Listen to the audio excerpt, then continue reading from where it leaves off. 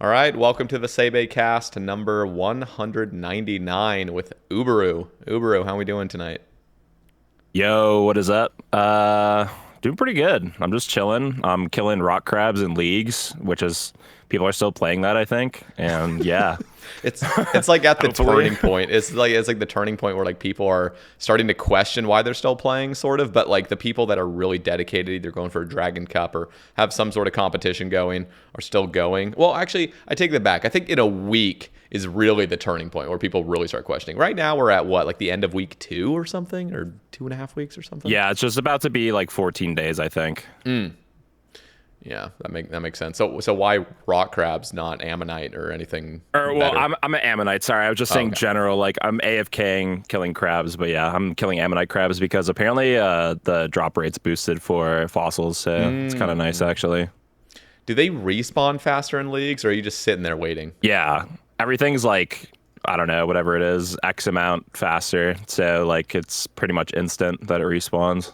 Dude, I wish they would try to translate. They don't have to go as extreme as they do in leagues, but I was watching Scott VC, his stream, and he was like, dude, you should see how amazing chin hunting is in leagues. First of all the chins are guaranteed to be caught, and the boxes that set up, usually you have to wait like a pretty substantial time, probably around like, I don't know, at least like 12% of like that little loading bar for the trap to finally be like registered by the chin. In leagues, it's like Mhm. 6%. It's like as soon as the bar is up for just a matter of seconds, it's good to go.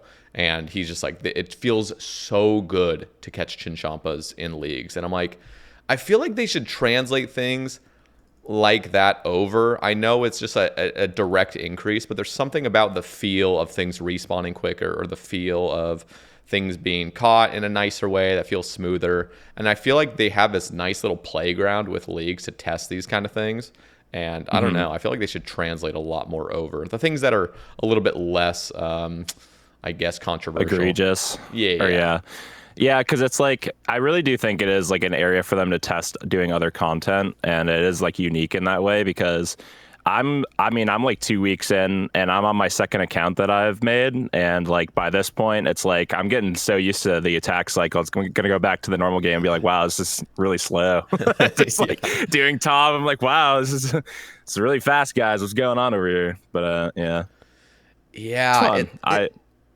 And a lot of people are making like good content around it, but obviously also the like algo for YouTube is like pretty much only leagues, or I guess it's at that like precipice of switching back into like other stuff now. But it's interesting just to see like what's coming out of it and like what's being made. Yeah, and it's always a little bit. I mean, I think it's stressful for the creators, and I'm not saying all creators, but like 99% of them. The top 1% reaps all the rewards when leagues comes around, but Oh, for sure. for most of the content creators, it's stress filled. It's like, okay, I gotta either be doing something that's unique, I gotta either be competing, or I gotta do some crazy build, or I gotta somehow get my name out there. Is a great opportunity, but at the same time, it's so stressful because as soon as you fall behind a little bit, it's like, oh, I've already seen somebody do this. Like, well, I don't want to watch your video. Your videos, someone else is doing. And so, and then Yeah. if you're in my camp who just resists the entire event, it's like stressful in a way where it's like I'm just kind of waiting for it to pass, sort of. Where I'm like, I enjoy watching it here and there, but at like a selfish level, I'm like, my viewers are down, 80%. And I'm like just kind of waiting for, and it like slowly builds up again. And it didn't help that like this time around, I was just fishing the whole time on the main game. But yeah, Yeah. Yeah. I'm the new Iron Man, guys. Watch his videos. New Iron Man. it's so fun, man. But I love the new adventure. I think it's just, I should have known better. I think I was just so resistant on like any sort of new account, or like putting progression onto a different account was just scary to me. And now I realize I'm like, why was I so scared of it? It's great. yeah, I think it's a thing of just like because you got some skin in the game, you've made content for a long time, and like that's like your trophy account because it's like it was your hardcore that died that like became wait, I think that was a hardcore, right? Yeah, it was. I mean, it Yeah, died before I was ever a content creator, but yeah. yeah, and then So like that was like, yeah, so right when you started, and then like you pretty much had it like your whole account. So it's like your like legacy account. So it makes sense why you'd only want to play one, because you know like Bodhi's got like his main account.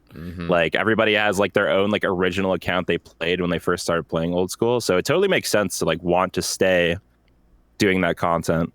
But also like sometimes you just gotta, you know, do something different, and it's fun. And it's really enjoyable to just not always be doing the same thing. I Yeah. don't know. Sometimes you just need a little spice. You You spice it up. you do, and people are like, "Why don't you like why how?" I'll get questions, and these are the exact questions I would have asked myself had it been 2 years prior, and I saw a content creator on that echelon of Iron Man status, and then moving and just making a new Iron Man. Like, what are you doing? Like, what was the point of that? But so I'll get those questions where it's like, why didn't you make a UIM or a hardcore Iron Man or something that's not just a normal Iron Man with no? Because this account really has no restrictions to it, but I am playing it in a different way where it's hard to like fully express, but it's like I want to play in a way where I'm not getting the pressure from my audience to do certain things. And with Sae Bae or with even like a normal hardcore, well, there's a bunch of reasons why I wouldn't play a normal hardcore. But on top of that, one of the reasons is when you make a new hardcore, people have this expectation. Like they're like, you're gonna follow the the Bruh Sailor or the Osiris or the Alfie guide, right? Surely, like surely you're not gonna waste time doing whatever the hell you're gonna do that's not written in the beaten path. Like you got to be doing the beaten path stuff. And There's an Alfie guide? I didn't know that. Probably some Faux guide, some Roidie like, guide, some Curtis guide. I don't know, just whatever. Dude, it's pretty surprising. Like Faux kind of like Faux kind of went from the old man role in like the community to like the script maker, bro. He's like always playing Deadman mode, always has like a route, everybody's following it. Because I even used it for like Deadman mode and a few other like routes for different content, because he does have a general good plan. And I think a lot of people like make stuff like that and kind of just base it off each other and like come to their own conclusions. But it is nice for people who just want to jump in. But it's just surprising to like see it from people you would like never expect. So that's why I was like, Alfie made a guide? I could see that. It's kind of a grinder, you know? Kind of. That dude sweats. I mean, I would say he is a grinder. Yeah. I would say out of the content. Now, again, I'm not just camped in these people's streams like Faux or Roidie or Alfie or Roidie for that matter. But it's Alfie goes hard. I mean, he will truly. I mean, it's almost like he's on meth. I mean, he's just like instantaneous. Like he starts a new account and he's just like. I mean, I was watching the Rizzlers day one, and Alfie he is so efficient. He's so fucking efficient. And he plays, 20 hours a day the first couple weeks. I mean, it's just like he is perma logged in. If he's AFKing, he's doing something. He's alking everywhere he goes. He's bringing his alks underwater to pick the seaweed. And then when he's a group, he has like demanded people, okay, you must be doing this to, progress my account this way, do this. So he's like directing roles sort of. And it's a full on like the chairman of the Rizzlers. Yeah, I mean, and he has his plan in his head because he's made like 15 fucking hardcores at this point, and he always wants to one up the next one. Yeah. No, he's really like one of the like quintessential people you think of who played like Iron Man mode or just like RuneScape in general. Like the fact that like an OG has like made that many accounts and like played as much time is like crazy. I think you could go for like account with like, I don't know, who's like a content creator who's probably made as many accounts as him. Maybe like Mutts just because he's like remake Andy, but like, I don't know. But, well, no, Fuse hasn't made that many, but maybe like I feel like a couple. 6. I don't know. Yeah. Alfie's made like I feel like Alfie's made like over like 15. 10 at least. He's like in the crazy amount. Yeah. See, here is something. So I still have that lingering passion where I do like efficiency. I do like charting a path that is, quote unquote efficient. I think part of it is how easy it would be for me. I think there's like some fear in really taking account really seriously. And that's something I almost am purposely resisting. And that's what like this account is for. It's like an account that's like, I want to go off the beaten path. But I will say, if there was some, and I don't think this would ever happen, but if there was some sort of game mode that was like, here's a game mode that's a fresh Iron Man experience, let's say, but you're only allocated, let's say, 8 hours of login time a day or something, or even 6 hours. Like you have one full 6 hour log. Again, like if you hop worlds or whatever, that's fine. It'll just count. But if you had like only 6 hours to play, then, you know, see who can truly be the most efficient. I think what's concerning is like with RuneScape, efficiency comes down to who's going to know life the most and have a general good path. Because you don't have to min-max every little possible thing. You just have to play 21 hours the first week to really get ahead. But if there was to be some limitations where it's like, okay, you can be healthy, but you really have to kind of plan out your course. And when you're playing for a reason. And I don't know. But then, I don't know. Then even that gets into some gray waters now that I'm thinking about it. Because then you'd eventually get to the point where you're like, farming and you have a tree planted and then you log out and you just log back in like several hours later and just try to min-max the farming and shit. I don't think there's any like perfect way to try to like show how efficient you can be without completely derailing your life. I mean, you know what I mean? Like I would want something like that. Did you ever play I think it was King of the Skill back in 20 Yeah, I was just going to bring that up. 2016, I remember watching Wooks play it, but I never played it myself. But yeah, because I was going to say, wasn't it like time gated, or it was like up to a certain amount, and then Wooks was like, I just remember this image in my head of Wooks like fish cooking, like fletching or something like at Bar Village. It's just like all I can remember in my head. And I think it was just like going down to the clock of like locking an XP or something. I don't get the whole premise of like from my memory, but I knew that it was time gated. Maybe it was a week or something of people skilling. You had all of November, or it was either all of November or all of December. It was I think it was all of November. It was like you have the full month to allocate 24 in-game hours on an account. And you can see, and then there was trophies. So you can be the top 3 of any skill in XP, or you can be the top like 5 in total levels by the end. Okay. So it was insane. Like I put so much respect on the people that were pushing for total levels. Those are going to be the people like Wooks, like Bodhi, like Solo Mission, like Faux, like anybody that was just really understands the game's ins and outs, and they're just like, okay, like how can I milk every possible level, and what are the critical levels where you should stop at because it's not worth getting another level at that point. And what was cool about at least chasing the total levels was there really wasn't a lot of the bullshit you would have to kind of deal with. Like, for example, if you wanted to get like rank 1 in farming, it was just a matter of, okay, you really should start November 1st and log out and log in repeatedly whenever you're, getting trees and stuff. Like you could not just November, 28th comes by. It's like, oh shit. Okay. Well, I really want to go for the farming one. Let me just go run Tithe Farm for 24 straight hours. Like that's not going to get you it. You gotta plan it out. You gotta strategically plan it out. That makes sense. sense. For a lot of skills, I mean, I remember Elegy was going for mining. So, just like instantaneous, he's off of Tutorial Island or whatever. I think you just spawn in Lumberage, and it was like, okay, how can I get to 3-tick 4G as fast as humanly possible? Like that was it. And then it was basically like, just don't miss a tick. Like miss as few ticks as possible. And to be fair, to be totally fair, that sounds like that actually sounds like the least autistic. This is bizarre to say that. It sounds like the least autistic than any other skill because it's so simple. It's just like get here ASAP, do it until the end of time. Everywhere else, it's like, dude, you're on this perpetual like, what the fuck do I do next? I'm stressing out about like the next thing I need to do. I need to min-max every little possible scenario. Yeah, it's bad. Yeah, I would probably argue it's just as autistic if you just sit there doing the same thing the whole time. but I can totally resonate with the planning being like the stressful part of like trying to stick up with everybody else. Yeah, no. I think the more autistic would be doing something like cooking, where cooking. I mean, at that point, it was like doing what's the Hosidious Kitchens. It was like doing something. I hated that era. So I hated stupid. that era. Yeah. It's so bad. I hated it. Every account I built, because I built way too many accounts, just whether it's like Iron Man or like alts or whatever. And like generally every account I've made started as an Iron Man, and I just hate like having to have an exact amount of something in your inventory, and then if you like fuck it up, it's just like irritating. I don't know what it is. It's just the OCD in me or something, but it's always frustrating because it just doesn't feel fast when you're there until you get to like pizzas or whatever it is to 70 for Barrow's gloves. I think agility and mining were probably the most, and the reason I say least autistic is because they were just the most simple. It was like you don't have to be smart.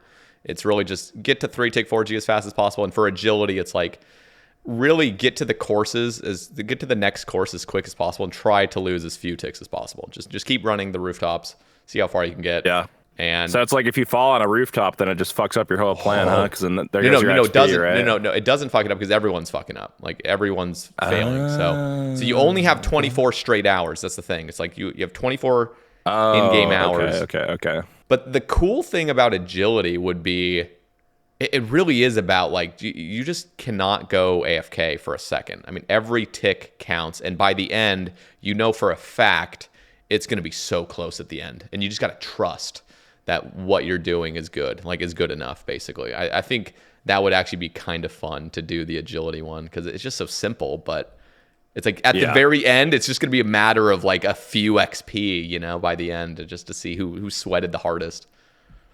Kind of crazy to think about. It's also a thing that I was wondering because, I mean, I feel like I would give Jagex too much credit for this, but I was wondering if you could like re-roll it if you like re-logged back in. Because like, let's say like you go to your high scores or whatever, and you like had the option to like go do that again if they ever did a King of the Skill. I think that would be like cool because you could like try again, I guess, if you have like all month to do it. But also that doesn't incentivize people to buy bonds that makes them more money. So it's like, there's also that part of it too. It's like the same thing. I always have this idea with like hardcore because there's this sentiment that people have of like, I'm a very strong like proponent of like being able to like remake a hardcore account if it like died or whatever, and it just like locks you out like Diablo when you die. And I think it would be cool because it like you could see the account graveyard and it wouldn't just be like an account that becomes like a regular gray helmet, you know, like there's like purpose to actually like dying. But obviously like the game's too cooked now to the point where you can't have that because like the hardcore Iron Man meta is like basically getting the chambers as fast as possible because it's safe death. And I don't know. It's just a cool like thing I would have maybe in the game, just an option to like re-roll your account if like it did get locked out, but that's like a fairy tale of that ever happening. I mean, you heard of T-Pop. I think it's not T-Papa's original idea, but when I had him on with Tasty, we were talking about hardcore main man mode. You've heard of that, right? Okay. I think so. I think I watched that episode. Yeah, because I mean, it sounds like what you're talking about is exactly what I started getting super obsessed with. Was T-Papa was basically saying, hey, in World of Warcraft, they do this thing where you have like I think it was World of Warcraft he was mentioning, where it's like you just have a world that's all hardcores. The entire server is hardcores, and when you die, you're out of the server. Now, what happens off the server, you know, that could be debated whether the account's deleted or not, but the whole world is completely your main account. You can trade, you can use the Grand Exchange, you can go to the wilderness and kill people. Again, when you're killed, you're out off a server. If you ever die in any situation, you're dead, you're out of the server, you're kicked out. And that sounds like such a fun mode. That sounds awesome. I would love to. I love any game mode in any game that I play that has like a fresh economy, especially like when nobody knows what's going on. And obviously, like if you had a mode like that, you'd be able to basically have like all the basic game knowledge you know now and like all the dangerous areas, but like it would be a fresh economy, which is what I think they did with Fresh Start Worlds kind of in a way, because like you have an account for 6 months, which I don't even know if that's still a thing that people do or if it's even like promoted anymore. But I know Fresh Start Worlds was like a huge proponent of that. But I do really like fresh economies and like dangerous activities. And I think it would be a cool, interesting way to make like a new game mode that's actually not just like carbon copy Iron Man mode with like a twist on it type of thing, which has kind of been like the like mold that I guess has been like the content train, because a lot of the game now is Iron Man like update specific and kind of like content direction wise, but there still is main love, but I feel like a lot of it is more Iron Man derivative just because of like the player base now.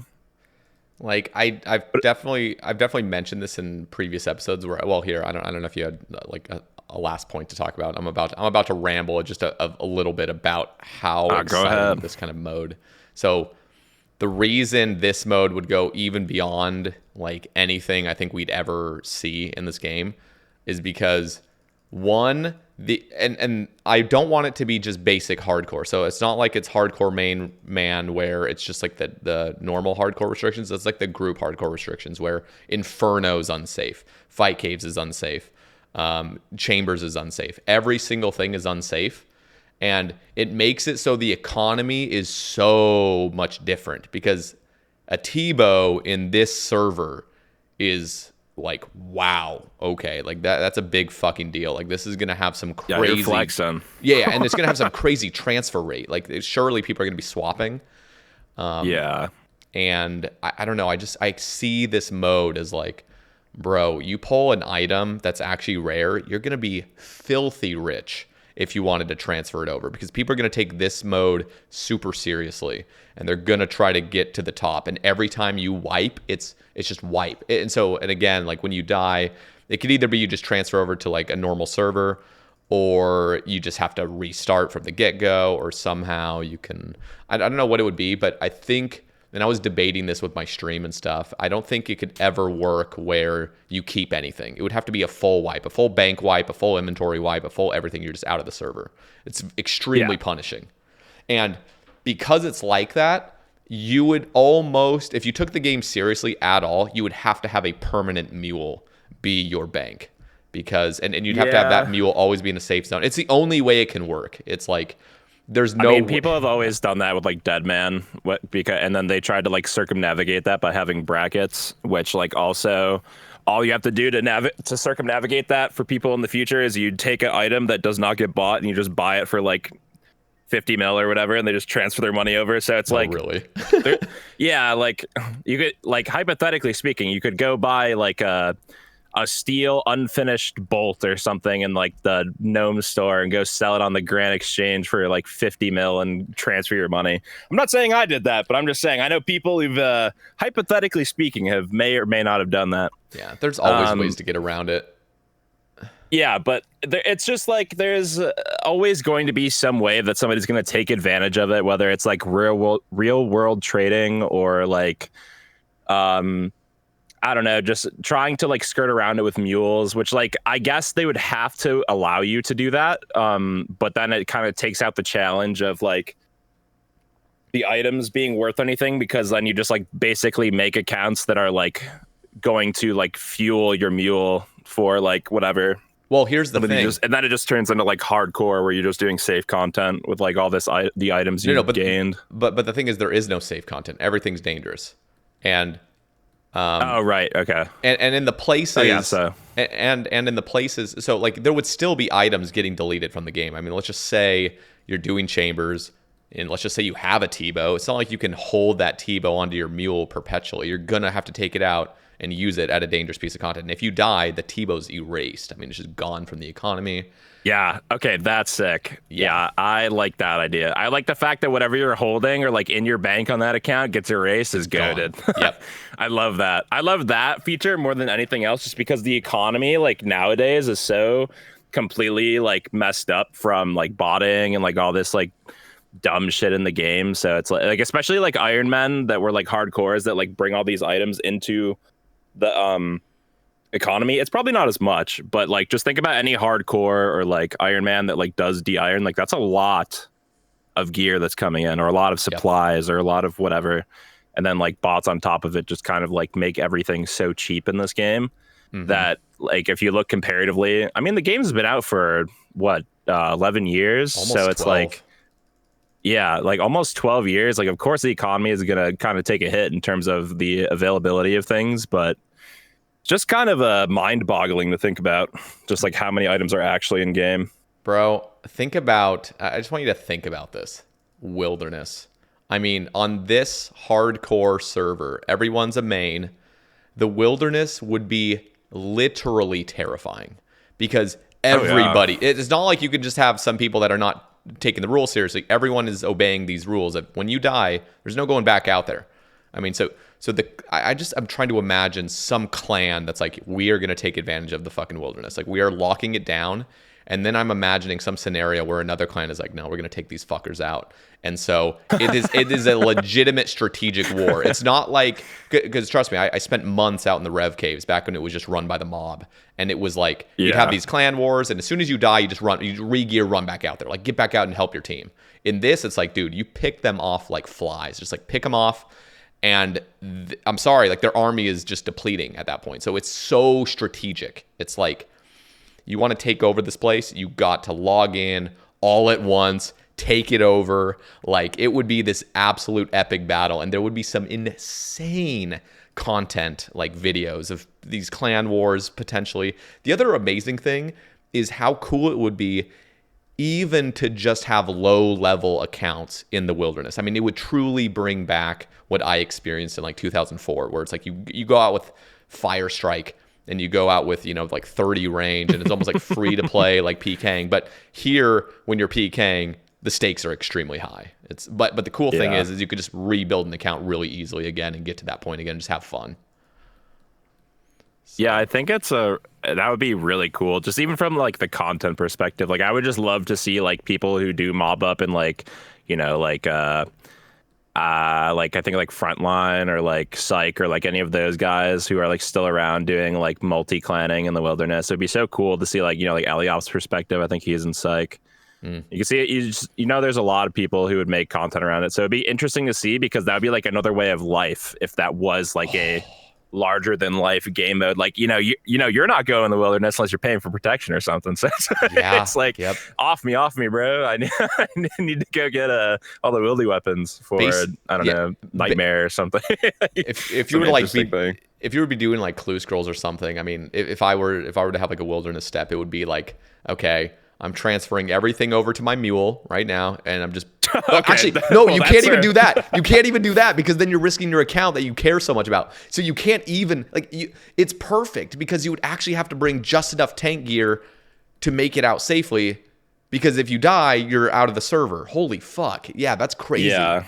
Jesus and Christ. Everything gets wiped. So it would make sense to have Max on. You know, you gotta have Max on. No more rags in the wilderness. You know. Holy shit, bro. It's an interesting concept. I just feel like there's like a million like things that would need to be like 100%ed in terms of logistics. But like, if it could work, I would love to play that. That sounds so fun. I feel like that would like reinvigorate the people who are like kind of sick of doing either like hardcore Iron Man or like main account like series or like whatever it is. So I think it would be cool. It'd be interesting. It would be like hardcore WoW basically. It just sounds so sick. And I even brought this up with Mod Ash. It was kind of something I was like, I don't know if I should like, bring up this idea that I've been talking. Let's peddle him the idea, guys. Let's do it. Dude, no, Mod Ash literally was like, thanks for bringing up that idea. That's awesome. Like, he was excited about it. Like, I'm pretty sure he's probably talked about it with the team. And I've brought it up to a couple other JMods as well. Just kind of bringing it up. Yeah, just sprinkle it in a little bit. Yeah. I love Ash's optimism with like anybody, like especially like random people tagging him on Twitter, and he just has these like replies that are just out of this world. You'd never expect him to reply, like roasting people or like whatever. Just like, maybe not even doing it intentionally. Maybe sometimes he just like subtly roasts them when he's not even trying to. But it's always like a good interaction when he's like interacting with the community. And I think like a lot of people don't realize how great the RuneScape community is in terms of like how integrated the parent company of the game is with the community. And we're like very privileged because not a lot of people have a say in what updates come out in the game, but also it's trivialized because they also fucked up the game and whatever it was 2011 or whatever ESC came out, I forgot, like end of 2012 or something, right?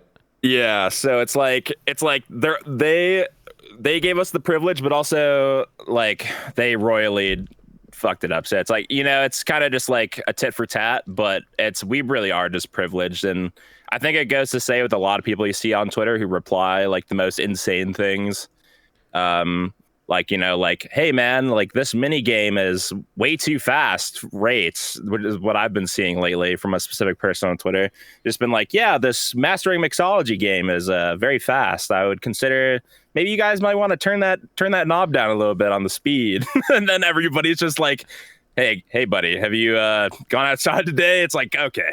It's like, you know, it's just there's a lot of like tit for tat on Twitter, and you know, there's like valid concerns, but also name one game where you see like the community engaging and actually changing things that are happening in the game from like Oh yeah. The only a popularity perspective, you know? It's very interesting to see. I mean, that's what Brighter Shores is. I mean, at least at the beginning when everyone was playing it, I was seeing Andrew Gower just on the ball. I mean, every bit of community concern was being addressed and being like implemented. Dude, he was beasting it. Oh, he's such a beast. Awesome. Dude, you know what's so refreshing about Andrew Gower is, I mean, well, first of all, he's a multimillionaire. I think he's like literally worth like $600 million. First of all, he's rich. Yeah. So Yeah. It's not like he needs the money or anything. Like he's chilling. But most people, when they get most normal people, they never have enough money. You know, they're always trying to push for more money. But it's like even when he made Old School, he was all about like his total philosophy. It was just like there should be no way to get an advantage in this game using real world money, and he still lives by this philosophy of like, I want this game to be pure. Like I'm going to ban the cheaters. I'm going to ban the bots. I'm going to make it a point to call them out and flame them for, you know, cheating, just fully ban them. I'm going to, you know, be extreme on like the balancing of the game. And I'm going to just make it so it's fair. I'm going to make it so there's no microtransactions. Everything's just membership based. I mean, I love his philosophy, and I wish other developers would like, you know, do that. I completely understand why. If I was a game developer and somebody was like, hey, do you want to make 10 times your money? I'd be like, yeah. Okay, then add microtransactions and ruin your game. Just kind of, you know, people will still love the game. The game will still be great, but it'll be just tainted until the end of time now. But you'll make 10 times the amount of money. I'd be like, okay, that's really fucking tempting. I'd probably do it. Yeah, there's levels to it, but I think like the thing about RuneScape is that they've never really done anything to compromise it. I guess maybe other than like Squeal of Fortune, which was like, you know, RS3 was kind of already on its way out, so you're like, hey guys, why don't we just give you this like it's a little factor you could use. But I don't even, is it still like a thing people use today? Like I don't even play RS3. I've never have. I think it's called like Treasure Hunter nowadays, which is just sounds so childish. So childish. Yeah, I mean it's not great, but it's interesting. I just hate games that have microtransactions. That's honestly, I think, and 99% of games, any online game basically has it. And I mean, even Old School has it, but only on main mode. They have Iron Man, which is totally pure. So yeah, it's hard. It's honestly, it's hard for me to even give a game a chance. As soon as I see any sort of, buy this bag of gems for $99.99, or like buy this thing for $20 and it's going to enhance your XP per hour. It's like, what the fuck, dude? I usually get off those games immediately, unless it's like Fortnite or something, because that's generally fun. And you could play that free if you want, but you know, you got to get at least one skin if you play Fortnite. So, or else you look like a noob. I'm almost thinking like, you know, there's probably some person in the audience like, well, Brighter Shores would have been perfect for Sae Bae. The thing is like Brighter Shores, when I was watching it, I was like, this is like way too clunky. Like it's way too clunky, and it almost looks claustrophobic for me. Like the game. Yeah. It almost looks like The Sims because it's like isometric, and it looks like very like, even though it's outside, it looks like very interior designed, I guess. If that makes sense. Like you're in this box, like this isometric box, and then like you're going through like corridors that unlock the next like level. That like I don't know if it auto generates or if it's always the same, because I never played it, but I did watch people play it like briefly. And I think the thing that deterred me from playing that game was just because I was under the assumption that it was either Iron Man or it was like main game and you could like trade. And like any new game I play, like I want to have like an economy. It doesn't matter if there is Iron Man mode, like sure, that's fun and you can understand how things are. But also I think it's good to play a main account if it is a new game.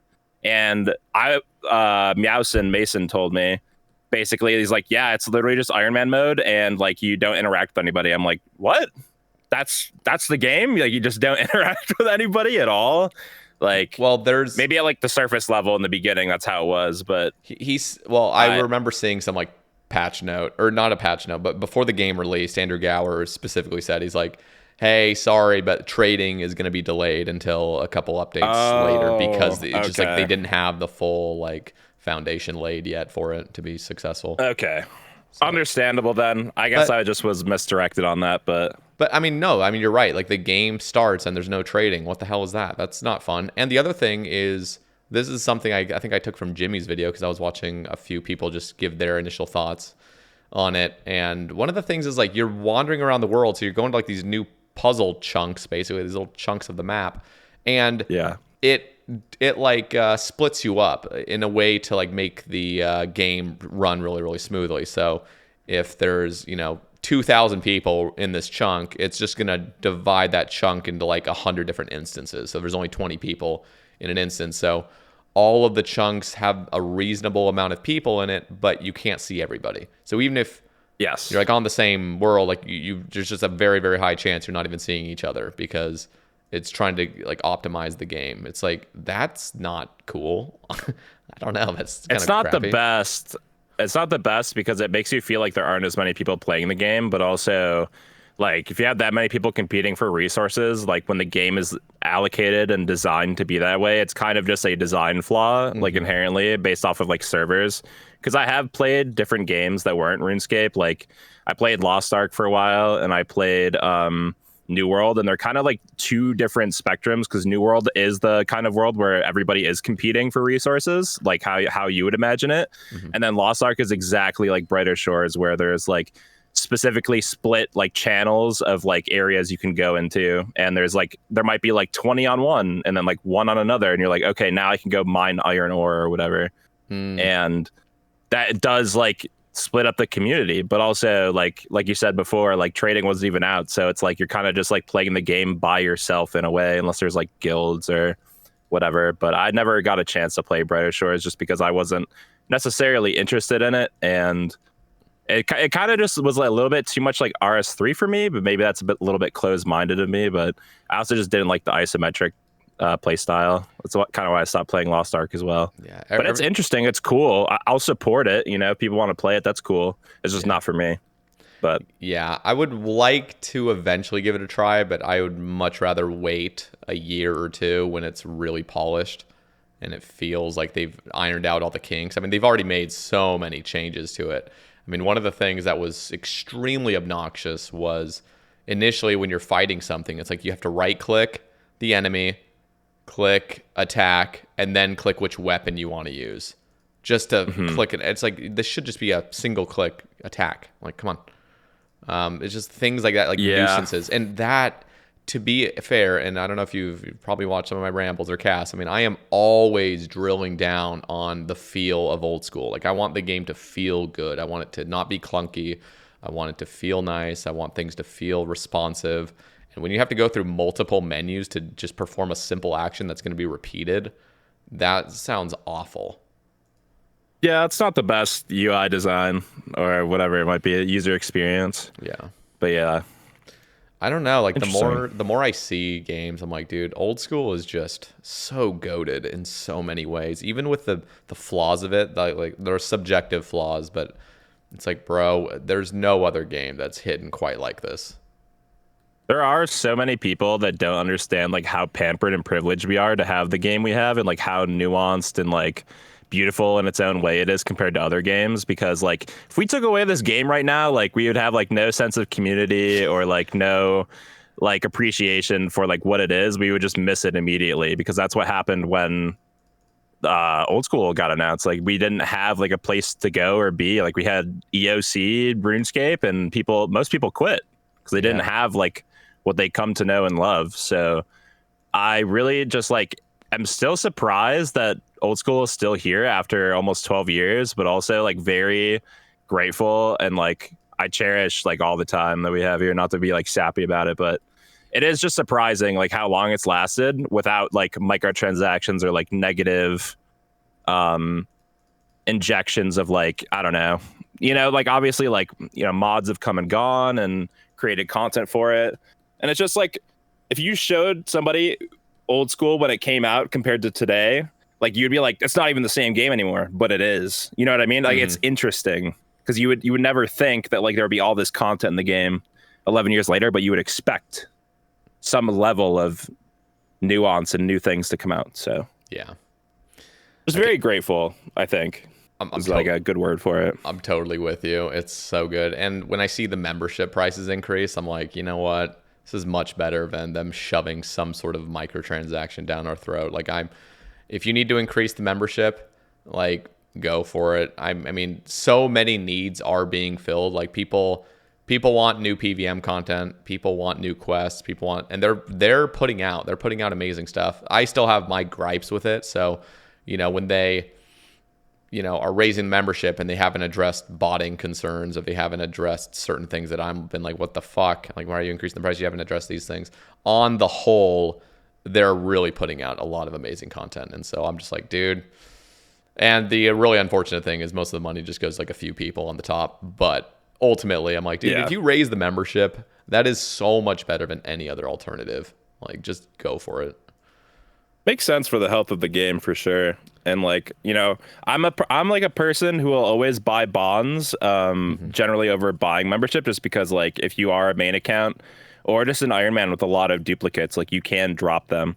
But this kind of goes inside of like the term of like the ecosystem of the economy, like I was saying before, where like, let's say you're playing a new account and you don't have that opportunity because you didn't have like a hardcore that you died on that had like 15 Armadillo crossbows because you're grinding for an SGS or something, right? Then like you don't have the opportunity to buy bonds, so then you have to pay real money. And then obviously some people, like, I'm not sure what the price is now, if it's comparable to World of Warcraft, but I think World of Warcraft has stayed $15 the whole time that it's been up, I'm pretty sure. And like obviously there are people who do have grandfather rates. I think if they still honor it, like I know Mr. Mammal has been like subscribed since he had his first account, and he's like, yep, I still pay like $5 or whatever it is that was initially like the membership price. So it's like it is still surprising to see people who still have that if it still is honored. But yeah, obviously people, like don't always play RuneScape if they're not like content creators, or they just it's ebbs and flows. Like you never truly quit RuneScape, so there's moments where you do stop, take a break, come back, play a different account, whatever it is. And yeah, I mean, I will generally always pay the price, whether it's paying for bonds in game through gold or just paying for it on a new account that I do want to play, because I have done that too. But generally speaking, I just usually spend the in-game gold because, if you're doing end-game content, it's pretty easy to make money if you are like doing like raids or just easy money makers at end game level when you're doing grinds. So you will end up like accumulating money to buy bonds. And I always buy like the year of bonds where it's like 20, I think. You spend like maybe like 300 mil at like current prices and you get a full year. So it's not even that bad. That's awesome. No, the bond system is like the perfect, if they're going to have any sort of microtransactions, that's the perfect one. It's so good. Totally. Like, yeah, I haven't paid for membership on any account because I will always just fork out the GP. I'm like, this is, it feels like cheating. So you don't even care. You don't even care about the price increase. You're like, yeah, I pay with bonds. Yeah, no. But the thing is, at one point I was paying for it, but I always saw it as like the amount of time. Well, and again, I'm in a privileged position, so I definitely understand people that are only playing like an hour 5 days a week, or something like that. Like that sucks, like 100%.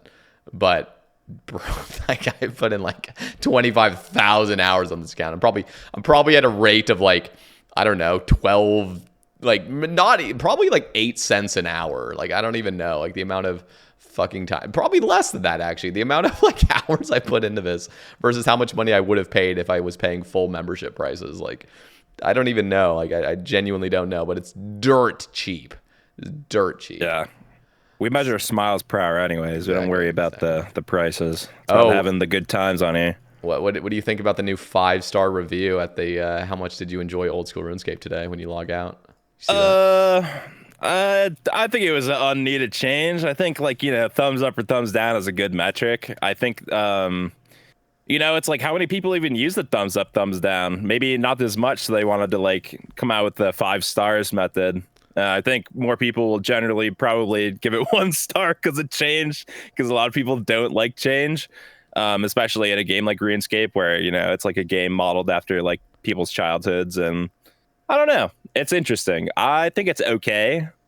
I'm personally not going to engage with like hitting it all the time. I didn't really hit the thumbs up or thumbs down ever personally. Yeah, yeah.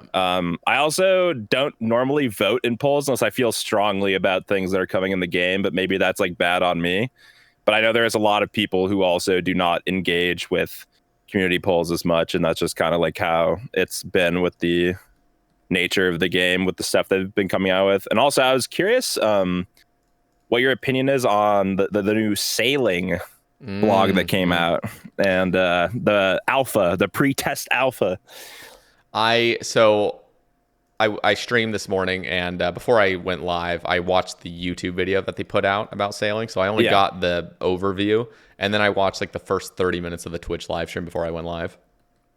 Okay, fair. But it seems like they've settled on how the navigation is going to work, and at least what I recall is there's like some little arrow, the click and rotate. Mm-hmm. Yeah, but it's interesting. They've done a good job, because I mean, I recall just, I don't know, initially seeing, you know, the trimming of sails and things. They were going overboard with a lot of like how it worked. It's like everything was really clunky. Everything was really like overly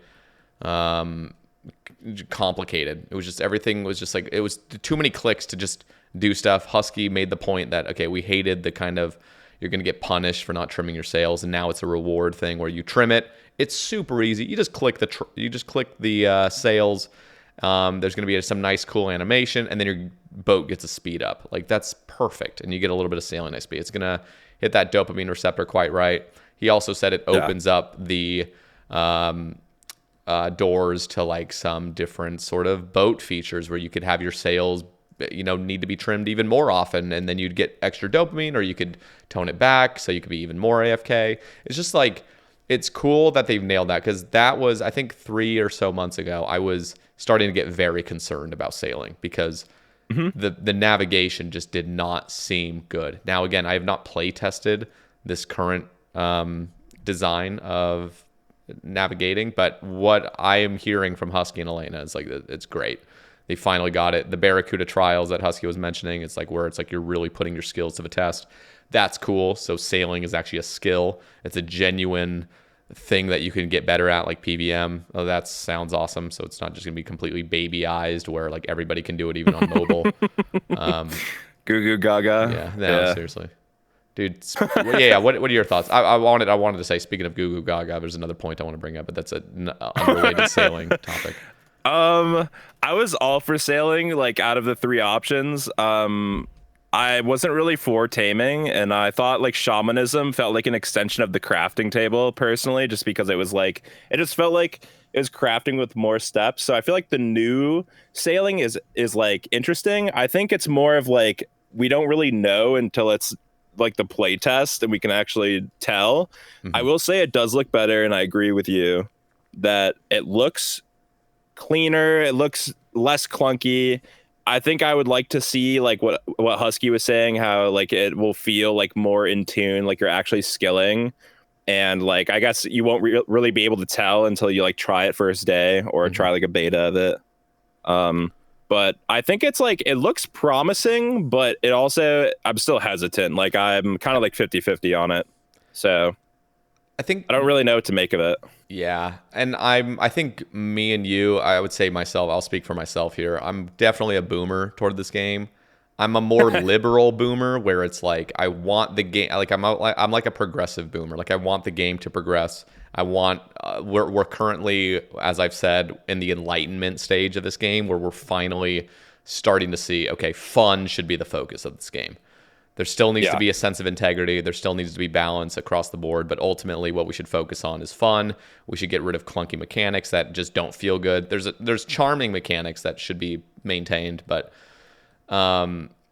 I'm still in that camp though where I get concerned about new updates. They concern me because of balancing sake mostly. And I think, you brought up the earlier point, just kind of like joking around about like the rates and stuff. And there definitely are some Giga nerds where their points are almost irrational to the, they're just seeing the game through a tiny little lens where it's all about perfect XP balance and everything needs to be super sweaty and all this stuff.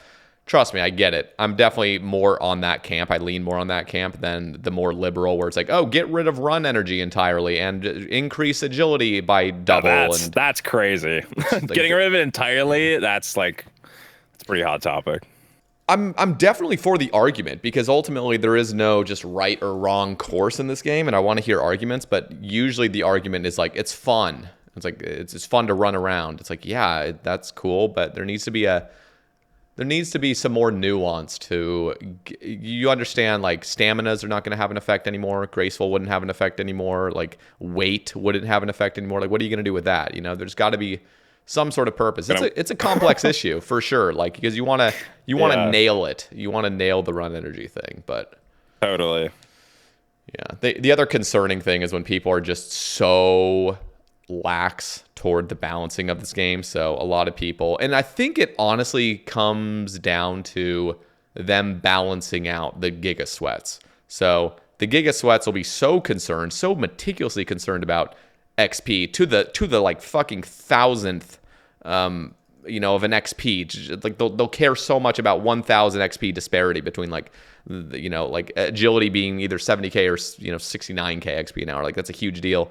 And so I think there's a large cohort of players that are now like, we're so sick and tired of hearing these Giga Sweats that we're just going to go completely on the opposite side of the spectrum and just say, fuck you, just increase agility by 3 times because nobody likes it.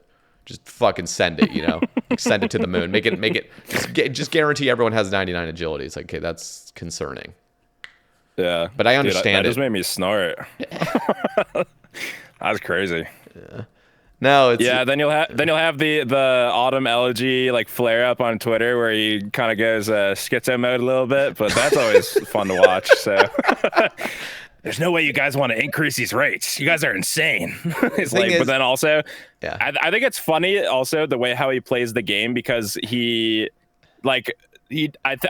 think he plays as free to play because he doesn't want to like support by subscribing unless I'm wrong. No, it's not that. It's not that. Okay. I'll just make this point. I'll let you continue. It's that free to play is the least likely to be updated, especially XP rates. Oh, okay. That makes a lot more sense because my assumption was like he's very opinionated, obviously, about how he plays the game because he was like an OG like skiller guy, and he's been in the community for a long time. And my assumption was he didn't want to support anymore, but is very opinionated about like the updates they make.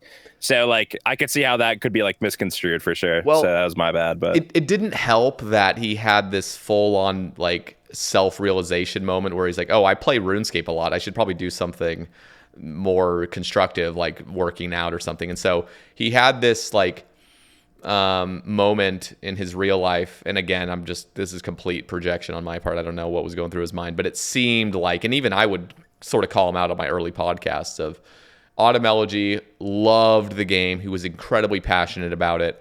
And then he finally came to the sense that, hey, like the more I'm passionate about this, the more angry I'm getting. I'm getting upset about the game's direction.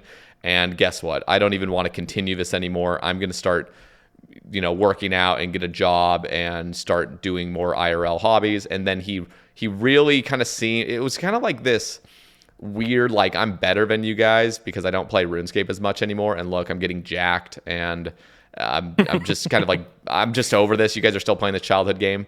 And again, he was a kid. Like, he still was a kid. He was early 20s when he was going through this. I mean, just like, it's fully understandable. But then you could see him slowly kind of like inch back into the game where he realized, oh, I'm still like chronically addicted to this, but I don't want to make it like extremely known. And so I remember he'd be on like, and again, I say this out of total love. Like, I actually fucking love Caleb to death. Like, I think he's actually a really good person.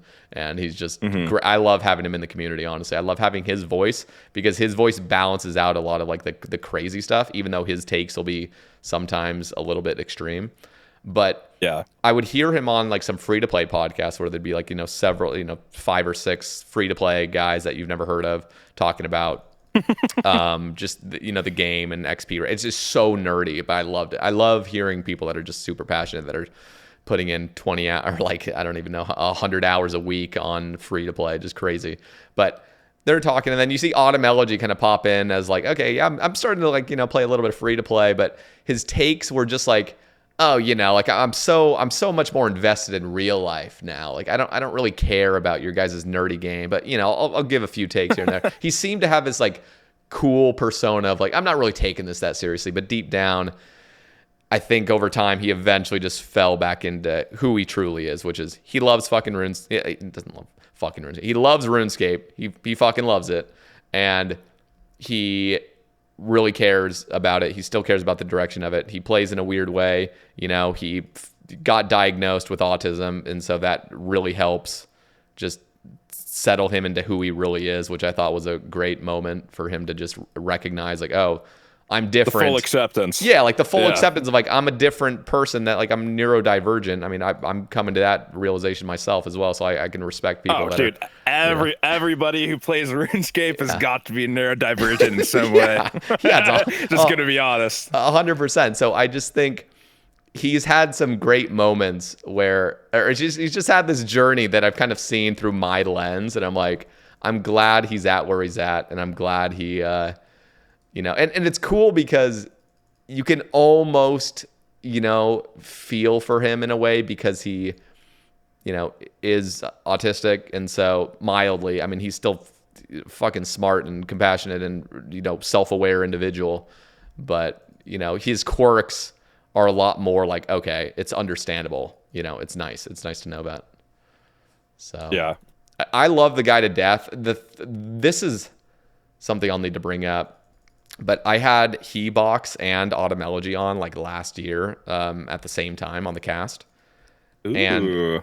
And it's great to have them, but it was just another, I guess, how do I say this? Like I brought up the gnome cube idea where the whole thing is just reducing clicks. Nobody likes developing carpal tunnel. Elegy himself deals with wrist pain. He hasn't been able to work out because of wrist issues. And that comes from, a mixture of working out and doing 3-tick fishing on free to play while cooking and having an alt running and stuff. Like that shit wears on you. And so this whole gnome cube is not to easy scapify the game or turn it into some Fortnite thing. It's simply to keep all the good shit with tick manipulation that we all three could clearly agree on. We're all giga skilling nerds. And I'm having this conversation trying to paint my point, probably unsuccessfully because I'm shit at expressing myself sometimes. But like, I'm trying to explain this. Everybody gets that. And even Caleb is like, nah, man, like Gnome Cube's just not it. I'm like, how the fuck is it not it? Like it's just, I was getting so bothered by the fact that every skiller I've talked to, even the ones that I would feel are more reasonable to it, like Caleb, are just resistant to the idea, even when I fully shared my point.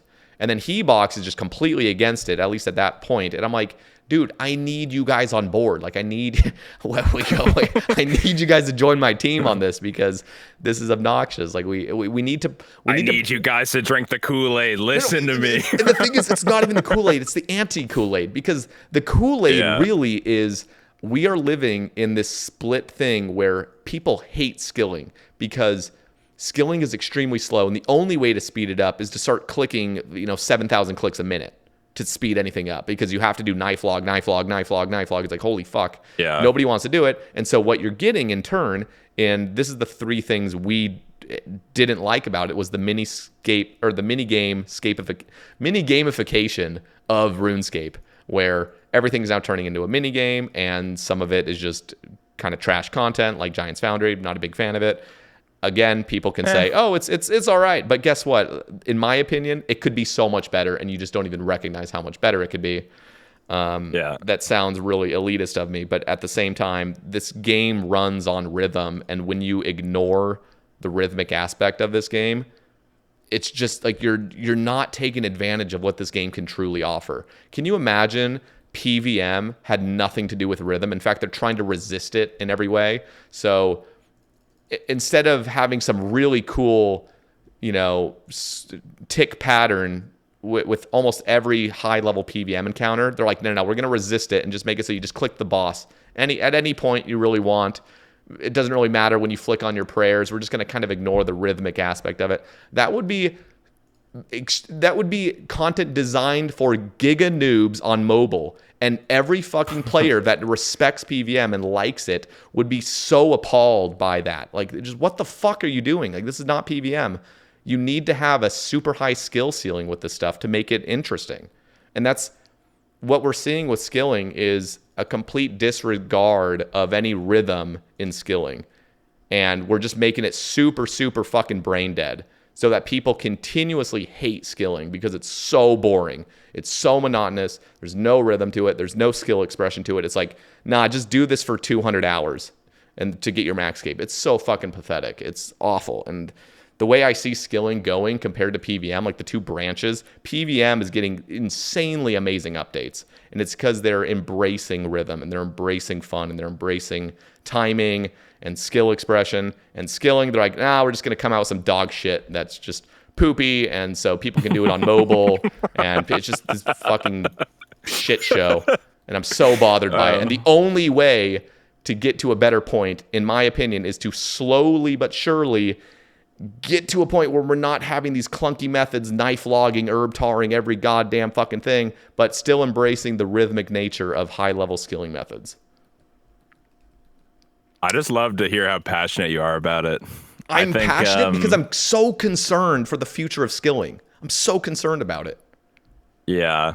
I mean, it definitely is mini gamification, if that's even a word, which we're inventing. But It definitely has become the case because I feel like the content direction of the game has just been pushing mid-game content because they're trying to attract the most amount of people to try and grow the game, which just makes sense from a like managerial like content direction position. Because a lot of the end game people, whether it's like skilling, like going for 200 mil all, if people even still like are competitively doing that, because I think the front page is filled now, right?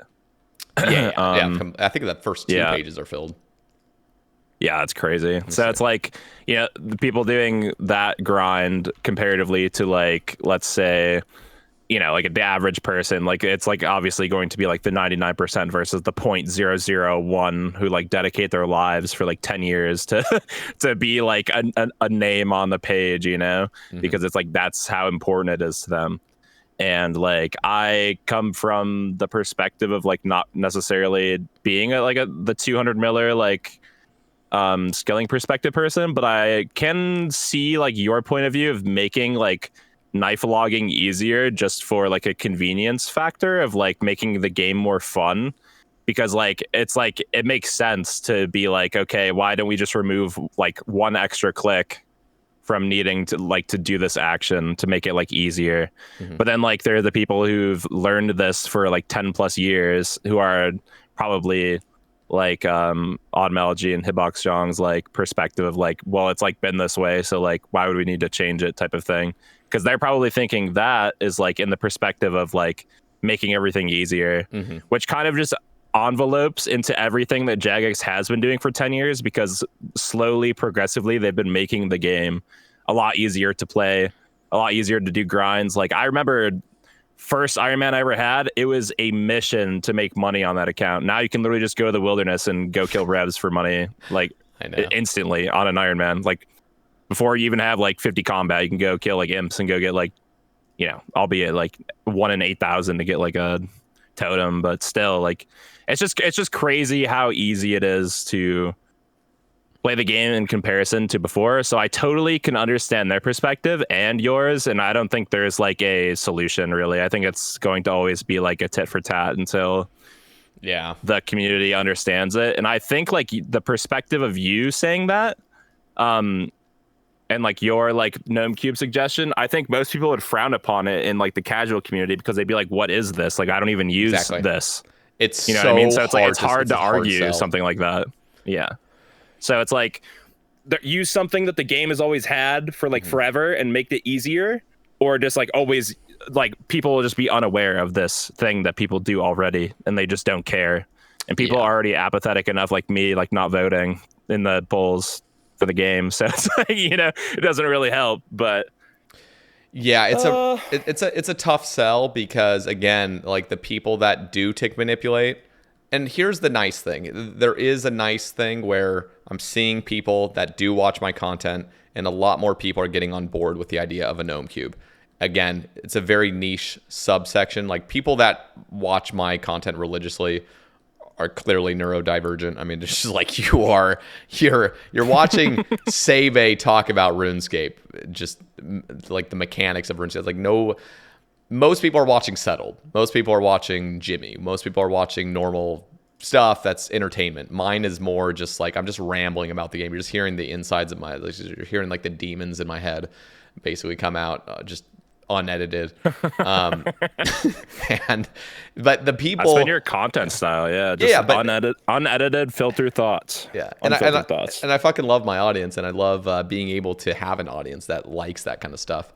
And it's like so many people now are getting on board with, okay, I do understand Gnome Cube, I understand its value, and I'm gonna start saying I like it, because the people that were on board, most people stay completely silent about it, especially when I first brought it up on Twitter publicly. First of all, the Gnome Cube was not my idea. It was an idea that I took from somebody that, came out with the skill. It was two people back when there was a skill proposed, back when we were trying to figure out what skills should come into the game before sailing, shamanism, and taming were even suggested.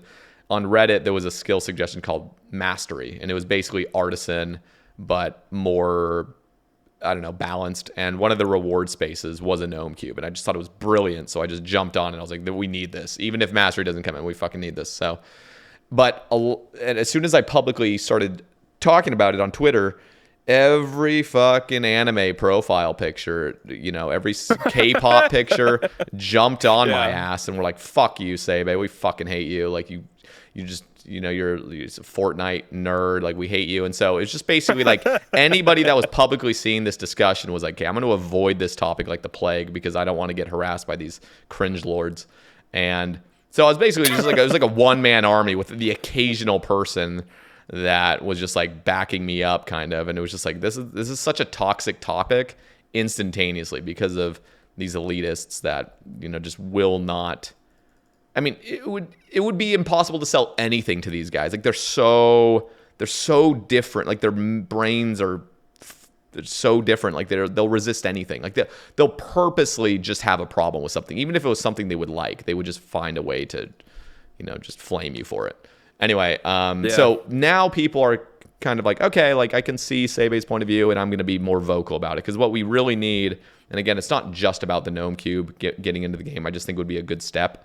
It would be a very apparent step of like, okay, this is actually a really beneficial thing for the game. I think people would actually see that. But on top of that, we just need to get people to start being a little bit more vocal. And again, I'm not talking to you or your audience, but mainly just my audience at this point of like, we just need people to be vocal about caring about skilling enough to recognize that there's, skilling can be really fun. It can be, but we need to care about what makes skilling fun, which is rhythm and skill expression without breaking your wrists and things like that. So I don't know. I feel like in the future, and I've even talked to JMods, and I feel like some JMods is like they don't even want to like get involved in the discussion really, because they understand it's kind of a hot topic. So, but I've talked to them on the cast, and I bring things up like that. They're like, yeah, we're kind of aware of that, and but I think there are some JMods like Mod Elena in particular that really do care about the future of skilling, especially after seeing there was a Game Jam blog where Elena and some other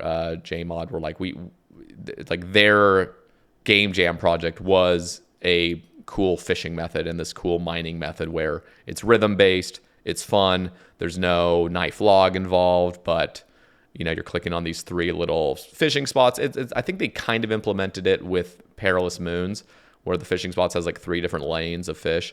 But the way they were proposing it was a lot more like rhythmic and a lot more like this is a skilling method, not just something you do in Moons of Peril briefly. So yeah. I'm glad there's some JMods on that I feel like I can trust. And honestly, most of the JMods on the team, I'm just like, I fucking love having you guys on the team. So yeah, I mean, all the JMods are pretty chill. I don't know, like most of the current cast of mods who are currently working there, just because a lot of them do work like kind of in the background, and you don't really know all of them until like like, you know, like a dev blog and you read the list of people, or just like when a big piece of content comes out, they make like a well edited video where they're like proposing things that they're working on, which is cool. But yeah, it's an interesting topic for sure. I'm not really much of a skiller, so I guess I don't have much to like contribute to that conversation. But I think it's definitely a contentious topic, and I could see why they would be like hesitant to bring that in. But I've always loved the rhythm of like doing PVM, because I'm more of a PVM person. Yeah. And yeah, I always welcome the rhythm. It's like funny trying to explain to people like when I do stream, or like people ask me like how to like, you know, solo run Olm like 4-1, right? And you're like trying to explain ticks to people, and also people just don't play the game that way. So like trying to convince somebody to like, okay, this happens on this action, and they're like, okay, well, I just like do it and like stuff happens, and it's like, well, then you kind of have an impasse where you don't know how to explain that to somebody who like is like explain to me like I'm 5. Yeah. You know what I mean? And then you got to like break down the veil of the game through the fourth wall, that it's actually just Guitar Hero, but with an interface in front of it. And you got to be like, yeah, it's everything works on 100 beats per minute. And like, you know, the people who are more advanced at PVM and like know how to do end game content or skilling, like do have that internal tick system in their head when they're playing. They don't even think about it. And I'm thankful to have gotten good enough at the game where that has happened. Like pretty early on, like after I think I maxed my first account, that really has like changed my perspective of like how to do content, and kind of how to understand how to do a lot of end game things, which has made me a lot better at the game. So once you kind of understand the actual system of how the game works, it kind of unlocks like a big potential that a lot of people don't even really realize that they have. Let me ask you this: how many hours do you think it took you to understand the tick system? Like, how many total hours of RuneScape did you play? Like, not well, I first learned, old school. I first learned about it from the Zulu video where he was explaining how to like never lose prayer points, and he was teaching you inside of his house. Like he had his like prayer altar in his house. I remember it vividly. And I just sat there like trying to mimic the metronome of like 100 beats per minute, and I couldn't do it for like a week straight. So I would say probably it took me like a week of learning like straight on, and then I finally got it, but I was still very inconsistent. Like I wasn't like the best at it, but I actually understood the principle of doing it once I put enough time into learning it. So I would say probably like, I don't know, maybe like 20 hours of like PVM, like Slayer, like flicking like fire giants, because I was really bad back then and I just was like learning how to do basic things. So how many total hours of old school did you have? Like, did you have over 1,000, do you think, at that point? Oh, easily. Yeah, that was maybe like, I don't know when that video came out, maybe 2015. So like by then, or no, maybe 2016. I'm not sure exactly. It was a few years in, so it had to be over like 1,000, maybe 2,000 hours in of me like playing the game. Then I finally learned how to do it, because I AFK'd a lot of skilling. Like I AFK'd to 99 cooking as my first 99 while I was in university. I was just sitting there like cooking at what's that mini game where you get the rogues outfit? Rogues. I sat at that camp. Yeah, just the rogues fire, the rogues den. Yeah, I just sat there until 99 cooking sharks. Like I was a total noob like that. I just remember that as a very sentimental place for me. No, the thing is, like, I'm totally with you. Like even as somebody that I would like self-proclaimed, I have an internal rhythm. I mean, I tap my foot to this game. I mean, it's just like, I'm just like, I feel like most people, as soon as you start really getting into like high level PVM and stuff, you do kind of have this sense of like this like internal like heartbeat of like, okay, like we're, you know, either you're tapping your foot or you're tapping your like mental foot in your head, sort of like there's some sort of like beat that's going on when you're really locked and loaded in this game. But yeah, it took me easily, you know, a couple thousand hours of this game, and I remember struggling because I just didn't have like any prayer pots hardly on my Iron Man, and people were like, oh, you can just one tick flick all your tasks. And this is when I was like first making a hardcore. So we're talking like late 2016, early 2017 is when I was finally like, okay, I'm gonna try to learn this because it's gonna make me a better player. And I would just, I mean, my finger would cramp up because every single task I'd be trying to one tick flick, and it was always just painful because I was so focused and I was so tense about everything. And eventually I started learning it, and then I remember watching Faux stream. Actually, he had some like fire giant task in Neve's old cave, and I just vividly remember him trying to one tick flick, and you know that Faux vibe where it's like, don't question what he's doing. Like he gives me the lazy flick vibes, you know, like the last tick you could possibly pray to, like, tank damage. Yeah, he like, it was very clear his prayer was not perpetually on. You could see his overhead melee was just completely turning off and on. And there's people in his chat like, okay, you're doing it wrong. And he's like, no, buddy, like, stop talking, stop. I'm trying to play the game, buddy.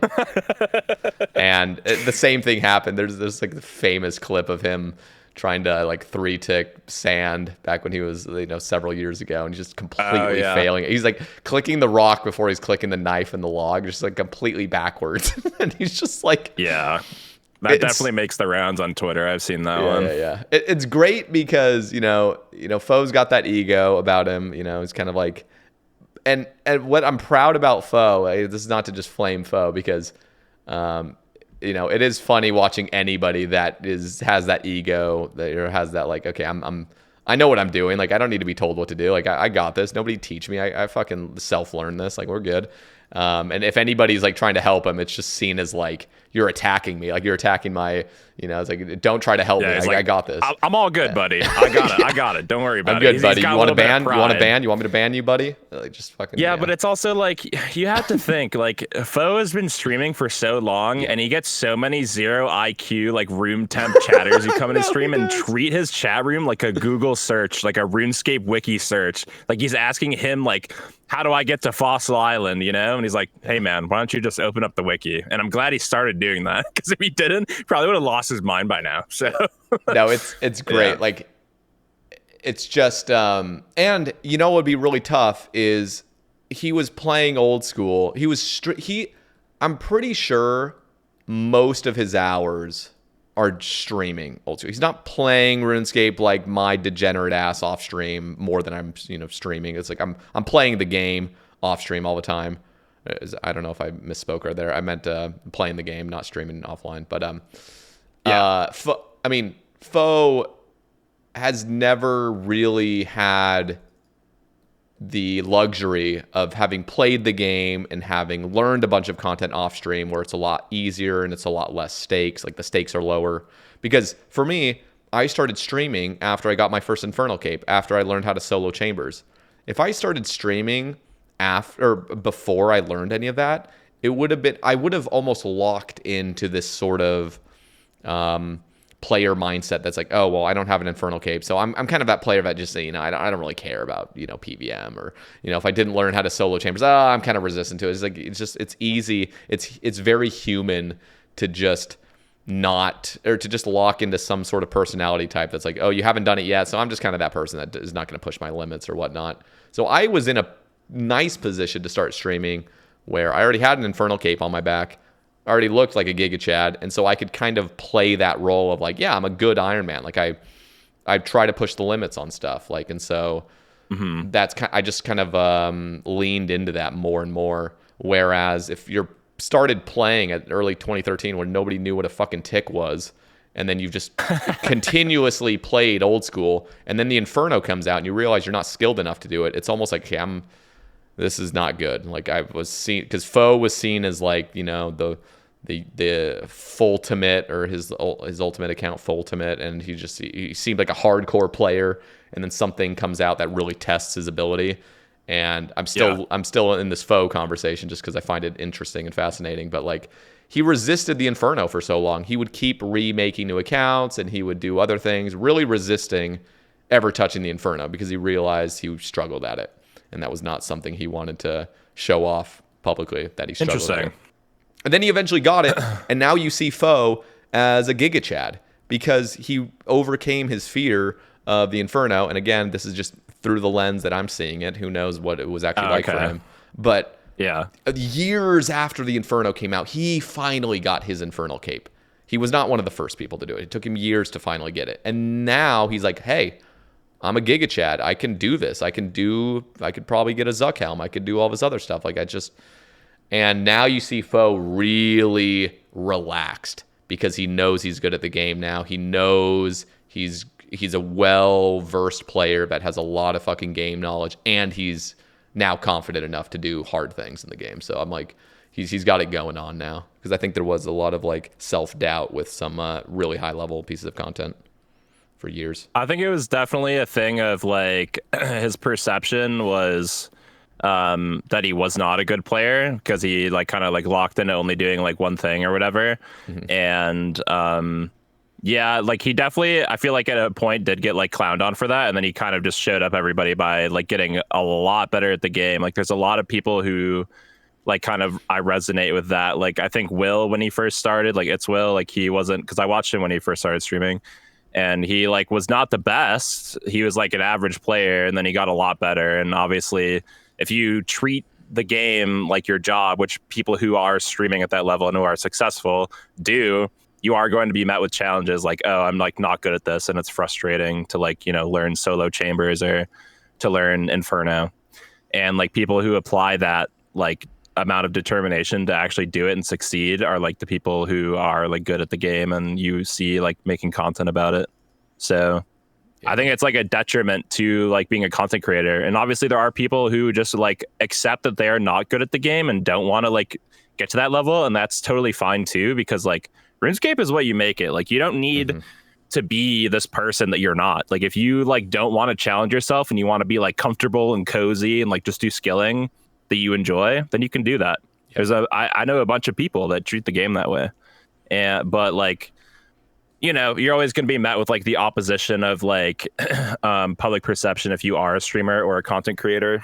And yeah, I can see it on both sides, because I've been there, because I've been streaming for on and off for like 2 years now, like consistently. So I could definitely like be met with some issues when it came to like content I didn't know, and I got very frustrated, but it also like propelled me to learn the content, so I can definitely resonate.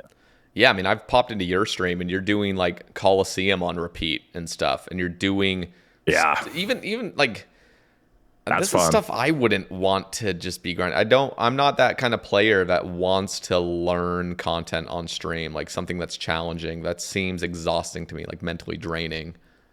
I'd rather do something I'm already comfortable with. So you pushing your limits seemingly is just really refreshing to see. It's like, okay, you know, you're not getting your perfect runs every time. You know, a lot of people would be like embarrassed to go live and have to learn something.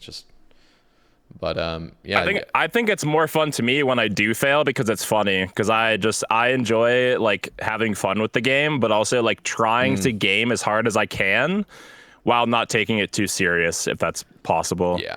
But also it gets met with the challenge of like being mentally drained, and like streaming with no face cam when you're like learning stuff is the best, because, you know, you don't got lights reverberating off the walls, rotting out your eyeballs while you're trying to like focus and lock in, you know. It's and then you're wondering what your facial expression looks like when you're just talking. Yeah, I personally hate my locked in face when I just full on like nerd neck into like my chin, and I just got the double chin action. It's not a good look for me. But you know, it's like, you know, it's the challenge you get met with when you're a bigger dude. But like at the end of the day, like you're going to be perceived whether it's with a face cam or not. And I think it's also interesting, like the people who like find success doing it and not doing it. And also because in my opinion, I feel like having a face cam like gives a lot more perspective to the viewer, and it's a lot more like enticing and engaging.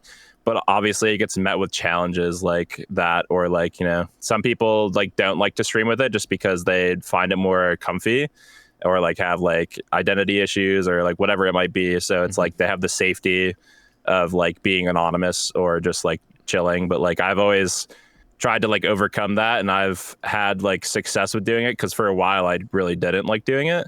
And then like I just feel like it offers more to people who like do want to watch you. And my stream and like content is more so just to like be entertaining rather than be like good at the game. At least I try to be. Like I try to be funny, I try to be goofy, and like if that resonates with people, then that's awesome. But if it, you know, if you came to like watch like Wooks like say nothing for like 25 minutes and like game, and then be like, I'm gonna go take a break now, you know, it's like that's not me. I just try to have a good time with the game. So I'm happy Wooks streams with a face cam. That seems very essential. Yes. And for sure. Yeah. I mean, face cams are such a game changer, as much as I wish they weren't in a way. They're such a game changer because it's like when I pop into a stream, as soon as there's not a face cam, subconsciously, it's just like a matter of, under a minute before I'm kind of out. I'm just not interested potentially, Really? unless it's somebody I've known for a long time. Again, this is me sort of like discovering new streams. That's more it. Okay. It's me. That's understandable. Yeah. It's me like coming into a stream that I'm kind of unfamiliar with. If it's non-face cam, it's so hard for me to just be like, okay, I'm going to invest in the connect. stream. Yeah. It's like I could probably connect, but I really I'm at a loss for like who like there's like it's a lot easier to make that connection with a face cam. Totally, I agree. But again, there's people that can pull it off. I mean, and then again, there's like the household names like Hey Jace, SparkMac. It's just like people. It's just like, okay, I can just vibe to this. I know who these guys are. I can just chill here. It's fine. And some people can really make it work, but you got to go on like that long game of like, okay, you have something truly that you're offering.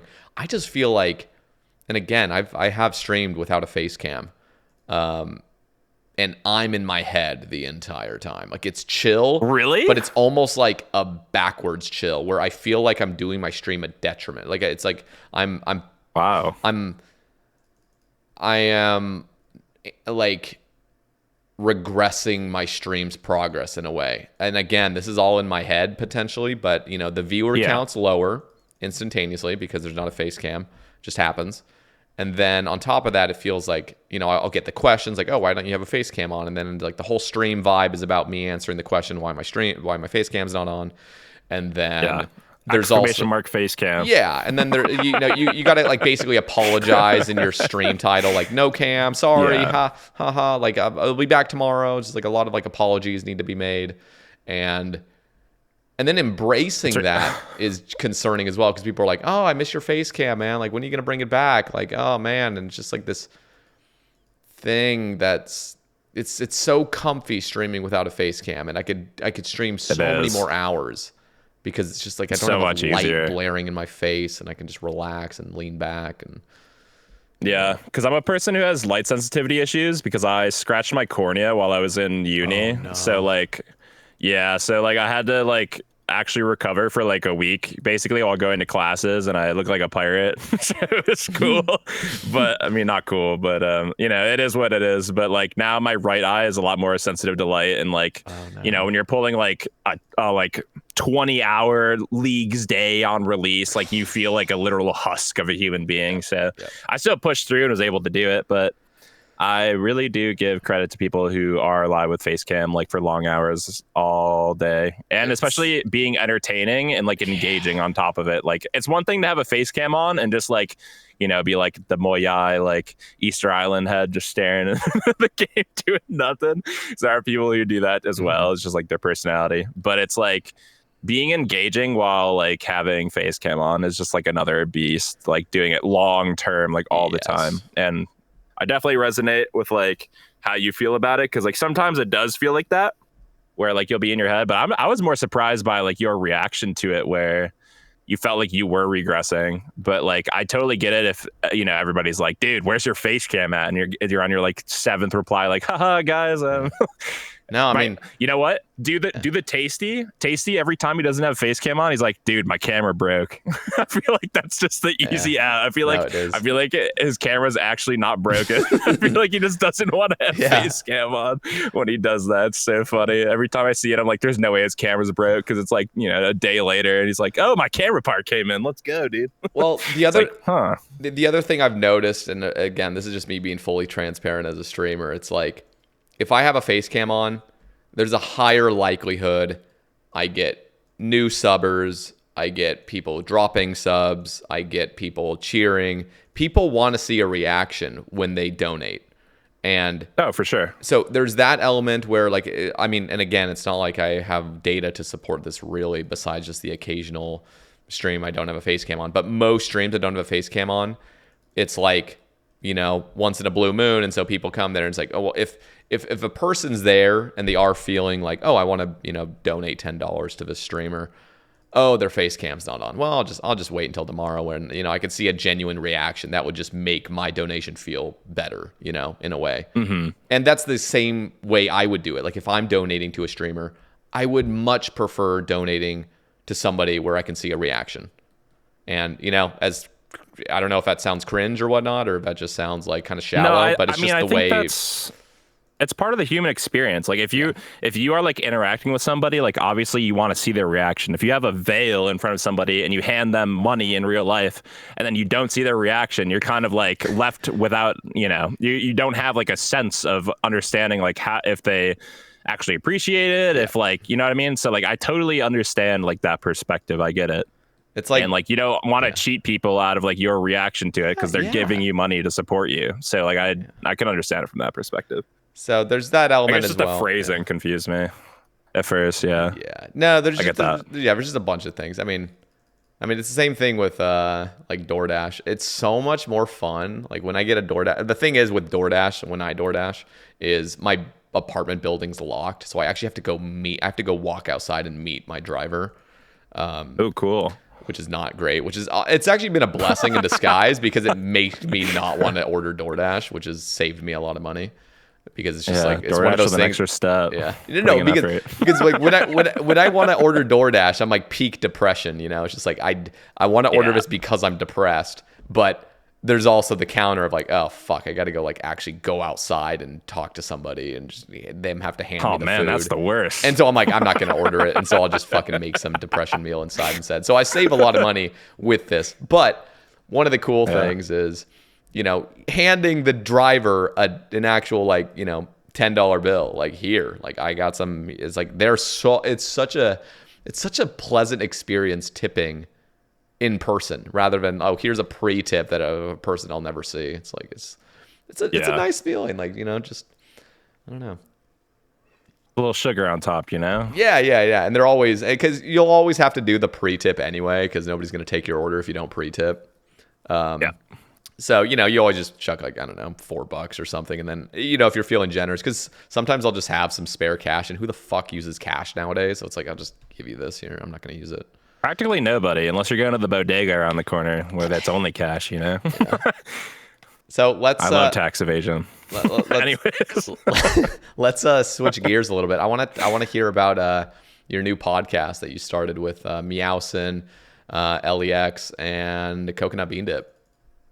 Yeah, so I got inspired by like the Based Boys and like because they had a podcast, and I know like you obviously have a place to speak, and I just felt like I wanted to do something like for myself, I guess. Like I just wanted to start something like self-generated and like motivating, and I've always had like this moment where I go like in and out of making YouTube videos, and I feel like it just helps keep me consistent on top of just talking about stuff, because I feel like I don't know. I feel like I'm like tapped into a lot of like different things, like including like stuff that's going on Twitter and just like music and, like streamers and like streaming in general, and occasionally sprinkling in like RuneScape content. And the fact that like everybody I met through like the RuneScape like section is also on the podcast with me and is great friends with me is like another bonus. So, I have like great regard for Coconut Bean Dip, Meowson, and Elegy. Like they're very great friends of mine. So I felt like this is like a very cohesive group of people who we could just kind of just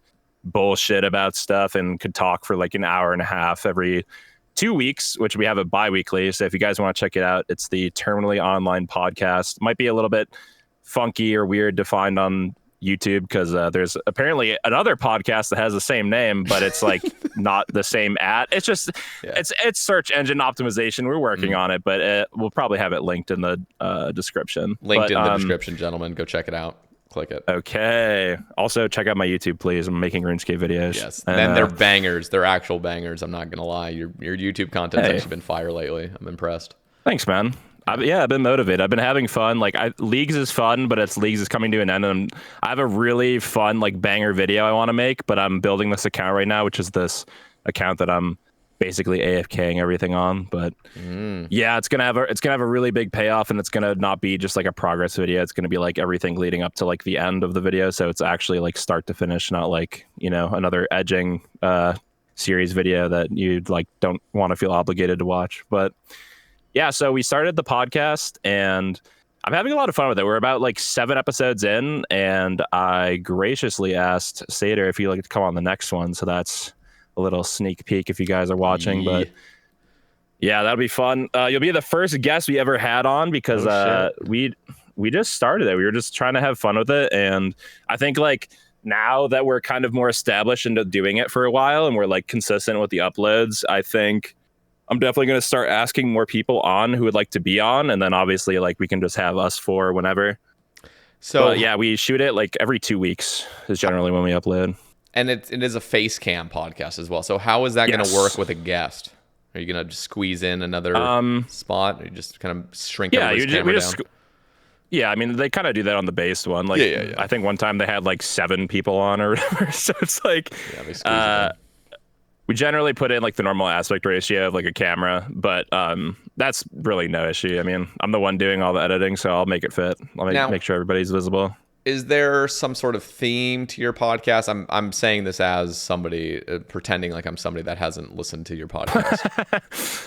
The theme is generally just like 4 guys who met on RuneScape and became friends, and like just kind of talking about whether like things that are happening like in the streaming space, whether it's RuneScape, like the Kai Cenat subathon. We talked about that on one of the podcasts, actually a few of them, because it was all month. But there's just a lot of stuff we talk about. Like we'll talk about like, stories of us growing up, like things that relate back to us, like playing RuneScape, like how we met each other, friends we've met, people in the community, some risque stuff, generally just like funny, like goofy kind of banter. So like if you guys resonate with that, you might like it.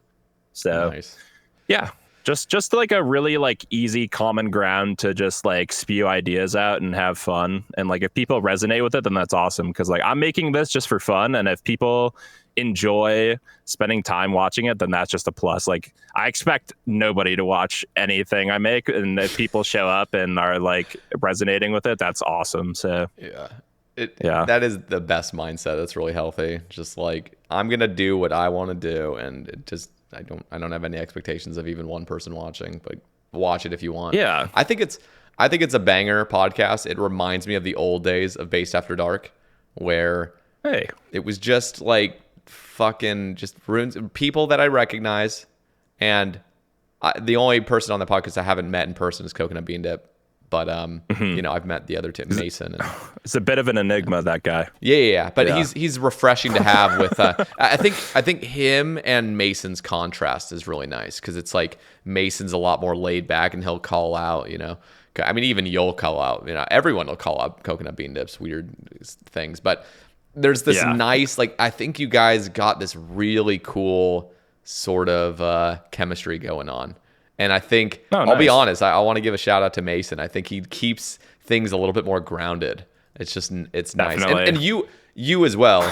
I mean, you're there, and you're a voice of sanity. You have fun, but you got Ellie's who is, he almost like puts on a different like persona in a way. Like he really goes like rambunctious mode, which is great. And then you got Coconut Bean Dip that's like actually just like full schizo posting vocally. Yeah. So love that guy. It's great. Yeah, I love all the dudes we do the podcast with. They're really great friends that I got to like get really close with, that like I wasn't as close with like a year ago, and I met a bunch of them at TwitchCon, Vegas TwitchCon.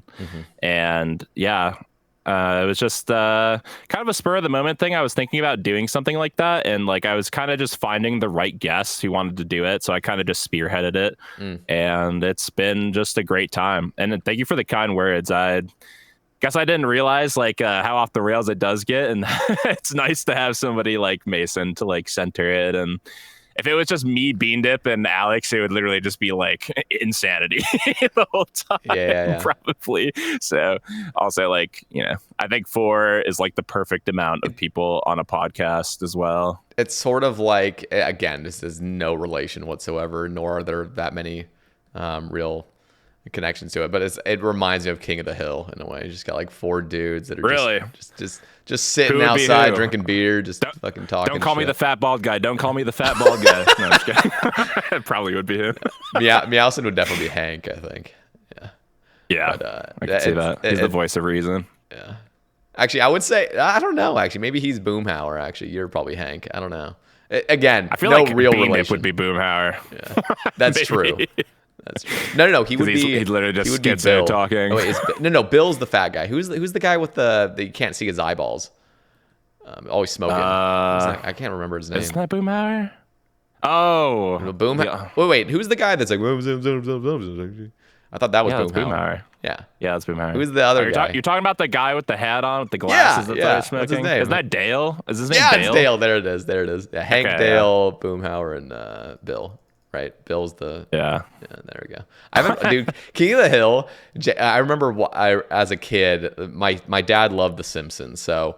Even though I grew up pretty strict Mormon, where we weren't allowed to watch certain things like South Park and even Family Guy for that matter. I think Family Guy was a little bit more like, we probably could, but maybe not. Family Guy was the original brain rot. Yeah, my dad loved The Simpsons, so we'd watch that, and then there would be King of the Hill on later, but it was a little bit more mature, I feel like. So as kids, I'm talking like when I was like 7, 8, 9, King of the Hill I didn't understand what was going on. It just seemed overly mature. Like I was just like, this is for adults. Yeah. Like I don't understand. And then as an adult, I'm like, King of the Hill's great. Like this is so awesome. fucking relatable. It's like everything's relatable. Everything's just actually just so dry and raw. It's great. Yeah. No, it's definitely more enjoyable to watch as I'm older. There's a lot of shows like that, I feel like. It makes you think. I don't actually know the figures on this, but shows that are continuously just reran, make millions and millions of dollars. Just the what's the term when like syndication? Syndication of shows. It's like, bro, you make a banger show, and like that shit will be, if it's quality. This is timeless. This is now a timeless classic that you'll just be able to live off of. Basically, it's cool. There's some crazy stuff I learned because, like, the Ned's Declassified School Survival Guide TV show. I don't know if you ever saw that when you were a kid. I never watched it. So the three cast members, like the Ned Bigsby Mose, who is the actress, like the main lead actress, and then Cookie, who is like the nerdy kid on the show, they all have a podcast now. So they like I don't know, they come together like every week or whatever and talk about stuff, but they talk about how because they worked at Nickelodeon they don't get syndication, so they don't make any money because they had, I think it was a writing strike that they had back in the day when they were kids, and they basically were like coaxed into like signing this paper to like make a certain amount of money, and the studios basically hoed them, and they just they just don't make any money now from any episodes that are re-aired. Depressing.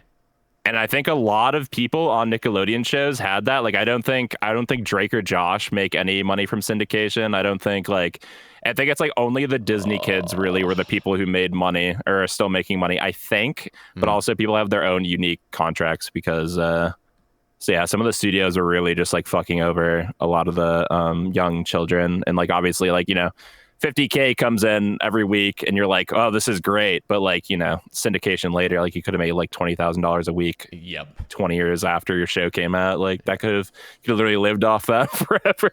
I know. It just sucks to hear when people get taken advantage of when they're young. Yeah, that's gotta be. And it's like, so they're like depressing. the model. They're the model. Like that's like, they're the first coming of like shows, Mm-hmm. Like you didn't really see Nickelodeon shows before that were like syndicated on that level because you had like Kenan and Kel and like other like 90s shows, like all that, and like that's like 12 kid actors that are splitting money, and like the beginning, like the intonation of like a network, so they're getting paid shit compared to like somebody like 15 years later and still getting taken advantage of. It's just crazy. Here's what I wonder how relevant podcasts, because it seems like we're in this era where podcasting's only successful, like the only success you're getting from podcasts is your most recent stuff. Nobody's really going back to a bunch of old stuff to,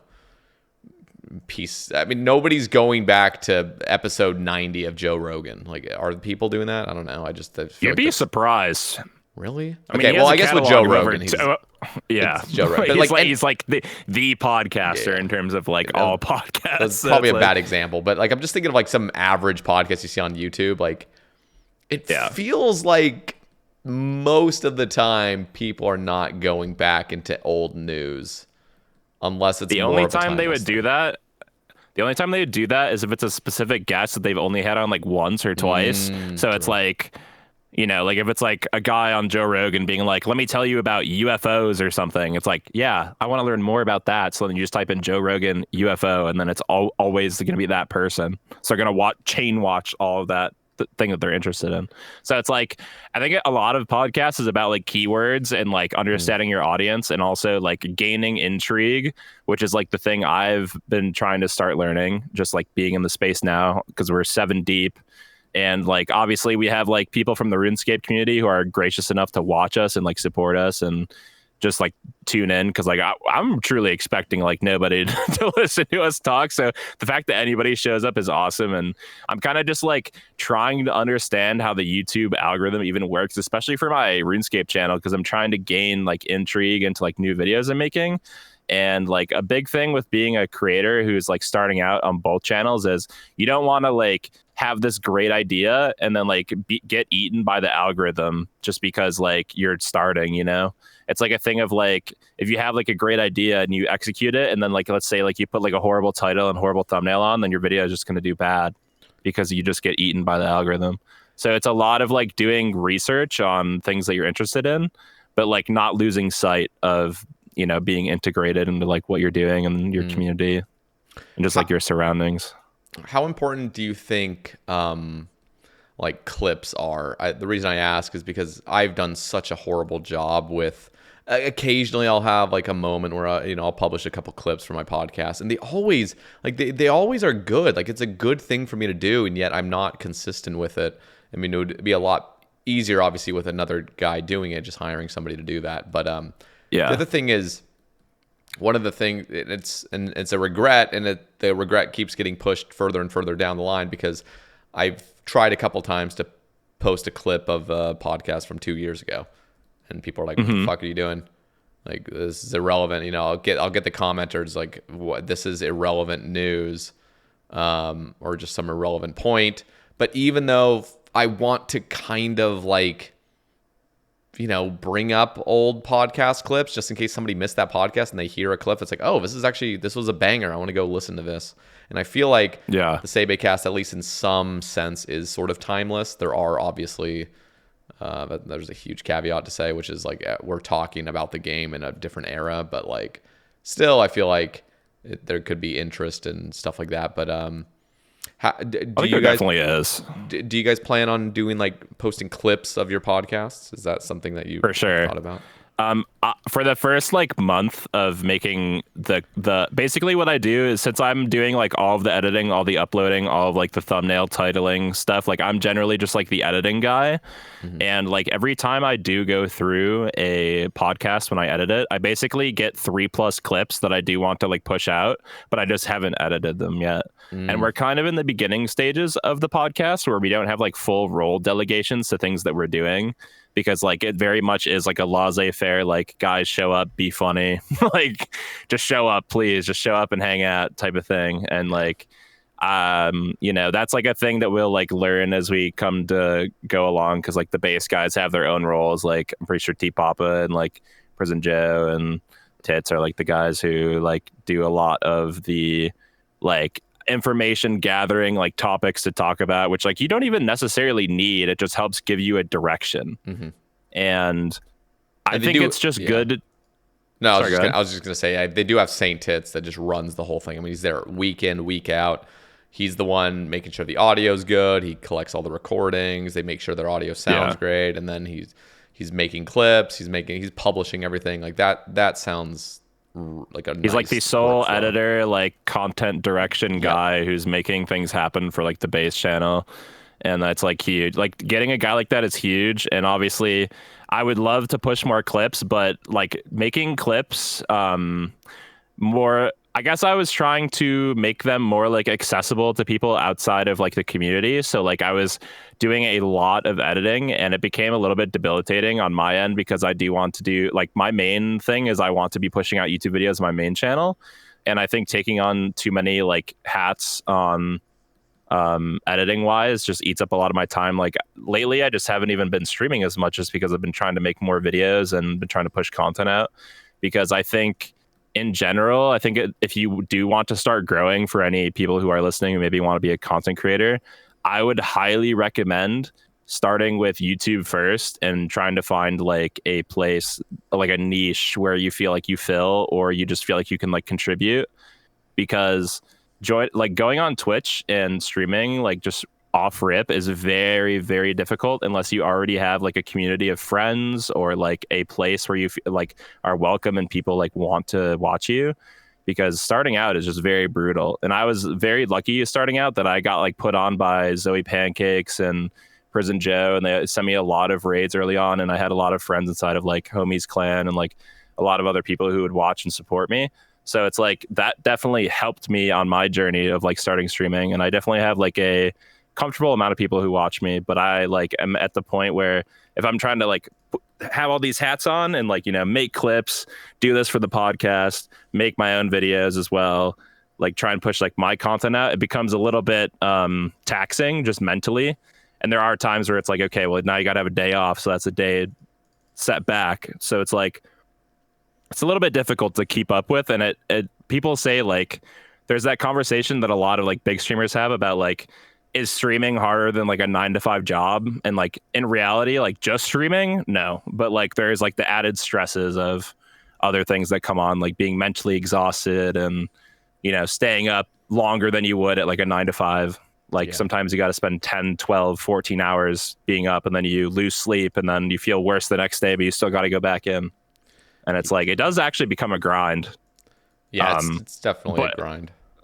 But it's rewarding in the same way. And I get gratification from doing it, and it's very enjoyable.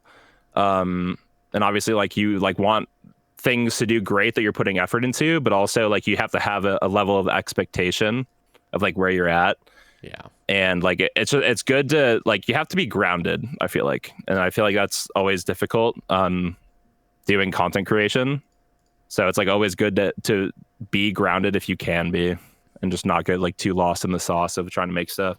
Yeah. So it's very important to like give yourself breaks. And, you know, sometimes like people step away from content creation, like a bunch of people who like put me on and like were like, you know, in the base community and stuff, like they stopped streaming, like Ignoble Solid, like Zoe Pancakes, Lopsy. There's like a lot of people who like did stop streaming.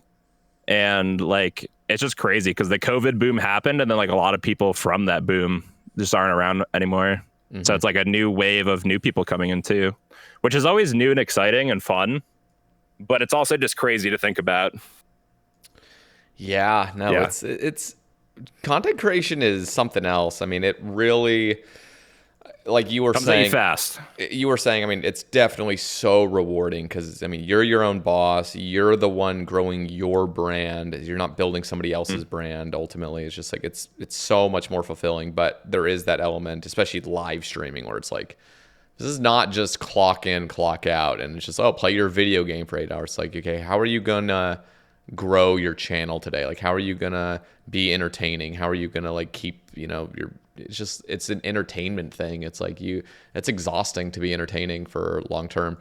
But you're right about as well the like constant influx of like new streamers and the streamers that leave, because so much of content creation, so much of live streaming, I feel like is really just continuing doing it. Like you have to keep doing it, and that's what grows a channel ultimately, is like just got to keep going live, and like I don't know, it's kind of brutal because there are times with streaming where it's like you'll see a decline in growth, or you'll see like not even a decline in growth, but like negative growth. It's just like you're not growing, and it's just like it can be really disheartening. It's like, oh damn, and then you're like in the whole like, you know, imposter syndrome phase, like, oh, I've never even deserved to, you know, be a streamer in the first place, or it's like this is just not working. Yeah.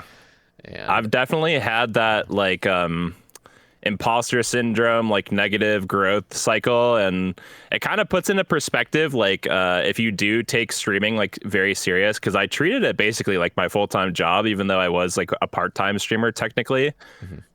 But I was putting in like, I think it was last year. Yeah, I put in like a shitload of hours. Like, granted, I wasn't going live like every day because that's a little bit psychotic to be live like for literally like 300 days. But also at the same token, it's like being consistent is the most important thing you can be, on top of like trying to be entertaining or like adding some value to people's day. Because my whole goal with it was I just wanted to basically, if I can make somebody's day by like being stupid or like just make somebody laugh, like that was like life changing to me. Because at that point in time, it was like a make it or break it thing. Like, because I had put off streaming for like 6 years that I wanted to do it just because of like nerves or anxiety or whatever. Because I just, you know, if you just never click go live, then you're never going to do it. And that's why I always tell people who have always thought about it, like, just do it, because you're never going to find out if you like it if you don't do it. Yeah. Now it's, you know, it's very difficult to like navigate that when you're starting out. And then on top of that, like I said before, like trying to grow something from the beginning, I feel like your mindset shouldn't even be growth. It's about just having a good time. And that's what I treated it as when I started. And then like that like negative growth cycle hit after, I think, Vegas TwitchCon, because I just kind of became a little bit inconsistent. And I kind of didn't really know what I wanted to do. I always wanted to make YouTube videos at that point, but I had no idea like what I wanted to actually make of like substance. Like I had nothing to call to myself other than being the guy who had like a hardcore that became an iron, that became a unranked group fireman, that became a main, and then I played a main basically. But like, you know, nobody knew about that because I was just like in my bubble of like streaming. And then like, you know, new people come and go, and then they have the like new streamer like bubble growth where like it's like, oh, this person's live all the time, but I could watch this new person, or like, you know, whatever it might be, that people start to watch you less. Or it's just more about like still being consistent, even though, you know, people are like kind of leaving from your community, but just like you just have to be grounded and understand that like people will move on whether they tell you or not. Yep. And there was just a moment of like self-doubt for a while where I just was like, do I really want to be streaming? Because I'm like, you know, I don't like to think about the numbers. I'd never have like the amount of people watching me when I go live. I always have it hidden. I just is going to like, for me personally, I don't like looking at metrics at all, or just talking about metrics when I'm streaming. It's just a very negative connotation being brought with it if like you're not improving. So it's just going to make you feel bad. Yep. Especially when you're trying to be entertaining. You don't want to have anything affect you like having a good time. And that's just like a deterrent. So it's a lot of navigating and social awareness and like politics with streaming as well that becomes difficult. So it's interesting because some people just live so much in their bubble and don't even think about it. And then other people like are too aware of it to the point where it's debilitating. Yeah. Sorry, I was kind of a ramble there. No, I'm completely with you. I mean, I wouldn't have stuck around with streaming had it not been for like the perfect circumstance I was in. I mean, I was averaging, I kid you not, I think when I check my analytics, the first 3 months of full-time streaming, I'm talking 40 hours a week I was streaming. I was averaging like 3.5 viewers.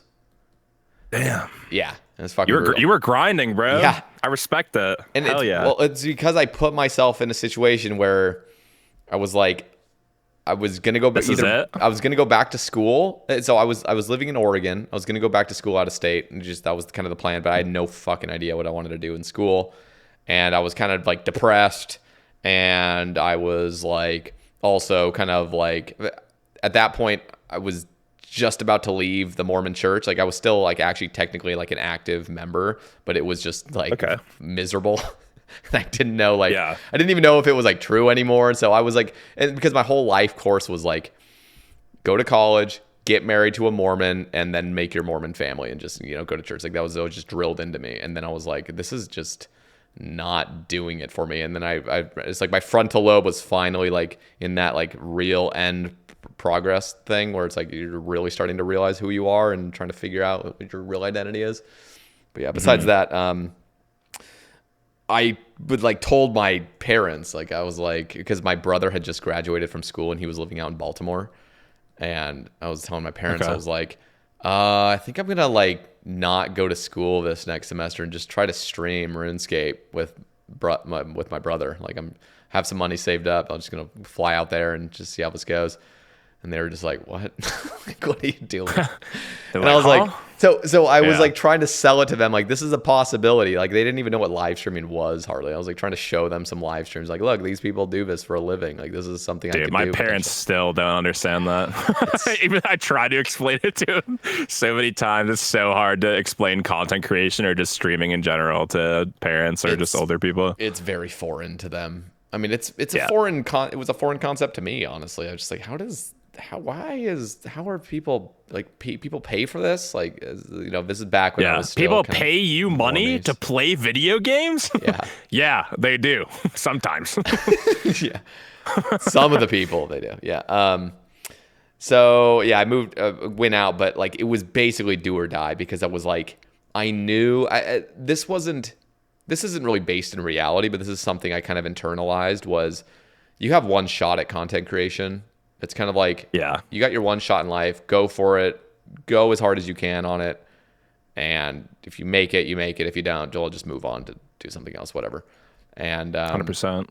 So I was like, hey, this is my one shot. Like, let's go for it. So I was really consistent. I didn't know what I was doing. I didn't have any mentor saying, hey, you shouldn't be doing this way. You should make YouTube first or something. It was just purely like, I want to be a Twitch streamer. Let's just stream with zero. The thing is, I was so ashamed as well, so I wouldn't even tell my friends I was doing it. Like I wanted to like basically isolate myself. Like it would have been the most embarrassing thing ever to have somebody that I knew watch my 2-viewer RuneScape stream. Like Jesus Christ, that would have been horrible. So yeah, I didn't have any like friends really pulling up. Like I was in a clan at the time, so I would like do the little like plug of like, hey, I'm live, and like 2 people would pop in, say hi, and then leave. And I was like, this is so bad. Mm-hmm. But 3 months in, I mean, it was just like, this is not looking good. Like, this is not. Oh, really? I mean, it was a month in, and I was like, this is not looking good. But like, I kept grinding because I was like, I don't want to go back to school. Respect for that, dude. Yeah, That's no, sick. I could not. It would be so hard to do that again. Like, it was. It's really just a test of your mental. It really also was. It was yeah, because the hardest thing about streaming to no chat is figuring out a way how to be like entertaining, because you have nobody to really bounce anything off of. So it's like, I remember there's very vividly the story of T Papa, how he literally just read everything off of Itswill's chat. It's like his, like when he was started streaming, like nobody was watching. So he was just like, yeah, man, I don't know about this whole, like, just like going into some like bit or whatever that like nobody was talking about. And then that's going to generate conversation, because the worst thing you could do as a streamer who has little view count or just no people actively chatting is being completely stone silent and just saying nothing or explaining. Like, people want to like watch you either for entertainment or they just want to like see what you're all about. So if you're not like contributing anything, then it's difficult for people to understand like what's going on, So it's like people who like openly narrate stuff with like 0 viewers are going to naturally get more just through like consistency. It's right? so than like somebody brutal, who doesn't. Especially when you're like, it is the hardest thing. It is the hardest. Self-conscious. You're like, oh my God, like this is so embarrassing. But yes, you just got to do it. You just got to talk. You just got to open up. And you have to truck through it.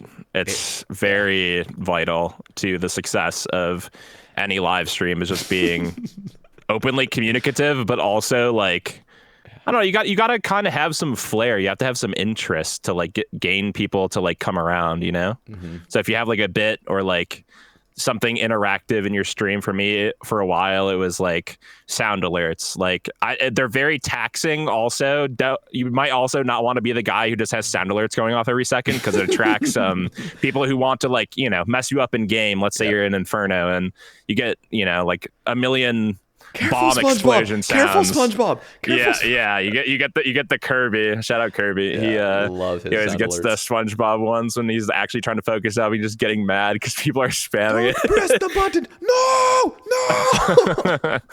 Yeah, it's a good bit for sure, but it had its toll on me, because I had a specific system built by DJ Cumboy. Shout out DJ Cumboy.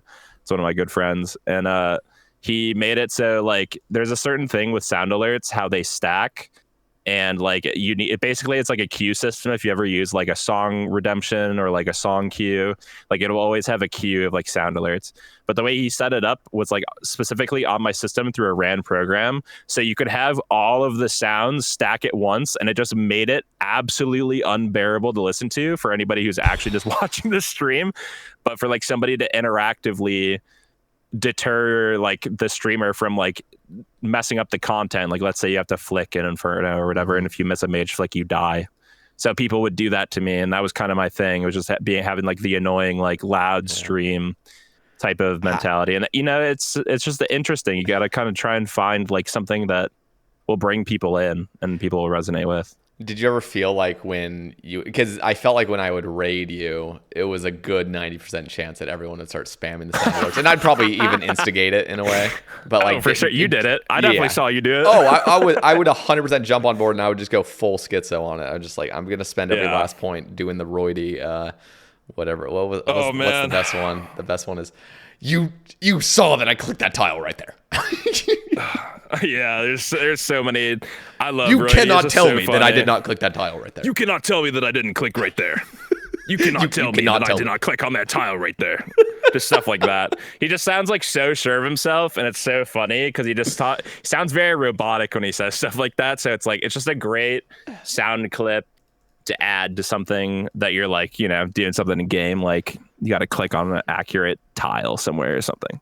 Dude. It's always funny to see something like that. So I always just had fun like taking sound bites of people and just like mashing them up, whether it was like in the SoundCloud mix that a lot of people know me from like T-Papa's stream. He always like plugs it.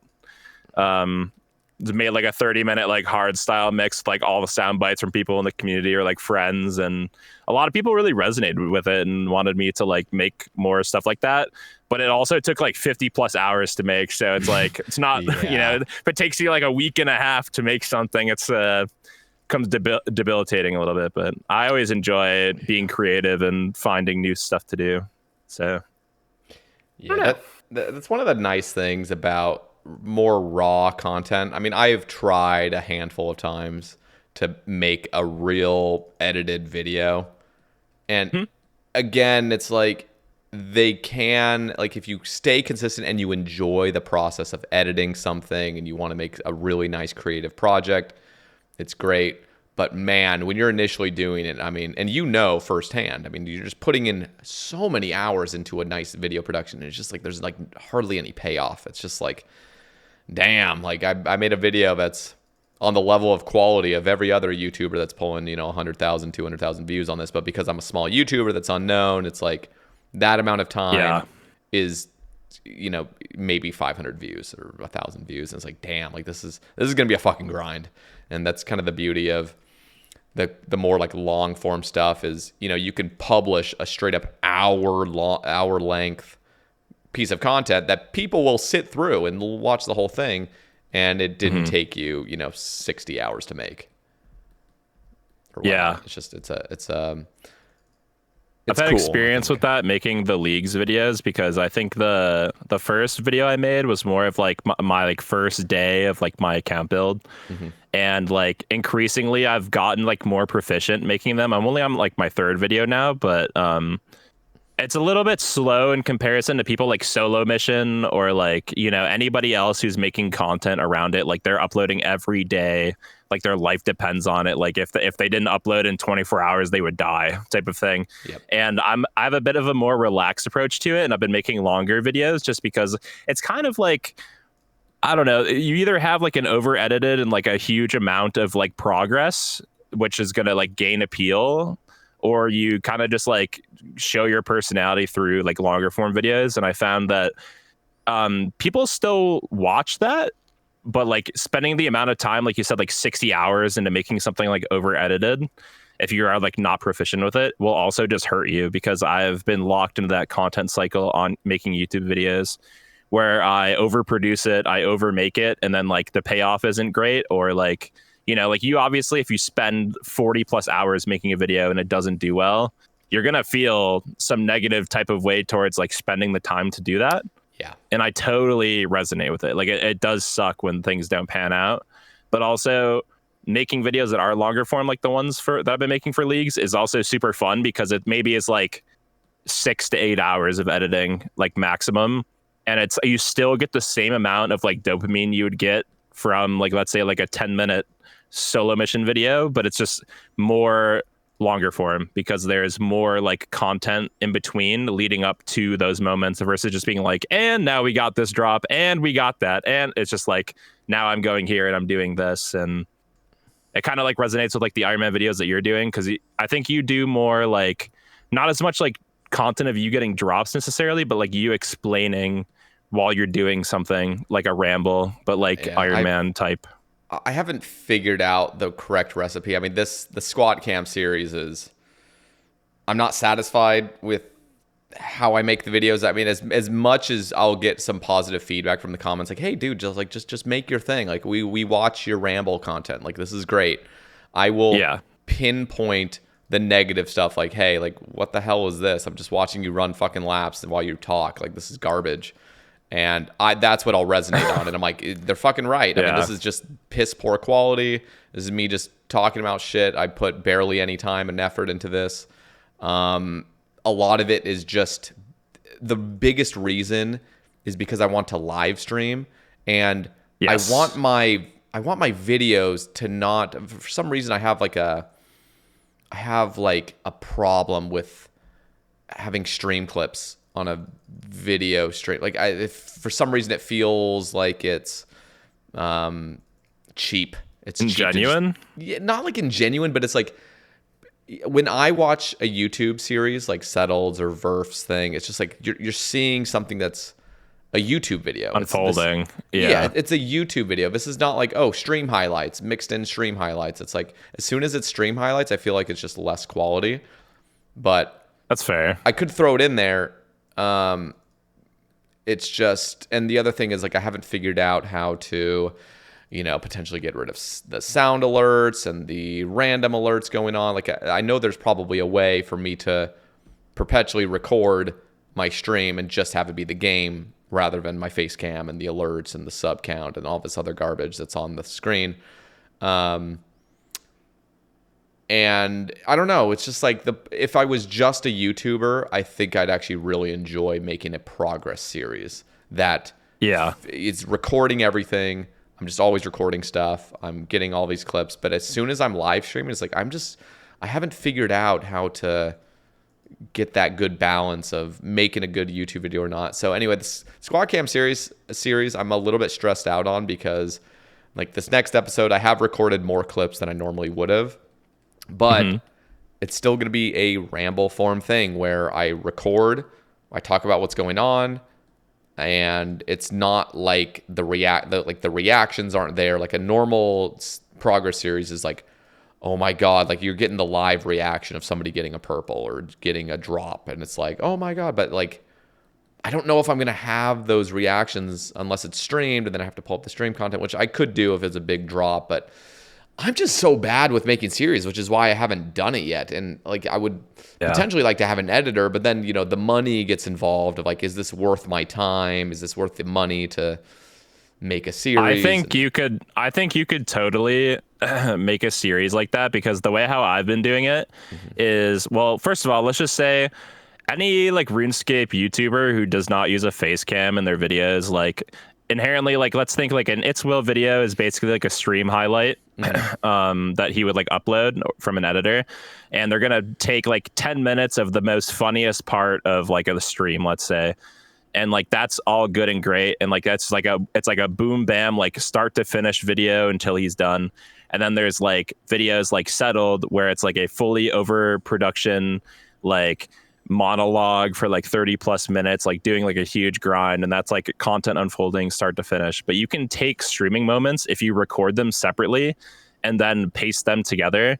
And what a lot of people who do like voiceover content on RuneScape, that like voiceover in terms of like no face cam, a lot of people will take clips of like, let's say they're streaming with like no face cam in the corner, and you just straight up like will basically just do voiceover like in post, like after they edited all the clips. And what I do sometimes is I'll have like a great moment, but like my audio might be scuffed from like stream, or like you know, like I might have just been, it sounded like a zombie because I was doing the leagues grind. And sometimes like you do have to just do takes over and post, and it doesn't take away from like the genuineness of the moment, you know. It's just sometimes like audio does mess up and you have to like fix it.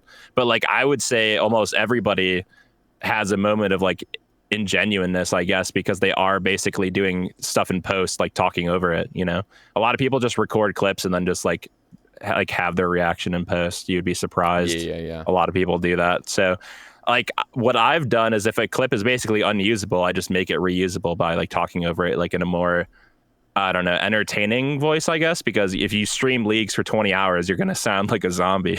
It's just like, it's the nature of playing any game. If you're streaming it, like you're just not going to sound like yourself. And then you're going to listen back and go, I sounded like that because I did that on most of my videos. I had to fix a lot of clips. And it's just like, it's part of the game of making engaging content. I feel like you just want to like sound more like yourself. So if you know, have a moment of regret because you ruined a clip, you can fix it easily while not having face cam. So I think I agree with you in the sentiment that like you don't want to like ruin it or like cheapen it, but like also you could definitely fix it. And I would highly recommend doing voiceover content when you get to it for like clips. I think it's definitely worth it, because I mean I'm only like 4 videos in or whatever.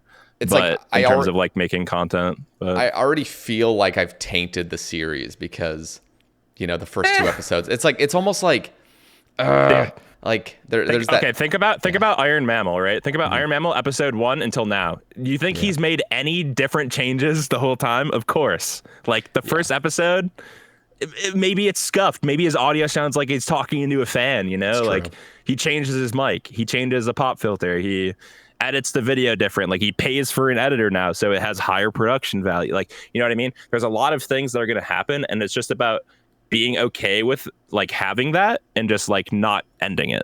It's just about like progression through, because people will appreciate if you put more effort into making a video series, right? I feel like they would even congratulate it and watch it more because you're putting in another level of effort that they didn't see before, right? Yeah. So like talking over content is great, but I also think like it doesn't mean like it should just end over that, you know? I think there's a big like cycle of content creators who like are afraid to start series, and like I totally resonate with that. And also like watching a series in itself can like open yourself up to getting like a huge letdown. Like I remember when Swampletics came out, it was like 3 months before our next episode. So you're like, what the fuck do I do now? You know, you gotta wait for 3 months and you forget about it. And then it comes out again, you're like, oh shit, he made a new video. Let's go. That's a good point. I feel like I don't know. You're right. You're putting things more into perspective. I think for so much, I'm so focused on like trying to make something the same recipe. Like, okay, like I've already started the series and it's more ramble focused. I'm not quite satisfied with it, but I've already decided this path. And, you know, if I change it now, then the first 2 episodes look really out of place and bizarre. I even had a comment of some like new RuneScape player that came to the first episode. It's like, what? You didn't start off on Lumbridge? Like you didn't, like, this is not even like, this is like, it feels like episode 3 already. Like you're already at Canifis. Like what happened? And I'm like, damn, that's true. I mean, this isn't. That's so valid though. It's like, I know. It's damn, like, he got your ass. I know. And it's so depressing. It's like, you're right. I just need to like restart basically. But here's the thing. It's like, this is my first time trying to make a series. So I'm trying to give myself a break and just be like, okay, I'm just making stuff, trying to figure out kind of what works. But ultimately, I'm not putting my heart and soul into this. It's really just a more casual, here's my account, I'm streaming it a lot, this is some progress I've made, here's the ramble. In the future, truly, I'm just not, like, I'm not built for editing. I'm just not that kind of that's totally fair. Yeah. You also don't necessarily need to be. It's just about becoming more proficient with the tools you have. And like I was perplexed by editing because I'm a graphic designer. So like I just naturally have been learning like multimedia stuff as I've been going, like motion graphics, like learning how to do quick edits, learning how to whatever. And just by naturally doing it, like things become so easy. And like I think a huge example of this would be like Solo Mission. Like that guy literally is a content demon. He will sit there, play dead man mode, play like the thing that's crazy to me is that he plays dead man mode, right? Which is a competitive like PvP mode, will do dangerous content and then will like edit the video while he's doing other things. And the video will come out like very produced. So it's not like, you know, like very unprofessionally edited thing. Like he can do that all in a day, and it's all by himself generally. Sometimes I think he gets like intros made, but like he's like the prime example of somebody you would never expect to do everything by himself, and he does it. And it's like, you don't have to live up to standards like that, and you don't have to like put yourself under scrutiny like that, like to compare yourself, because comparison is the thief of joy or whatever. But it's just kind of like he's kind of like living off the fruits of his labor of that, because it obviously works, and like that's what got him to like the point where he's at today. So I have a huge amount of kudos and respect to him. And like a lot of creators, like I feel like are not on the level of that. But all you have to do is really just try. Like if people can resonate with you if you show effort, and like that's true. Again, like it's all about just learning techniques and getting better. And like I totally think you could have a knack for editing, but like it doesn't mean you have to sit there all week and edit a video. And then if it turns out bad, like then you're gonna get demotivated, because I've been there too. So it's like, yeah. No, I mean, it's like I really feel like a series in the future, when I'm a little bit more like financially stable and just I'm like, okay, I have some free flowing revenue to just chuck at some series to grow my YouTube. Like that would be one thing, and I would just have an editor really just do it. The thing is, like next year, and this is something I've been thinking of. I mean, I'm, you know, your episode 199, 200's coming up, and there's a feeling of like, okay, I really want to start taking the Sae Bae cast even more seriously. One of the recipes that I want to start taking advantage of is like multi-guest casts. I think they always go hard, and I think getting like opposing views, like, you know, just getting some interesting casts, or where like there's two guests that are like, whoa, okay, like for example, I had Eliop and a cold one on at one point, and that was just like a really interesting combination. That's a crazy one. Yeah, it's just like, okay, like this is going to be interesting. This isn't just a one-on-one conversation. This is going to be something where like, okay, let's see what they have to talk about, and focusing it a little bit more on some topics. I don't know if I'm necessarily going to go down the route of like shortening up the content. There always has been an element of like, not an element, but just like a feeling that maybe I should start shortening down the Sae Bae cast, make them a little bit more digestible. But then people are like, no, don't do that. Keep them long, keep them the Sae Bae cast, you know? And so I'm trying to like find that right balance of connecting. And then of course, the other thing is like just making the Sae Bae cast a little bit more fruitful. You know, unfortunately, it's always cringe to try to like make money off of your content, but it's like this, you know, the Sae Bae cast really is just all about getting people onto the Patreon, getting people onto like the YouTube membership potentially, and in order to actually incentivize that, I do have to start making exclusive content of the Sae Bae cast. We were talking about this before the recording, but it's like that's something I have to figure out. Like, okay, the Sae Bae cast is now actually like 4 years old. I want to start taking it more seriously, even not give up on it, and in fact go harder on it, because it is something that it is successful, and you know, it's a podcast that's a slow burn, slow growth kind of thing. But I gotta start figuring out a better recipe for it, because that is the thing I really want to lean into, rather than trying to go down the generic route. Well, not generic, but like the more popular route of like making edited series and stuff. Yeah. Well, so. I mean, dude, you're like not to glaze you, but you are an emblem of the community in terms of being like the podcast guy. Like, I'm pretty sure you encouraged RuneScape to like make their own podcast probably. So, I mean, it makes sense to like want to cater towards the content that like basically, you know, made you more popular in the community and like garnered your like reputation. Like, you're the guy who people talk to when, you know, like a new content creator comes up that you want to like chat with, or somebody hits you up that's like, hey man, can I come on and talk to you about the game? Like, you're that guy. You're just the person. And I think it's important that you want to like nurture that. And I would definitely focus on like trying to make it more advantageous for you because like you are the person who's not only seeking out the guests, finding out interesting questions, like having people on, hosting it, putting people on as well, because you're giving people a platform to talk about stuff. Like it just makes sense that like you would want to like basically not necessarily maximize like your situation, but like that though. You in a way, like you kind of have to do that, especially in podcasting, because it is a very commodifiable space. And like, it just is like, if you look at any podcast, they have like 3 ad spots on it. Generally, most of the time they're promoting something because it pays the bills. And like, obviously we're in a RuneScape community, so it's a bit more niche, of course. But like, you know, obviously if opportunities presented themselves, I'm sure you'd be eager to like promote product if they were like able to put ad spots on your content, you know? Yeah, that would make sense. There's like even a part of me, this is like maybe a fantasy, you know, but just like it would be so cool to get to the point where I have enough support just from my supporters where it could always just be an ad-free experience, like sponsor-free, ad-free. Here's the podcast. You don't ever have to deal with some annoying ad spot. But that's like, I feel like far in the future where I do feel comfortable about the amount of just support from the viewers. But that's what I want to work toward, basically. Like that would be optimal. I don't know how reasonable that would be to expect, because there always is. I mean, when a sponsorship reaches out, it's pretty hard to resist, especially if it's a big thing. It's like, okay, here, would you want to make $5,000 or not? And I'm like, oh fuck, that's a good.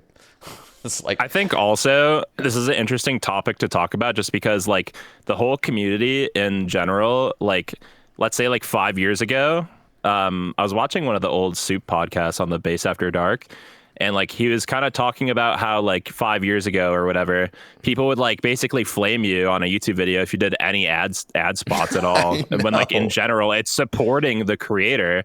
And now today, like every person on that has over like a 50, 100K on YouTube is promoting something to pay for basically their bills. Like they do like a video or 2 a month, and like that's what's basically funding the creator to make the content that you love. And most people do not care about it because everybody's like in their get your bag era, right?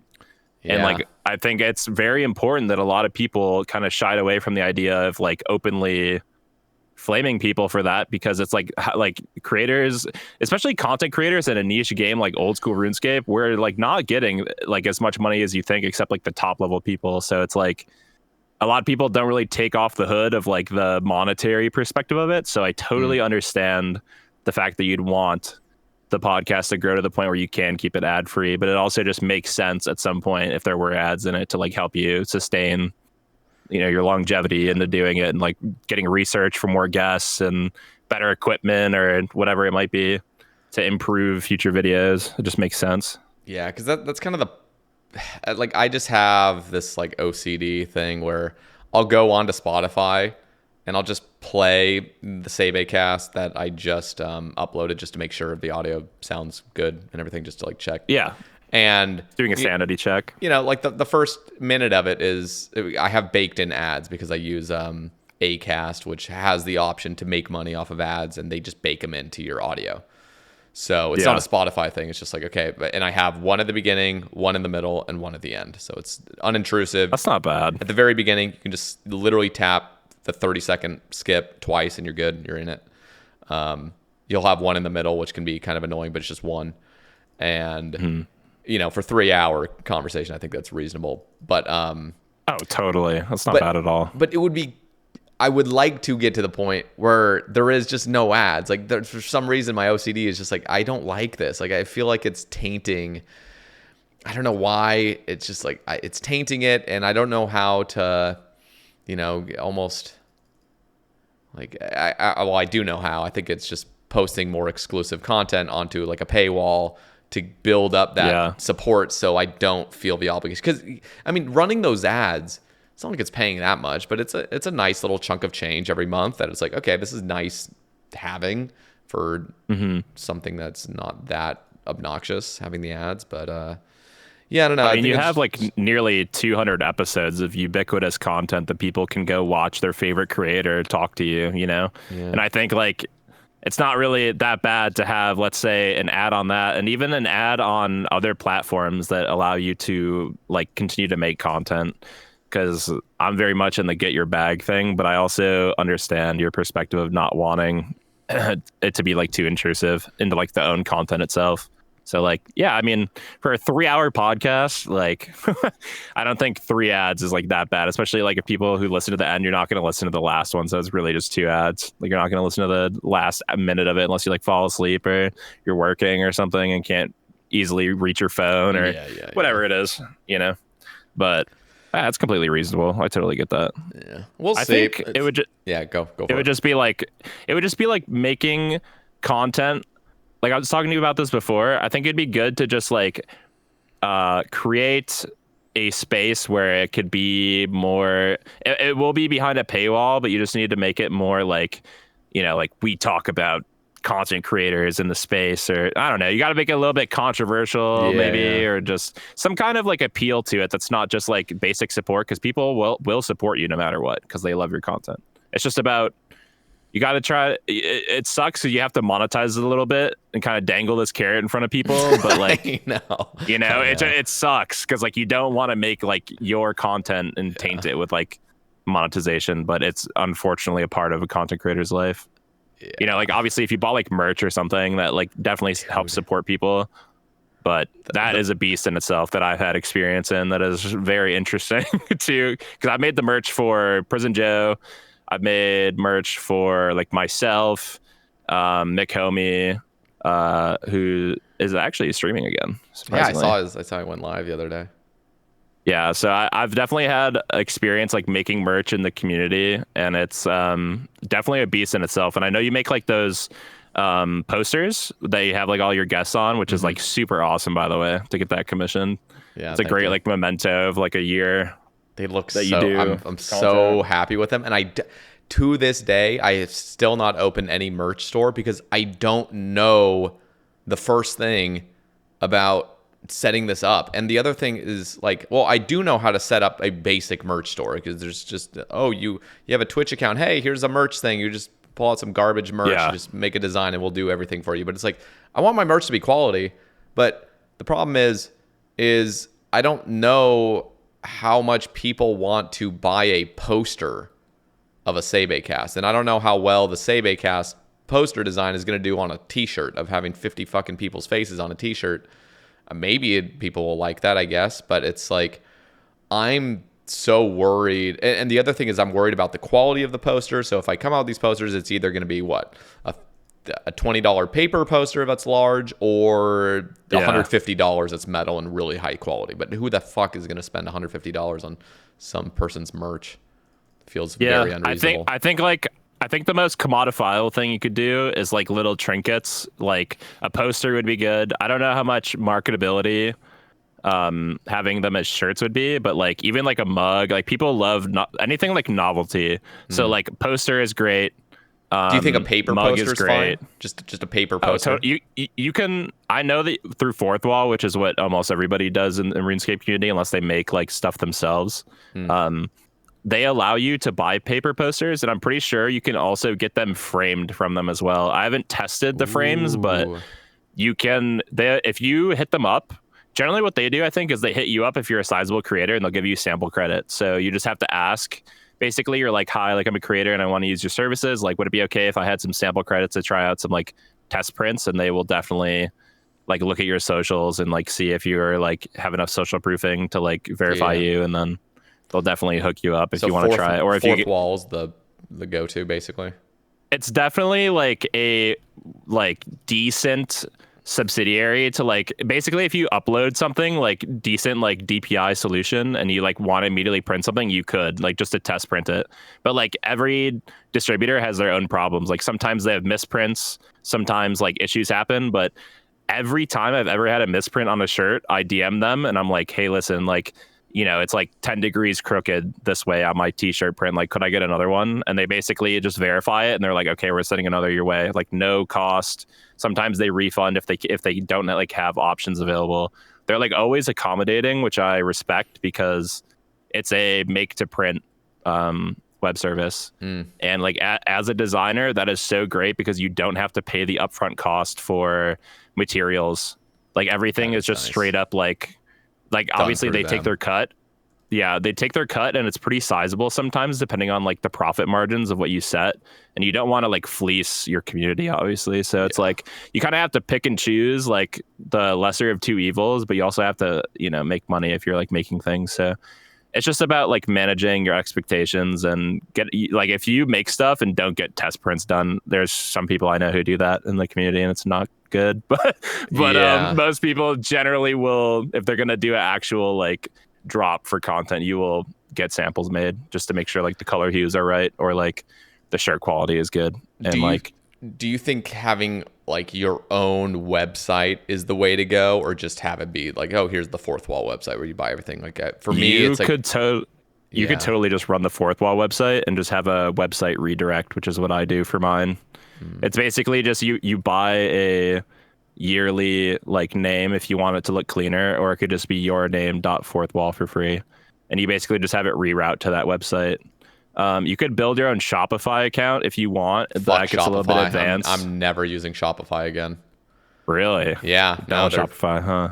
Because back when I was about to start selling my merch, I was like, okay, I'm gonna get my year subscription of Shopify. It's at 50% off, so it was like, you know, $180 or some bullshit. And I'm like, okay, I'll just do this. I'm willing to fork this out just to like see what's going on. Because in my head, I was thinking I'll probably open the merch store in a couple months, and I just want to make sure everything's going to go well. And I had the Printify as well, like connected to it. So it was like Shopify and Printify kind of going on at the same time. And I never used it. And then all of a sudden a year had passed, and I completely forgot about it because I just hadn't opened the merch store. And then I got charged again, but full price, and I hadn't even touched it. So I was like, okay, I'm gonna try to get a refund. Like, it was my bad for not canceling, clearly. Yeah. But bro, it took me a good like 6 hours of navigating their bullshit fucking customer service to get a refund. It was the biggest headache. There's no human you can talk to, and I was like, dude, this is a red flag on steroids. Like, I can't talk to a human, and I'm paying hundreds of dollars to a company. Yeah, and even the website I went to, or the page I went to, was like, yeah, we've completely gotten rid of our support center. Everything is done through AI now. Everything's done through this frequently asked questions page. I'm like, yeah, fuck this. I'm never using you guys. Like, thank you for making it very clear to not use you. Dude, sometimes I feel like Jagex support is like that. It felt like I was using Jagex support. I was like, this is so concerning. Like, this is a legitimate business thing. Like, businesses are ran through here. How do you not have a call center? Like, Jesus Christ. They probably do. It's just another tax bracket, like, who knows? Yeah, let me talk to a real guy around here. Got big boy money coming in. It literally took me about 5 to 6 hours of navigating stuff and just doing Google searches to figure out anything, Reddit searches, and then finally I was able to communicate with this AI bot that was circling around so many things, and then I got some human on the chat thing to eventually give me a refund, and it was so bad. What a nightmare, dude. Well, I'm sorry you had that experience. I will say, my highest recommendation is to avoid Squarespace at all costs with anything you do. Okay. Just for my personal use. I could not transfer my domain at all off of that. When I tried, it was just not great. They also bought Google domains, which is what I bought my domain through for my websites that I use. Transferred it to Squarespace, and it was just a nightmare because now you have to go through the Squarespace interface for everything, and it's like sheathed behind like so much, like you said, you had to go through like 6 hours of menus, and it's just like, it doesn't have everything that Google domains had before, so it's just a nightmare. So definitely do your research with any domains or just any like website stuff that you like are interested in. It's worth it versus just like spending the money and then being like, okay, well, now I can't transfer this thing I bought on this website that I pay for. Can't even transfer it. Yeah, very annoying for like my personal art website. I couldn't even get it on my new website builder. God, that sounds so annoying. It was very annoying. Yeah, we'll figure it out. I'm excited though. It's cool. And you know, podcasting, I'm just happy that you are doing your thing, and you're just, it's like zero stress. It's kind of like, if I get viewers, that's great, but you're doing what you truly love. And do you ever are you concerned about having a 4-host podcast? Are you concerned about like one of the guys not just eventually just quitting or doing something just like, oh, I'm kind of not wanting to do this? Like, do you ever worry about that? I mean, it could always be a worry, right? Of like building something with a bunch of people. I think it could be an issue in the future.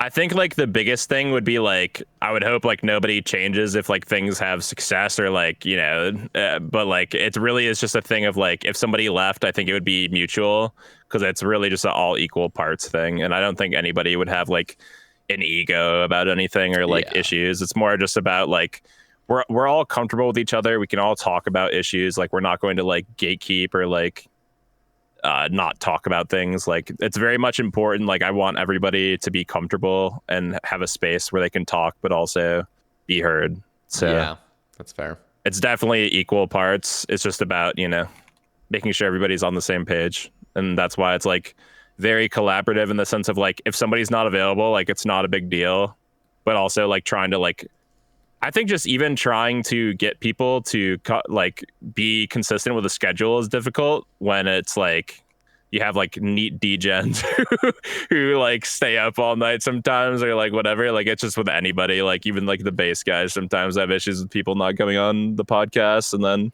they don't have like people for certain days or whatever. It's just like, that's how any podcast is. If like they can't make it, they can't make it type of thing. Yeah. So, now that I get asked, I'm like get notified on the base quarter, like, hey, Sater, can you come on real quick? Like, nobody else wants to. People are sick or something. I'm like, no. Like, it's a thing for me that like I would always be willing to go on. Yeah. They haven't really asked me in a while, but I think it's like, I told them like I need like a day's heads up, because like generally they ask me a few hours before, and it just doesn't work with my schedule. It even will potentially work with my thing, but it's like, I need the energy. I'm so introverted. It's like, I need to be like notified a week prior so I can like fully like, yeah, you got to hype yourself up for a week. Yeah, just kind of like, okay, like this is happening. I'm locked in. If it's a day before, I'm like, I don't want to do this. Like, can we do it a week later or something? Like, I don't like the immediate like jump on right now. I'm just not about that life. I feel like I'm overly stressed about it. I don't know. I feel like you're a very charismatic guy. I feel like you could do really well with like last minute stuff if it's like necessary. Is I am not the charismatic guy on the based podcast. I'm the more quiet individual on the based podcast, because everyone else is super rambunctious. You got Prison Joe like taking like 600 milligrams of caffeine in the last 2 hours and then yelling into his mic, and then you got Tacey that's always going. And the thing is, Tacey is just naturally super witty, and he's just there. It's just boom. And then you got T-Papa always feeding off of everything else. And then there's me that's like, okay, I'm not really a regular here. I'm probably going to have a trauma dumping episode where I just, bring up some fucking issues. All right, guys, let's talk about women. Yeah. And it's like a therapy session for everybody. And it's like, I am... Like there's so much, and then there was like Ignoble, who Ignoble's going crazy. Like whenever I'm on there, I'm usually the one more laid back. In fact, I think like you're the straight guy, and then there's like the people who are like the crazy people. You're the straight man in this episode. And the thing is like as well, they'll have like a really like they'll talk about like 9/11 or something, and it's like that's just not my type of humor. I'm just like that's just not. I'm just not like. I'm more, I guess, like sensitive to things that people could be. Potentially, like you're concerned about people being offended by that, and then like they're just like, no monkey did it, or whatever. And I don't know, there'll just be like some weird thing where like I don't have any thoughts on this, nor do I want to just start spewing whatever's on my mind and just like bullshitting something. Like I just, I don't know. It's so again, it's like for the base after dark thing, it's like I have to give me a week to decide this. But the unfortunate thing is you have a 3-hour window and it's yes or no. It is nice that they're only like hour and a half things with like a 45-minute Patreon exclusive, and it's cool because I'm technically a part of Based, which I'm really appreciative of them. And I'm appreciative of them like inviting me on, like. That was just like, it was flattering, obviously, to just be, but I'm just so bad with being involved in Discords and stuff like that. But it's cool because I could be a regular on Based After Dark. I was asked by Seth, like, do you want to be a regular or something, or do you want to just come on a lot? And I'm like, I'd rather not go down the 9 rain route. I feel like the 9 rain route is that where it's like he was so wanting to be a regular, and then he eventually became a regular, and it's like you can just tell he didn't want to be a regular anymore. He's like just literally avoiding every episode with some weird excuse, and I'm like, yeah, just keep me in the backlogs. Like, yeah, I would guys, love to my come car's on. on fire. Literally, my back hurts. I can't. But it's cool being just like, okay, I can come on kind of whenever, and I'm maybe more of a novelty on their podcast. So it's great. It's great fun though, going on there as always. I think it's also just good for like, in terms of like, I guess, cross-pollination, thinking from like you'd already do podcasts. So it's like you're almost double dipping in a way where like people who might not watch you necessarily, but watch Base, like understand that like you are involved and are around, which is good. Yeah. And I'm excited. Like, I'm excited to come on your guys' podcast. It's going to be, yeah, dude, it's going to be interesting to see kind of how it's definitely going to be a gauntlet for you. I feel like it's probably just going to be like Base Podcast V2 in terms of like the vibe, because we're probably just going to talk about like random shit. But I think it's going to be more centralized topics that you'd probably be interested in, not like 9/11. You know, Bean might throw like random joke in there, like you might make some like random thing that you might not necessarily be interested in or whatever. But we're trying to keep it very centric to like the guests when they do come on, because me and Bean Dip are kind of formulating on stuff you'd be interested in. So yeah. That I'm excited. I've always been excited when I get invited onto a podcast. It's just hell yeah, it's cool. It's and that's kind of how I try to see it when I invite people onto my podcast. Sometimes I'm a bit like, I'm gonna invite this person. I don't know if they're gonna say yes or no. But whatever I'm asked, I'm usually like I'm for it. Plus, this one is way, I feel like, lower stakes because there's no face cam. It's just like hang out. Yeah, because I asked you beforehand. I was like, yeah, so is it like still same setup? Like we just hang out in Discord and just chat? Or is it like, do I got to have like the searing light on blowing out my corneas or what? Yeah. I was wondering if you were ever going to do something like that with like face cams. But also I feel like most of the people that are like more like not well known or content creators or whatever, like don't generally use it, or like have like a avatar of themselves or whatever it might be. So it kind of makes sense that you just play like gaming content and then, you know, we're just chatting. It's more standardized, so there's not the video podcast and then the audio ones, because I don't want to have my face cam on all the time and then my guest doesn't. That's fucking cringe. And then I don't want to just have it randomly switch from, here's me running agility rooftop, and then the next episode is, 3 people with face cam, and it feels a little bit less, I don't know, standardized, I guess, in that regard. And plus, I'll be honest, Sae Bae cast for me is hella relaxing because I don't have to have a face cam on. I don't have to worry about setting up the cams. I don't have to worry about somebody feeling maybe uncomfortable being on a camera. It's just, this is what it is. Alleviating. Yeah. I just, it's relaxing. As soon as there's more pressure, as soon as there's like cameras, I'm like, oh no, now I'm really going to stress about the next I episode. hope you don't feel uncomfortable when you're on our podcast, because we just sit there and do stupid stuff. So. I don't mind it if it's somebody else's. I don't mind being on camera. Okay. It's just extra energy. That's what it is. And like some of the time I don't want to expend that energy. Yeah. You don't want to sit there looking like you're bored out of your mind listening to somebody talk about whatever, plus, religion or 9/11. Plus some random shit. Plus the casts would 100% be shorter. Like I could not pull out a 4-hour episode of a light blaring in my eyes. 100%. Talking with somebody else, like that's way too much. And so there's something special about being able to talk for 2, 3, 4, 5 hours on some. I really love this format. I think it's like great because it's like almost in a way like you kind of just warm up to the person, then you get comfortable, and then it's kind of like you get to know people on like a deeper level.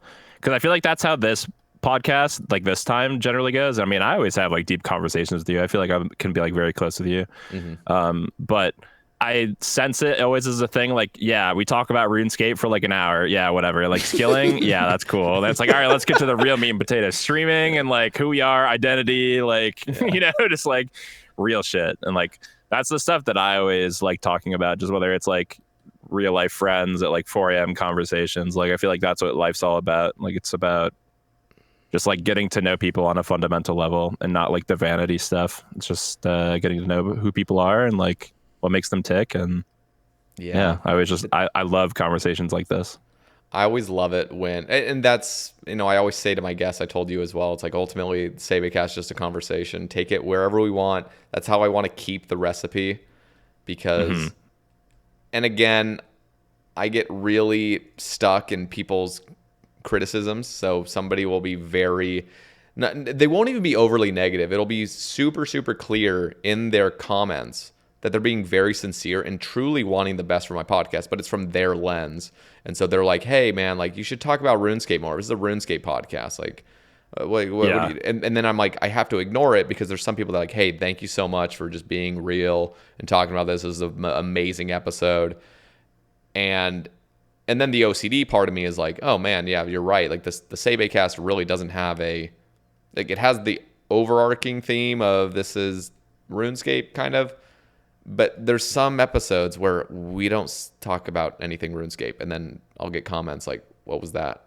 And I'm like, you don't have to listen to it. It's just like, I don't know. You just tune out after like 15 minutes of talking about, whatever. Whatever we're talking whatever about. It might be. Yeah, but I just have to ignore it because ultimately I like the format. I like being able to just take anything wherever, but I'm totally cool talking about RuneScape for 3 or 4 hours as well. That's totally cool with me. But I'm also cool talking 3 or 4 hours about fucking psychedelics with UIM Loki. That's great. Hell yeah. Shout out drugs. Dude, the amount of times I will be live on like lately, especially, I think it's because I was doing like 2.5 weeks straight of barbarian fishing. And so there's like nothing really that stimulating going on. And oh my God, the amount of conversations lately that have just been all about either Mormonism or drugs. It's just like, that's what I'm talking about. And whenever I'm interested in that kind of stuff, I really am. But I always am like in my head, I'm like, dude, I'm on Twitch right now and we're talking about religion. Like this is like the stereotypical, like do not talk about, but I don't mind. But I'm in my head thinking there's somebody in my audience or multiple people in my audience that are like, damn, I wanted to watch Sae Bae today, and now this is really cringe because I don't like hearing about this. I just wanted to watch the RuneScape, and so I don't know. It's like a tightrope I have to walk where it's like this is the stuff I actually like talking about ultimately, like just real life stuff that I've dealt with, and I do like talking about the drug stuff. I think that's always interesting, but I think it's always insightful just to hear like people's perspectives on like their experiences. And I mean, people are going to watch you. People watch you to hear about your life experience and also like to watch you be entertaining. And they just want to watch you to watch you. So it's like whatever you say is going to be an extension of that. So if it's you talking about your first trip on mushrooms, then it's that. And if it's you talking about I grew up as a Mormon and then I left my church and people don't want to listen to it, then it's like their choice. Exactly. But obviously it's just about dealing with the immediate feedback of that. And obviously there's going to be pushback on anything you do. So people are not going to like change, but also you're not changing. Like it's who you are. So it's like it's an extension of yourself. It's just about like portraying that. Like a big thing with me is I've always treated streaming and content creation as like a form of escapism, not only for me because I love making like content just in general, but like I don't want to naturally divide people. And some people might call that like fence sitting or being too safe or whatever, like you were saying. But like in reality, like like if you have a different opposing view of me, like I'm not gonna unwelcome you from like my space because I have a differing view from you. Yep. So like I just think, yeah, it's like the PC quote unquote answer, but it's like also like that's just like not my place to do that. Like if you want to go watch politics, go watch Hassan on Twitch. He's got 20,000 people. You know what I mean? It's like you can be in an ocean of that, or you could be in like the RuneScape community, like people who are just trying to make like content for you to enjoy. So I don't know. It's a fickle line to walk for sure, but I think it's I definitely align myself more on like the like I'm just here to have a fun time mentality. So I totally resonate when stuff gets too much like real life.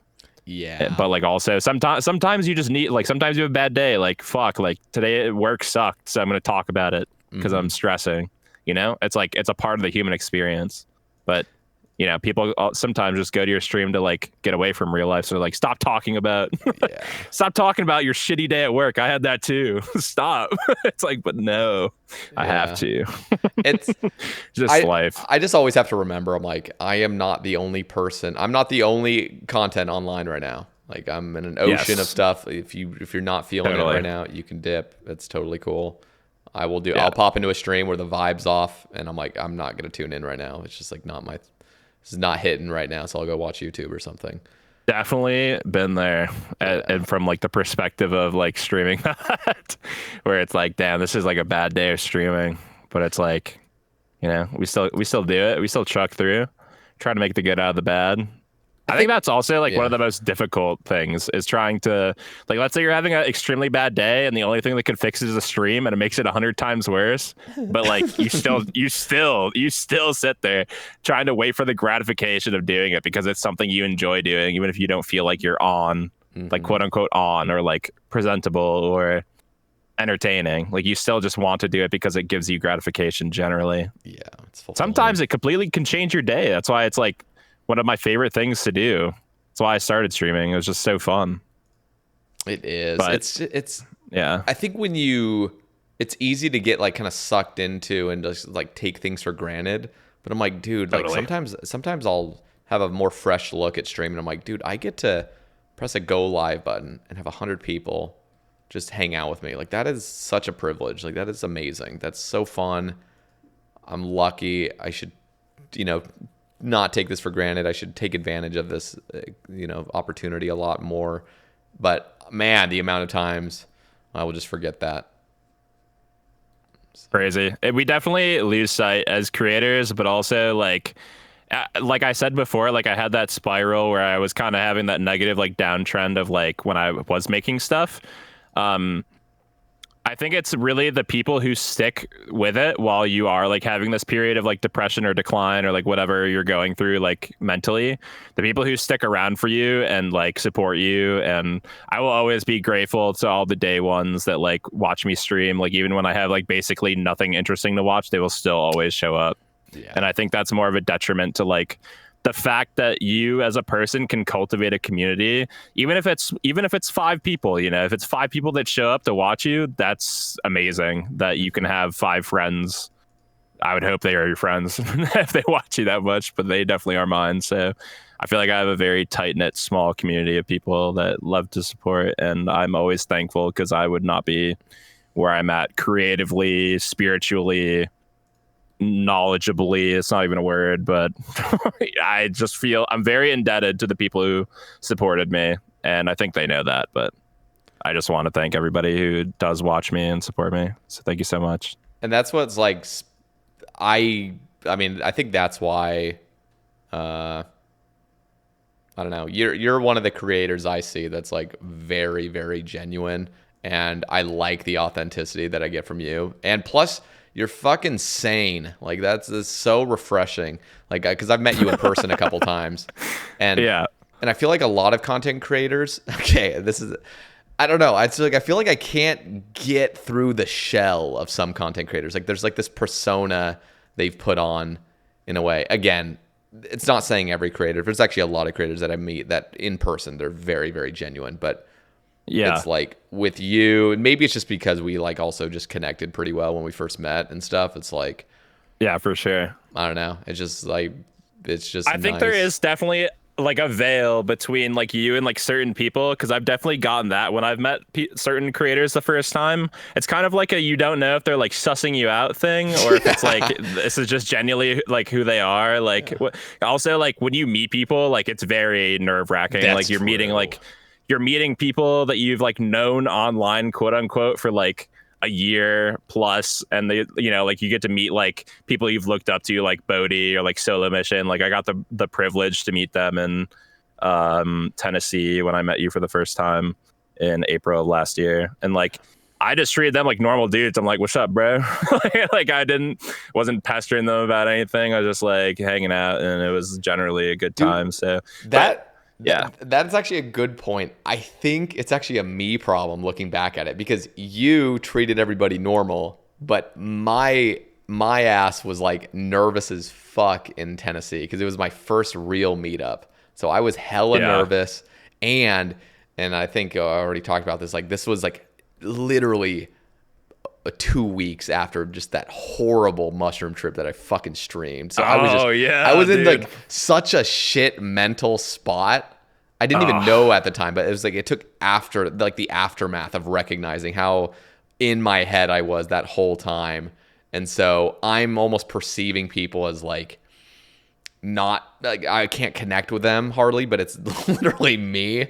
But you, like, it felt very natural talking to you. I think that's because you were just like grounded, and most of it was just me being like super in my head about like, oh God, this is my first time meeting people, and I'm not like, I feel like I'm not really there. I'm not in the moment, and this is tough. It was definitely a lot better in Orlando. I think everybody, I'll be honest, I think everybody was in their head for that first meetup. I mean, maybe not everybody. I definitely had moments where like there's a bit of unease just because there were, you know, you're meeting 20 plus people and you're trying to make a good impression. Yeah. Like you're not really trying to like, you know, shit the bed like the first like 20 minutes you're meeting people. It's a bit fucking nerve-wracking. Or piss on your phone. In the toilet. Yeah, the Mick homie drinking half a bottle of Jameson and pissing on his phone first day. That is quite the impression, for sure. Oh God. Yeah. Shout out Mick. Guy's still kicking, still live streaming. Let's go. Still, yeah. Man, it's awesome though. Like I'm so grateful to like be a part of the community. I'm with you. Just like it's great. Yeah, very grateful. I need to pee. Okay, yeah, I need to pee too. Okay, let's take a break. I'll be back. Okay. Dude, we're both going to the metaphysical urinal together online. Oh wait, you're away from your computer. Never mind.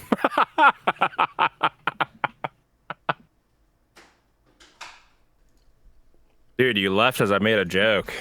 Oh shit, what did you say? Okay, I'll say it when we start recording again. Okay, I'm just gonna eat these hot tamales first. Okay. Do you like hot tamales or Mike and Ike's more? Hot tamales. Good choice. Mike and Ike's are for children. Thank you.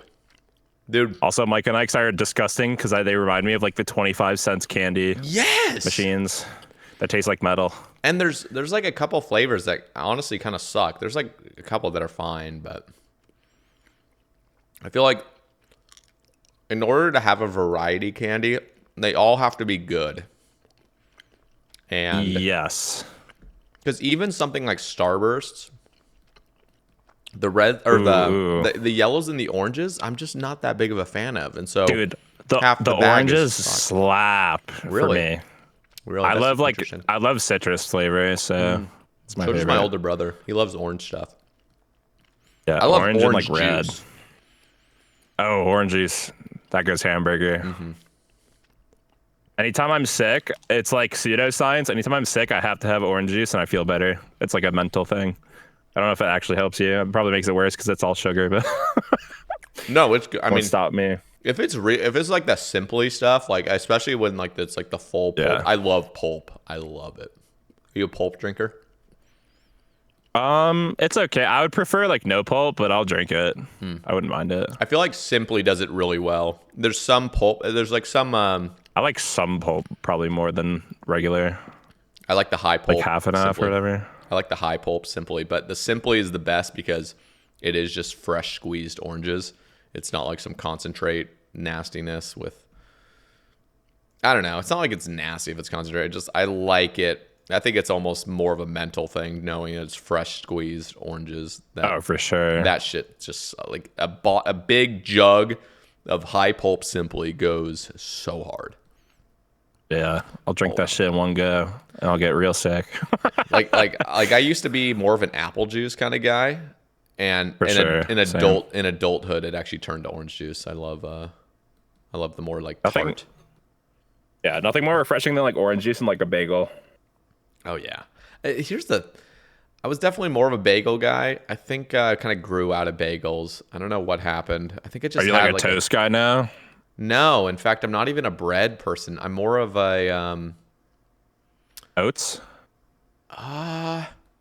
Like, what's your go-to breakfast food? Here's the thing. My breakfast is more like a protein shake optimally. It's like Okay, fair. it's like That's oat milk. healthy option. It's like oat milk with some sort of powder and like some seeds in it and stuff. And it's like, again, that's optimal. Have I been doing that regularly lately? No, not really. It's me waking up and fucking checking the fridge. I'm like, oh, I have leftover Hawaiian time, like Hawaiian barbecue. It's just like, this is not great for my morning, but I'm eating it. Dude, the Hawaiian barbecue goes so crazy. I love that shit. I've never had it. What? No, never. You Hawaiian never barbecue? Yeah. Like there's two places near me. There's a Hawaiian Time and a Hawaiian Island Grill, and what they serve is like they'll have like teriyaki chicken or some sort of pork or some sort of beef that's just really well marinated and tender, and then they'll have a big scoop of rice and a big scoop of like white mac, like the mac that's like it's probably mayo based. I'm not a huge fan of mayo, but it's like it's really just delicious, and it's not like mac and cheese. It's more like it's just like a white sauce sort of mac thing, and you mix it all together. So you have like the teriyaki chicken with extra teriyaki sauce, and you have a fork full of that with rice and this mac, and it's just like, holy fuck, like this is so good. It's such a good combo. Yeah.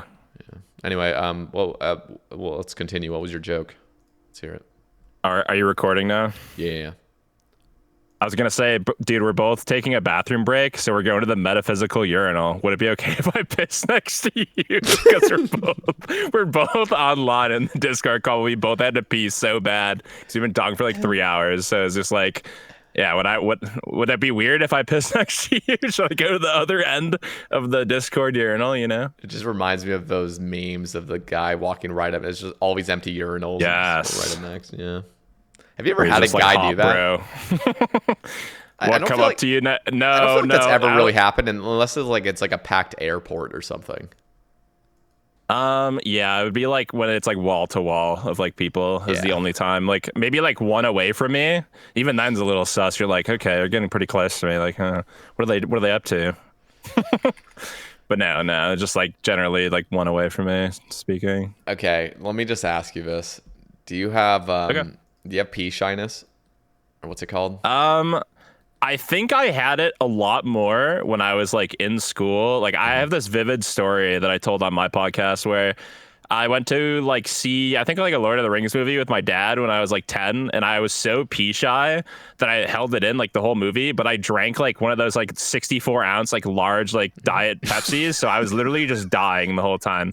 And I remember vividly like not being able to walk. Like my kidneys were so full of pee that I literally just, sorry to be graphic, but I just couldn't barely walk. And I've been there. Yeah, and I learned that day from like the probably irreversible damage that I've done to myself that like it's probably not worth it. So, you know, if there's ever a moment where I'm feeling like, okay, like this bathroom's like not the best, I usually just hit the stall. The stall is the best option if you like feel like you are pee shy. Like, and I just kind of got over it over like the years, but yeah. I don't know. It kind of ebbs and flows. Sometimes you're like, dude, like, why can't I pee right now? Like, maybe sometimes your body just shuts down. You're like, am I dying right now? Like, am I okay? Yeah, what's going on? I'm pee shy, and I've had it my whole life, and so if I'm in it, I can pee at a urinal if the bathroom's empty, or if there's like a person in the stall or whatever, or you know, it's just like my brother or something. Like we're at a movie theater and we both go into the restroom. Like, I'll just go to the urinal. That's fine. Soon as there's a stranger. Or even if I hear footsteps approaching the bathroom, it's like nope. It's like sucked back up. It's like nope, you're not peeing now. Like, and so basically, I will always try to find a stall, and I'll just pee. Yeah.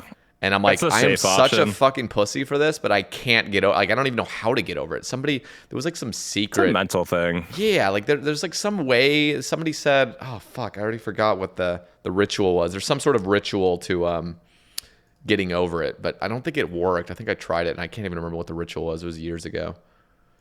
I remember distinctly in like college, like the biggest thing for me was I had like a pretty small like art class because I went to school for graphic design.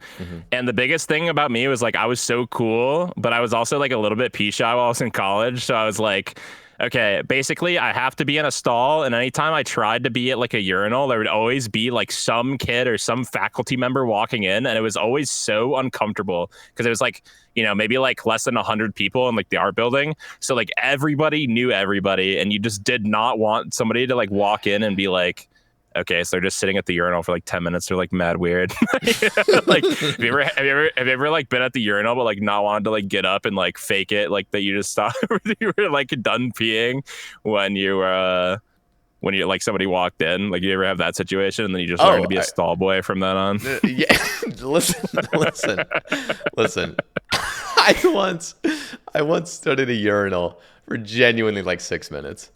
And oh my God, I ended up leaving without peeing still. Yep. And I had to pee it's hard, bro. So fucking bad.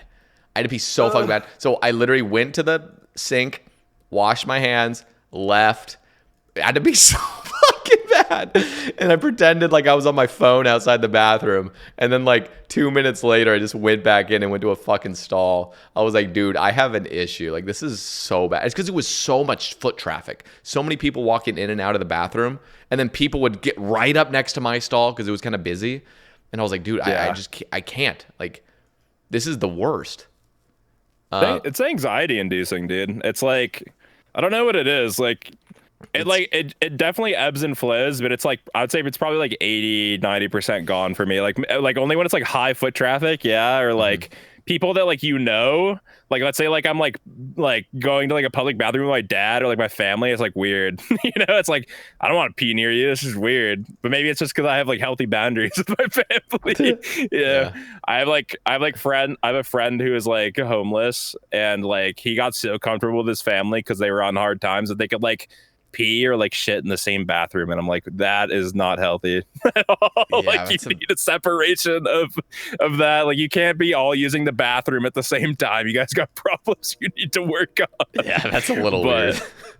Yeah, he's just a peculiar guy, but yeah, I don't fault him for it. I just think it's the way he was raised. It's fine. You were talking about that time you drank that 64 ounce of Diet Pepsi. I don't know who I told. I've definitely told this story once or twice on the cast, but when I was in Mexico, this is 2 Christmases ago, I was in Mexico, and we were at this nice resort, and we had an excursion. Excursion? Am I saying that right? Excursion, like a trip. Why does that not sound right? Okay, that's right. That's not a commonly used word I use, but that's what we called it in Mexico. So I was like, okay, doesn't sound right. God damn it. Anyway, we went pulled out the dictionary with that one. we went on an excursion to go do some like random like cave exploration and stuff around Mexico or whatever. So for like we were having like a full day trip with my family, and we had to wake up really early. And I drink a lot of water at night. Like, I always have like a water bottle next to my bed, and I'll like chug the whole thing by the morning, basically. And I don't know if you've ever watched my stream, but I also have a peeing problem. Like, I will pee a lot during the morning streams. Like, I'll probably pee if I go live at 8 a.m. I'll pee 5 times before noon, and it's just because I chug so. You gotta be chugging water, yeah. Oh yeah, no, I drink a lot of water, and then in the morning I like to just initially hydrate, so I drink a bunch of water. Yeah, that's it. And I'm also like, I do have gut issues. Like, I'm diagnosed with IBS, so like I clearly have some issues that have been diagnosed and stuff. But it hasn't, because I'm a streamer, it hasn't diminished my quality of life. So I just deal with it. It's like, whatever. I'll just pee a lot in the morning, but I have a bathroom 5 fucking steps away, so it's whatever.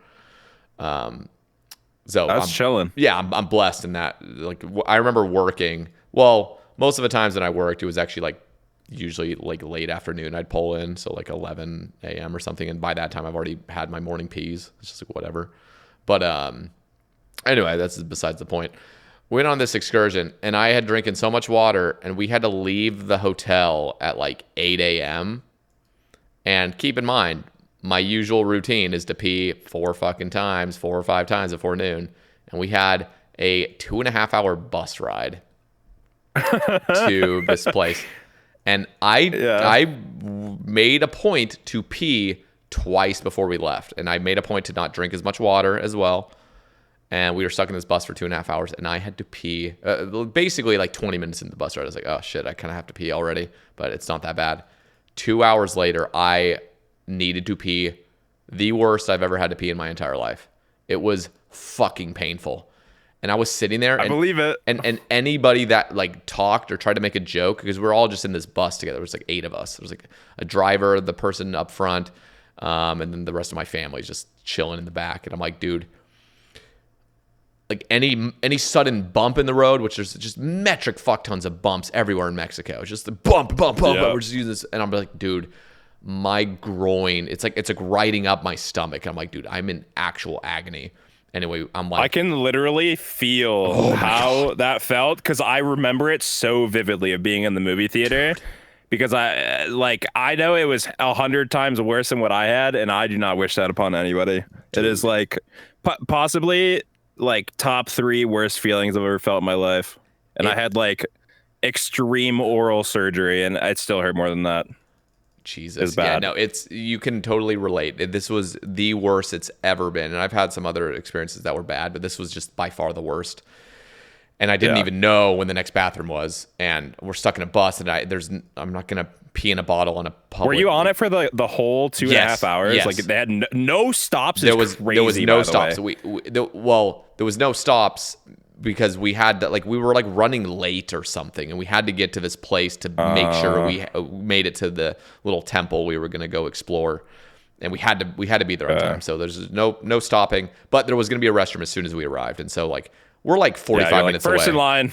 Yeah, like I don't care about being pee shy. I'm first in line. We're like 45 Move minutes out of the way. like 45 minutes away, and I'm like, I am being crucified. Like I was just like, this is the worst pain ever, and I'm just counting down. Didn't it feel like you were like dying? Like it yes. felt like you were literally dying from the inside. This is the best way to explain it. And it's like your body was shutting down, because it basically was. It's worse than prairie dogging too, because at least with prairie dogging you get a little bit of relief here and there. It's like, okay, you really got to shit, but then it's like, okay, it kind of passes, then it comes back like even harder, and you're like, oh god, like I'm gonna poop any second. This is like no relief. It's just pure pressure added nonstop. The thing that's also like horrible about that is that when you hold your pee in that long and your kidneys are literally that impacted and like hurting, is that it's actually difficult to pee when you would think like, unlike like prairie dogging or whatever, like it's immediate. Like it's almost like your body shuts down and you have to relearn how to pee again because it hurts so much. Dude, your body can't even make the connection to your kidneys that like you need to pee. Like your brain to your kidneys just aren't connected.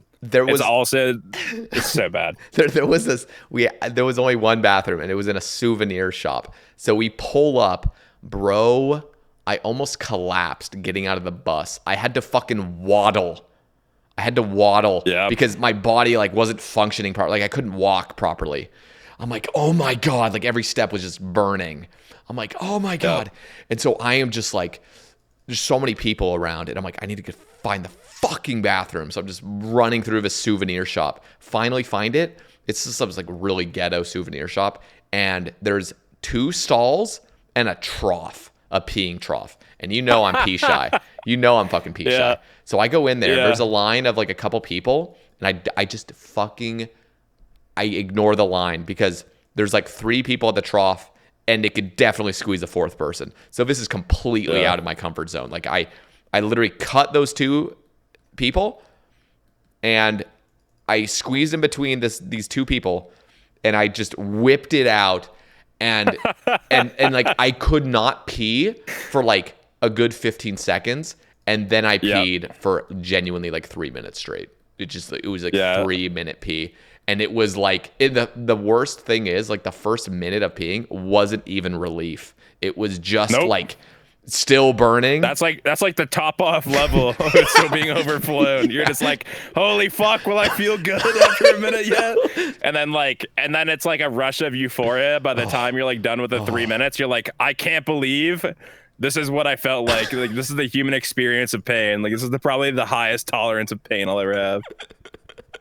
Insane. It's like, I do not recommend holding in your pee to anybody, but there are unique circumstances in life that present themselves that you just cannot avoid sometimes. Like the 2.5 hour bus ride after you peed like 4 times and you still needed to pee. It's like, it's not your fault. Dude, You know? it was. I bet you could probably stop that bus. You could make like a thread or something. Be like, I'm gonna piss all over this bus. No, you don't stop it right now. I could have, but like I'm Yeah. looking outside and we're in Mexico. I mean, this is like straight ghetto. I'm like, dude, where am I supposed to pee? We're not in the safest part of Mexico. Yeah. I'm not peeing right now. No, seriously. I mean, we are driving through. I mean, there's just establishments that are just crumbling. I mean, the buildings are crumbling. There's a truck I just saw with people with AK-47s in the back. I'm like, okay, like where am I supposed to pee? Let me Like, go piss right by that guy. every fucking establishment has like a gate in front of it, so it's like, what am I supposed to do? Like go in there, like, hey, can I like my Spanish is so rough. I know how to say, can I use your restroom? But it's like, it's just Yo so necesito el lavio. Usar el baño, whatever it like, is. por favor. Yeah, or Yeah. baño. That's Yeah. what it is. And it's Yo necesito el baño. yeah. Anyway, Ayúdame. it was a terrible experience. Like again, if we were in America, I would just like fucking pull over to a 7-Eleven or wherever the hell. But it's like this is I don't feel safe. Yeah. Yeah. That also could be like a UP behind the bus angle, but you know that would be indecency, of course, in Yeah, Mexico. I'd be scared to get like arrested in Mexico. Oh Jesus, it'd be horrible. Yeah. Yeah, so that was that. But yeah, I'm still pee shy. Definitely to this day. definitely a uniquely shared experience. So you're not alone on that. I'm sure somebody will resonate with that who's listening, if they are listening. Guys, if you're listening, please like, comment, and subscribe to the Sae Bae channel if you're not already. Also, why would you be this far in if you weren't? Because I'm a random guy on this channel who knows Sae Bae, so why are you here? No, I'm just kidding. You know what always surprises me, and I think pretty much any content creator has this at some point, like just the fact that anybody watches your stuff. But I am still so surprised that there are some viewers of mine that have listened to every single episode of the cast all the way through. And Really? They'll make it known. They say I've watched every single one. I'm like, So nice of them. yeah. I'm like, that's like 600 hours, right? Of just pure. That's crazy. Yeah, it's wild. They're juicing your watch time. Shout out the juicers. Guys, shout out the day ones who watch all the way through. If you made it this far, you're the GOAT. Honestly, Just know that. Honestly, so true.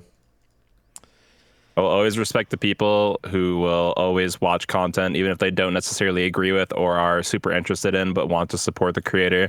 Because the biggest thing you can do to help the algorithm is to interact with the video, first of all, but the best thing you can do is watching something all the way through, because it's going to propel the video to new people and allow you to promote it. Because watch time, I think, is king for all content creation on YouTube. So the biggest thing you can do is watch. And if you made it this far, thank you for supporting Sae Bae and also me. And also, guys, maybe check out the links in the description. Sorry, I'm being a sellout. No, check them out. Genuinely, like I'm when I have guests on, like I really actually want like my guests to like, get their links clicked and to I really am not that kind of person that's like, oh, I'm just having you on for my own good. Like truly, like I've been in a position where I really wanted somebody to shout me out. That was actually Itswill in the beginning days. Like Itswill would raid me on stream, and I'm like, dude, I still to this day remember that feeling of feeling completely helpless towards streaming. Like I didn't have any audience, like, and the people that would selflessly just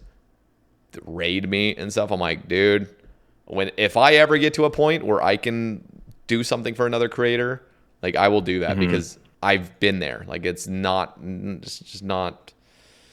It's rough when you're starting, rough. dude. It's and sometimes like rating somebody that you like never suspect, or just like somebody that like of or whatever, like that could like make their whole year, dude. And like I've also been on the end of a Will raid before, and it's definitely helped me out immensely. So, and I also like to poke fun at Will just on Twitter, and we can just kind of banter. Yeah, he's a good dude to fuck with.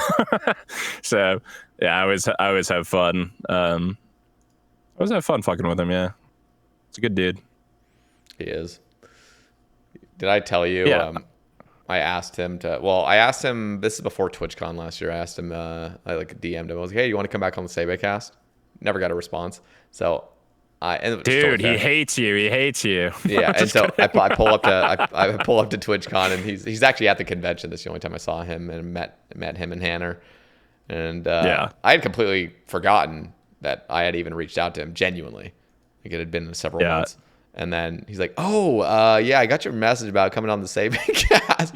Yeah, like I'm down to come on, just just whenever. And I'm like, huh?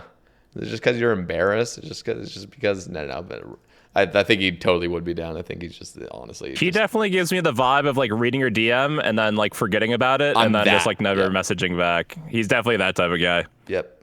I also had the pleasure of meeting him because he dropped off Mason to my B&B, and he he's like, oh, so this is what you look like. I'm like, yeah. He's like, can I touch your bald head? And I'm like, yeah, go ahead. He fucking rubbed my head, and then asked if my Chrome Hearts chain was real, and I said, nah, it's fake. Why would I spend $3,000 on a little piece of silver jewelry? And then yeah, it was basically my whole interaction with him, so that was pretty good. And no, he's a nice dude. I think he let Mason stay at his house for like a night before like everybody had their B&Bs locked in, so that was definitely nice of him. And he's like pretty good friends with Mason, so I think that was like right when he just bought his new house, I'm pretty sure too. So that was pretty nice of him to accommodate him. Yeah. No, he'll respond to you. Yeah, no, he's just like when you're a creator of his size, like I think it's just a thing of yeah, he just probably forgot. But also like all you have to do, like literally all you have to do is just tag him and troll him on Twitter, and he probably will love that shit. Like I've tagged him in a post. What was the recent one I did? Oh, I got an ad on Instagram, and the side profile looked like Will, but like it was like if it was like Will was like a C-list actor like version of himself. So I was like, why did I just get Itswill on my Instagram feed? And then he just put the gif of like LeBron being like, kill this guy with hammers or whatever. It's just always I just love shit posting on Twitter. I think I had like a resurgence when I stopped streaming as much, where I just realized that like being funny on Twitter is just such a good avenue to like expel my like streaming thing when I stopped doing it as much, because like I feel like I could generally be pretty funny. You actually feel like are. Twitter like, is your tweets are bangers. I think. Yeah, I've had like a good like reception to them after I just kind of like stopped caring about what I'm posting, but I try to always keep it like somewhat centric to RuneScape stuff, because I have like a unique sense of like edgy humor, I guess, but like some stuff is just not going to be relatable to people in like the community that I'm in, so I just try to keep it somewhat of the same ilk, I guess. I feel like I've become less funny. I used to really like I used to be the center of attention, and like that. Well, still I'm the center of attention, but like I used to. Were you like that in school? Yeah, I was the class clown. Like I would just it depended on the class, of course. I think it would just depend. It's like the environment, the classmates I'd have, the teacher. It all would depend, because I could be the silent type that's just like in there, just on my phone or whatever. And then there would be the times where I'm like, okay, I'm gonna fucking just be obnoxious, lay into it. Yeah, just go to town and get in trouble. Just like bad. And especially if I had my wingman Brandon. He was good friend of mine.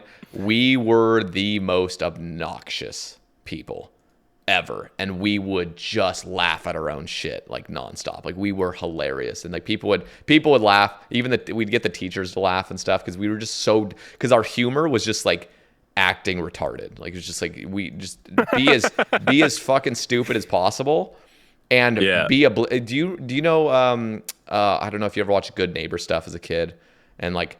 Kyle Mooney. Sounds familiar. He's on SNL, or he was on SNL. I don't know. Oh yeah, I know that guy. I know Kyle. Yeah. And Kyle Mooney. I used to watch him before he ever got like really really big. But you should go into his old stuff. He's got these interviews where he just goes around to like random public places and just interviews people and just acts so uncomfortable. Like it's hilarious. It was so funny. And as a kid. I ate that shit up, and I was just like, dude, like I don't have the balls to do what this guy's doing, but we would act like that oblivious, just stupid, just acting like idiotic and stuff. And so anyway, I totally embraced it, and I just loved it, and I'd have so much fun. And we'd go to football games, and we would just act like total clowns, like we're not even playing football. We're just like out on the track where all the like other high schoolers would be, and just be total idiots. And there's a part of me, and again, that's really immature humor and stuff, but there's a part of me that like,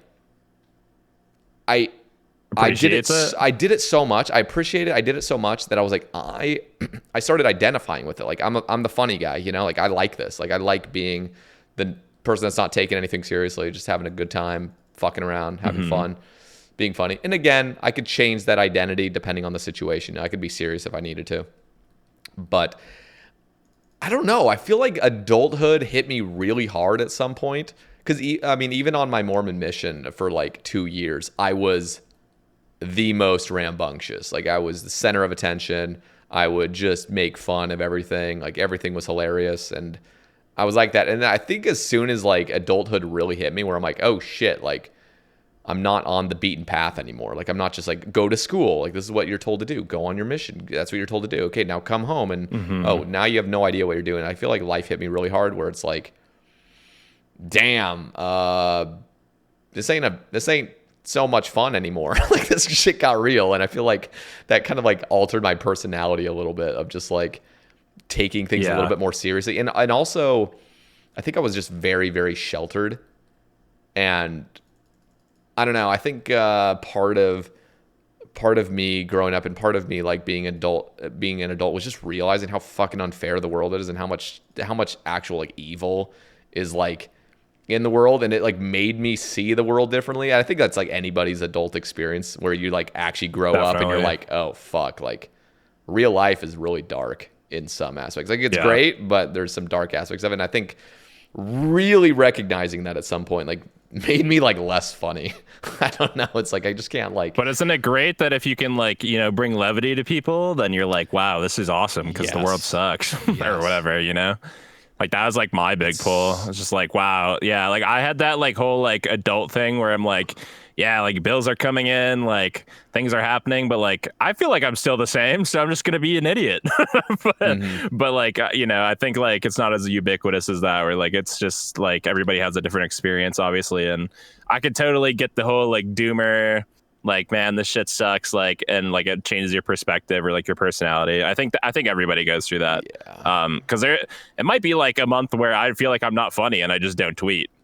And like it's just a moment like that, or like usually what it is it'll be like a week of me like not thinking of anything funny, and then it's like a stream of consciousness that comes out of nowhere, and I like draft like 20 tweets on my phone, and like sometimes it's just like people operate differently with like being funny. Like sometimes you're funny in spurts.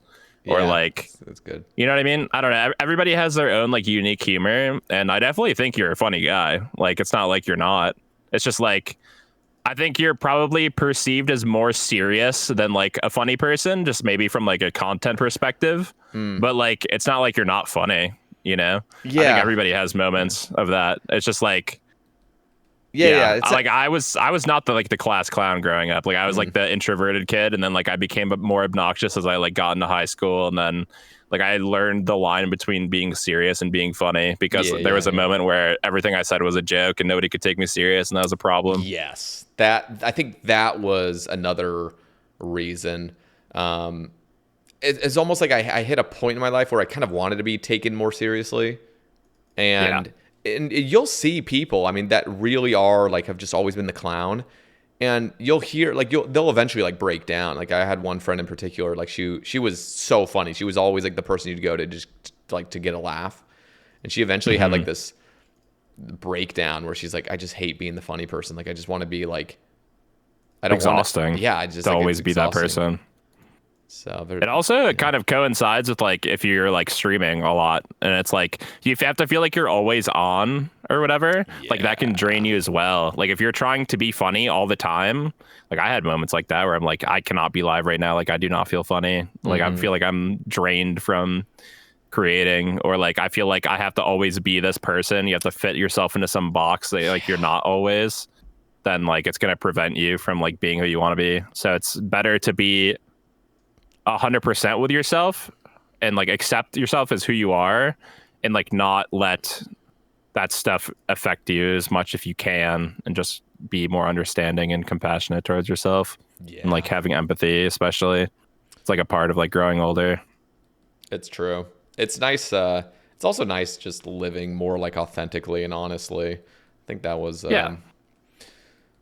you don't gotta sugarcoat everything, you know. Just be honest with yourself. It's okay to, you know, not be doing the best or whatever, but just like accepting it and like figuring out healthy ways to like deal with stuff is the best way to navigate anything, I feel like. Yeah. Who do you think's the funniest person in the old school scene? Funniest? Yeah.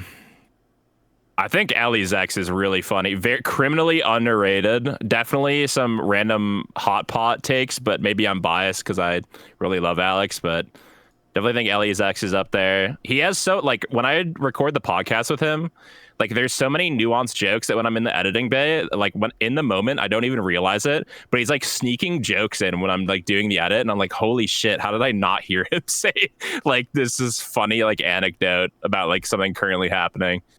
And he's just very good at like being Makes witty. any sense? I think I don't know. Tasty's funny. I think Will's funny, but also Will plays on the like cringe humor thing a little bit too much, where it could be like overdose, like OD. Yeah, you know. I think everybody has their moments. Yeah. I don't know. I'm trying to think. Like, I'm actually.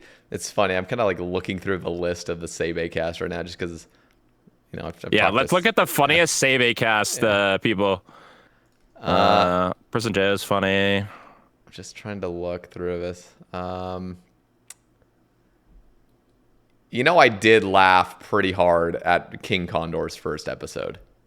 There was moments I was laughing my ass off. Like, there's definitely moments on there that were comedic for sure. I remember. And then I'm trying to think. You know who made me laugh the hardest I've ever laughed? It was partly, well, it was almost, I don't know. I was really, really drunk. It was in Vegas, and we were at that first party I hosted at like the base mansion thing. And do you know Travis 42? Yes. Bro, he was so fucked up. He was so fucked up, and he was making me, I couldn't breathe at some of the shit he was saying. Like, it was hilarious. It was truly like I was gripping my gut laughing, like head down, just fucking like spilling my drink because I couldn't even like hold it properly. I was shaking, like just laughing, like trembling.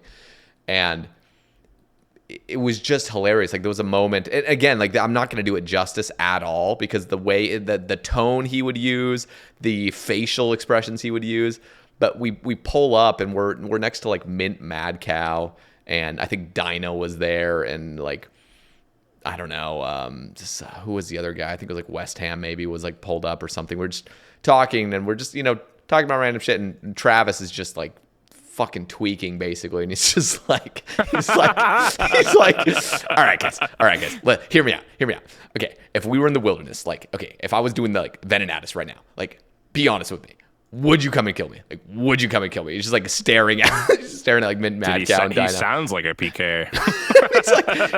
he's like, okay, listen, I'm like locked and loaded. I have all my Iron Man gear. Like, would you kill me? Like, okay, I'm just out there. Like, would you kill me? And I am over there just creasing.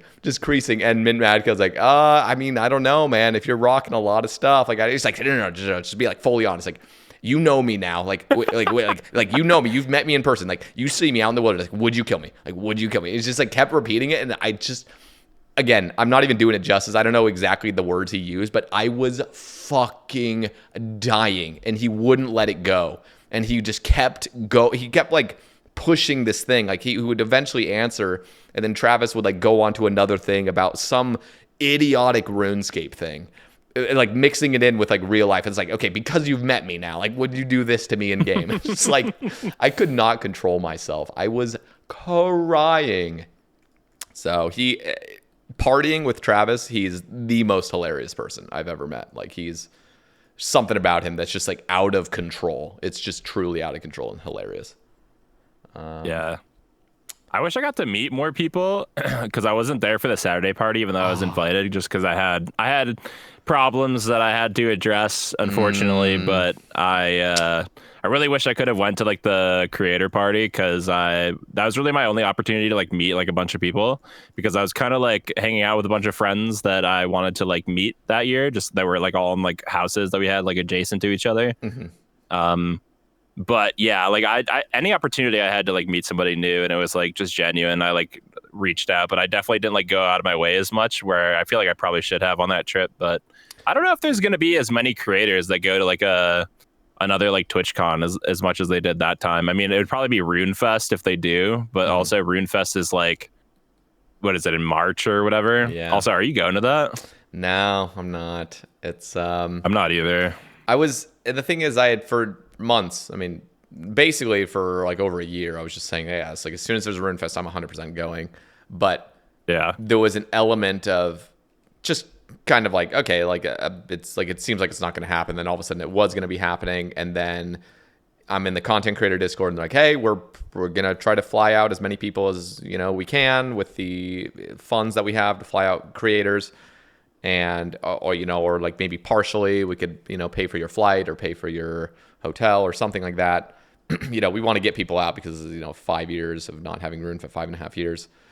And so I was just kind of waiting to hear back from Jagex of like, okay, maybe, I felt like, I've had JMods on the cast and stuff. I was like, surely I could probably be a person that has some sort of Reached out to. Yeah, something, a flight paid or just anything, like I don't know how it goes. So I was kind of holding on to hope, and then they eventually reached out and they're like, yeah, we're not gonna pay for any of your stuff. And I'm like, yeah. And and it was like right after I bought a car, and I'm like, I just am not in a financial position to just blow a couple thousand or even more dollars on a flight to Europe. So because I feel like if you were gonna go there, like I think it was like Prison Joe or Tasty or Teapot, I can't remember who said it, but they were like, you kind of have to like make your most of that trip because like that Rune Fest event is only like 2 days, right? So like most people when they do go there, they're like, yeah, let's do like a Euro trip, or like let's go, like actually check out places in like London, or like just go around the UK or like Ireland, or like just make most of the trip because the like plane and like train travel is like ridiculous. Like exponentially less than it is. Like I think it costs like maybe like 100 to like 200 pounds max to like go to like France from like the with UK. The train. Yeah. Wait, it's like you're saying like the train with a train or plane. It's I way guess less. Flights there like locally, yeah. But I mean like the Were you saying not internationally from the United States, but from like let's say like you go to Rune Fest for like 2 days, and then you're like, okay, like let's go to like France or like Italy or something. Then it would be like exponentially less because you're already in like the European Union, or I don't know what it is with Brexit now, but it's something. It's close. I think it's way less than flying internationally. So.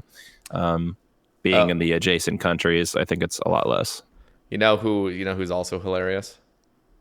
Who? Fat Clouds.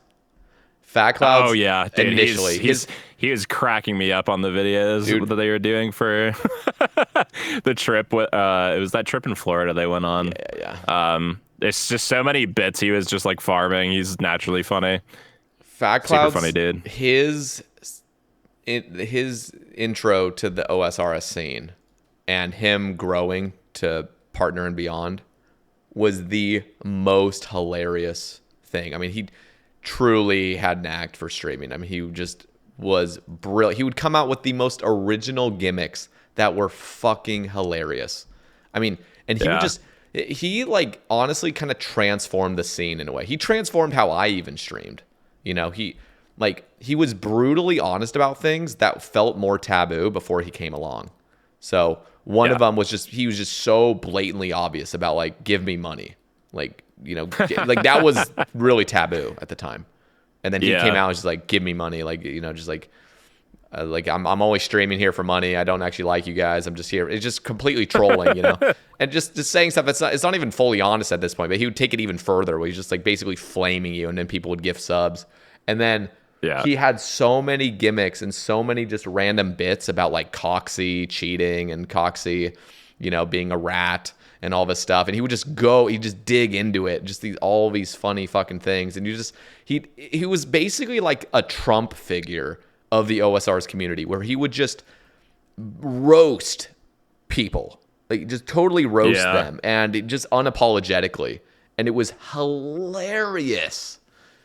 Yeah, he knew what he was doing, and if he wasn't just like if he hadn't been just an Iron Man skiller, and I've said this, I said it way back as well. Like if he had really leaned into being a content creator and decided to, like, I don't know, do staking streams at the time back when they were really popular, he would have blown up. Or if he just did variety even.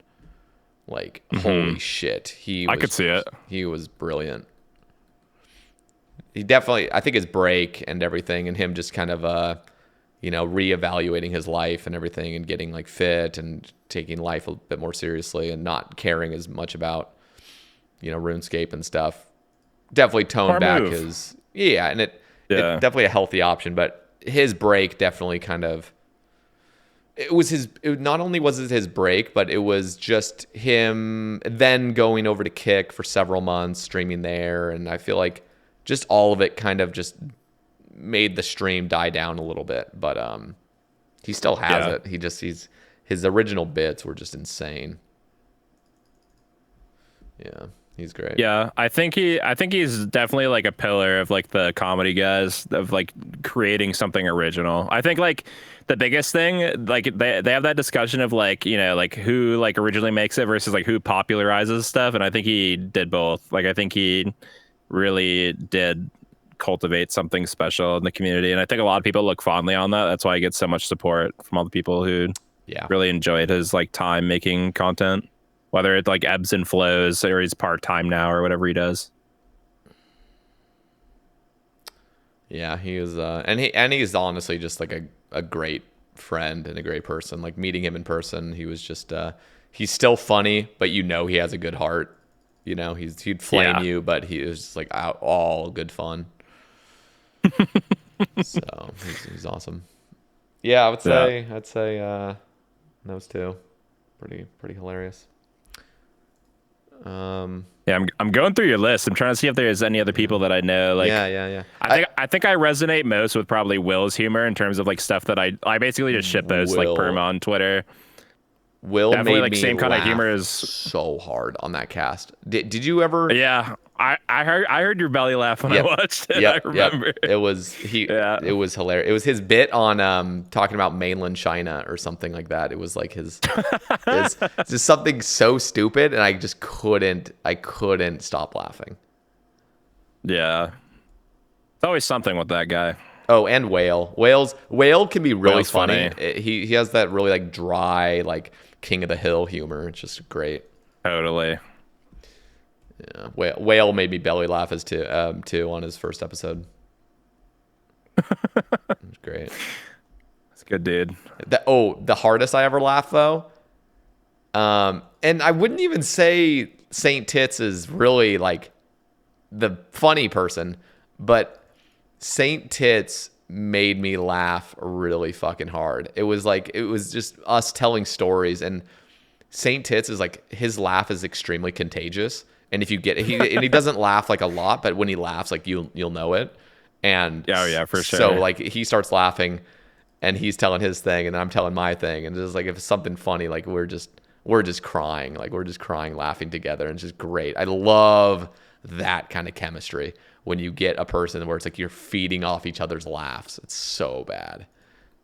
Yeah. So bad that it's good. Yeah, bad in a good way. Yeah. God damn. Yeah, it's always, I don't know, it's cool. It's cool scrolling through the cast and seeing some guests I forget that I had on. It's nice. Yeah, I'm checking through it too. Mm-hmm. Yeah, I'm auditing your Sae Bae cast list. I'm looking down the creators. You know who's hilarious on Twitter? Sinferno. Who?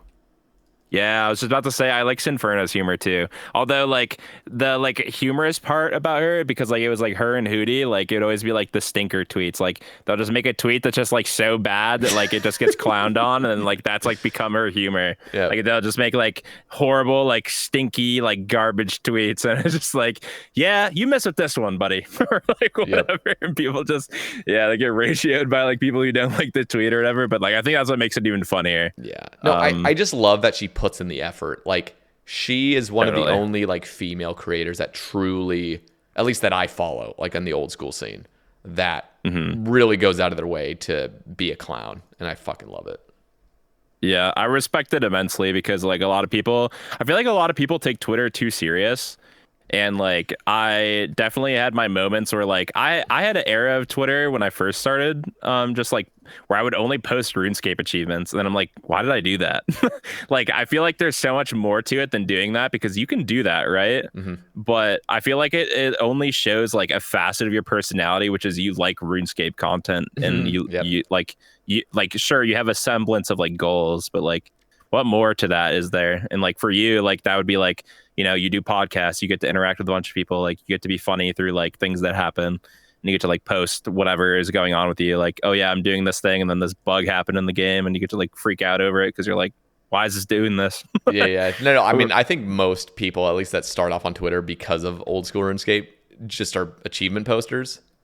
Yes, I don't totally. even think I've never really got to embrace just the pure just humor. There's occasional tweets where I'll try to make something kind of funny, but it's just like I'm so rusty at it that I'm like I overthink it. Dude, And I'm like, I think you should send it. Also, we had this Twitter workshop where a bunch of like homies who do make like funny RuneScape posts posted, but then it kind of got defunct because like we were just posting way too much, and we are like, all right, what do you guys think about this tweet? And then it's just like way too many people putting in like like ideas. But yeah, if you ever want to bounce stuff off me, if you think it'll be funny or not, I'll just tell you straight up, or like give you notes or whatever, well, because I like to bounce tweets off with like Bean Dip or like Alex or Mason, whoever. I'm definitely like I've been on like the Base After Dark where they'll have the Twitter workshop at the end, and I never participate. I'm just not in that Dude, scene. you gotta No. have a heater in the drafts. You gotta have a heater. Yeah, I yeah. know it. And that's probably another reason why I need a full week to, yeah, no. But I still never interact with it even after a week of notice. But I am at the point on Twitter now where it like I got addicted to it pretty bad. Well, not like addicted to it, but it was just like it was like a tick of mine to just like keep tapping it on my phone. Like it's just like I'm just brain rot scrolling on my phone. I just keep clicking, and I'm like, why the fuck am I looking at this still? And Okay. so I'm in the phase right now where I don't even have Twitter on my phone, and I don't look at it. I only post my stuff. In fact, I even deactivated my Twitter for like a week, just like a couple weeks back, because I just needed to just like get rid of it out of my life, and it was a nice refresher. But then I was like, okay, I still want to keep my Twitter because I have built up several thousand Twitter followers, and they get noticed if I or they get notified if I post content. So now I'm just using Twitter exclusively for like just posting my stuff. I'm not even looking at it right now. Yeah, that makes sense. You kind of have like a content machine going, so it's like good to notify people through that versus like treating it as like a like comedy avenue if you wanted to do that. But I mean, I don't know. It's all subjective really on what you want to do, but it makes sense to make it like that way. Yeah. I've actually been having a lot more fun just like just like doing the shit posting stuff, but obviously like putting out like regular like guys, this is my first episode in the series that I'm doing is not going to get as much interactions as like, reposting a comment of Prison Joe's new video with Kemp Q. That was heat. Yeah, I'm just like, no way nobody's commented. I was like, no way nobody's like posted this yet. And it was just Kemp Q looks like he was born with a 740 credit score. And it's just like obviously green screened background of him staring at his camera. Did you watch that Top Tuesday? Yeah, it was so good. I didn't watch it yet. I started watching it. I was like, this is going to be exhausting. Like, I need to like have a moment where I can like sit down and really enjoy this. I was like, damn. I was like, Kemp Q was the straight man that whole time. I was surprised. I thought Kemp was like gonna loosen up a little bit. He's a little bit of the straight man a lot on that one. But I think that's his persona, is like being like the like. I guess I didn't realize he was like a religious type of guy, but I guess he. Oh yeah. I guess he's very like religious, like astute, like very I don't know the word for it, a proper type of guy. I guess I would say like a religious type of person, reserved. I got that vibe on when I had him on my cast. I was getting that vibe. This is Oh, I mean, so is Alfie. Alfie's like super Christian, and did you watch his Top Tuesday? Very devout. Yeah, I actually loved that episode. It's like one of my favorites that Prison J released. It was a total banger. It was so good. It was so awkward. It was just amazing. Yeah. I think they had such a good pacing though, because Alfie was like throwing it back in a way where like it was I don't know, like it was very tit for tat, and like Prison Joe's humor is to be like loud and funny and like say like ask obnoxious questions or whatever that like will like make you question everything to try and throw you off to like kill you in the raid. And like for Alfie, it was like nothing he's never heard before from streaming, but it was just kind of like he just sat there like mentally processing it for a second, then had like something funny to like come back with, which was like awesome. And like that awkwardness did get broken with like I just felt like that was like probably up there. I think the Oda block one was also like insanely good. Yeah, it was good. Yeah. It was. Yeah. I wonder sometimes, I wonder about like I would almost like want to like sit down with KemQ. Here's something interesting that I haven't ever talked about. I mean, it's not really super relevant, but you know, I talked to KemQ on the Sae Bae cast. We got along great. I can get along with anybody, for the most part. And, you know, I was just like praising him for creating RS Chronicles. This is in the very, very early days of it. And I thought it was like very, very well produced and stuff. Anyway, we were kind of like DMing each other over the next, you know, several, I don't know, maybe over like the next year. We sent each other a couple messages back and forth. And anyway, just about like random stuff. I don't want to like, you know, say too much, I guess. I just for, you know, his own privacy, I guess. But it's just like when I was doing like mushrooms, he was kind of like, I can't even really remember how it all went, but we were talking about like mushrooms together and stuff. And I don't think we ever really talked about any sort of religious thing. Again, I haven't even watched the Top Tuesday episode, so I'll need to like check it out or whatnot. But I don't know. Sometimes I kind of wonder about the connection with that. I don't know. I wonder about the connection with like psychedelics and religion, because I don't actually know. Like the reason I'm kind of bringing all this up is because I almost want to talk to KemQ about his like spiritual journey. Like, was he just always very religious or something, or was it because of his like potential, you know, maybe psychedelic experiences or something? I'm sure he's had them because we were talking about it. And again, I don't know for a fact if he's done psychedelics, but because of what I was getting through the DMs with him, like me and him were kind of talking about it. And I don't know, that's always something I'm really interested in, because for me, like psychedelics put me away from religion in a way. Like I definitely had a religious, I can see that. I definitely had a religious experience, which I can in a way kind of see how you could like see it through a lens of, okay, this is like a religious experience, and now I got to figure out in reality what connects best with this. And so you got to find the religion that most connects with the experience you had. But for me, it was like the opposite, because I grew up religious, and then seeing this took me away from it even further. So I don't know. I'm always curious, because I always want to see like the contrast of like the people that end up being more religious after a psychedelic experience versus not.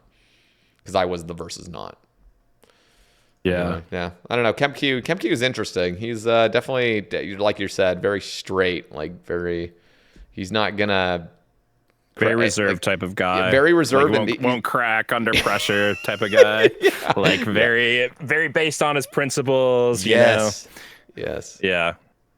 And our first episode together, I mean, I've only had him on once, I guess, but he was really, he was figuring things out, because, you know, as a RuneScape creator, most of the time it's kind of seen as like kind of degenerate. It's just like, oh, you're just playing RuneScape and making videos off of it, you know. But he's a hard worker, man. Like he really took advantage of the OSRS highlight scene and was like, this is a beautiful opportunity and I'm going to take advantage of it. And he fucking capitalized on it. Like he's definitely got a great thing going, and I'm pretty sure he's raking it in. I mean, he's got a good team, and on top of that, he like in our conversation, he was talking a lot about like his own sort of like routine that he's in, and he's like, you know, wants to be a healthy, fit individual. He runs and stuff, and he just seems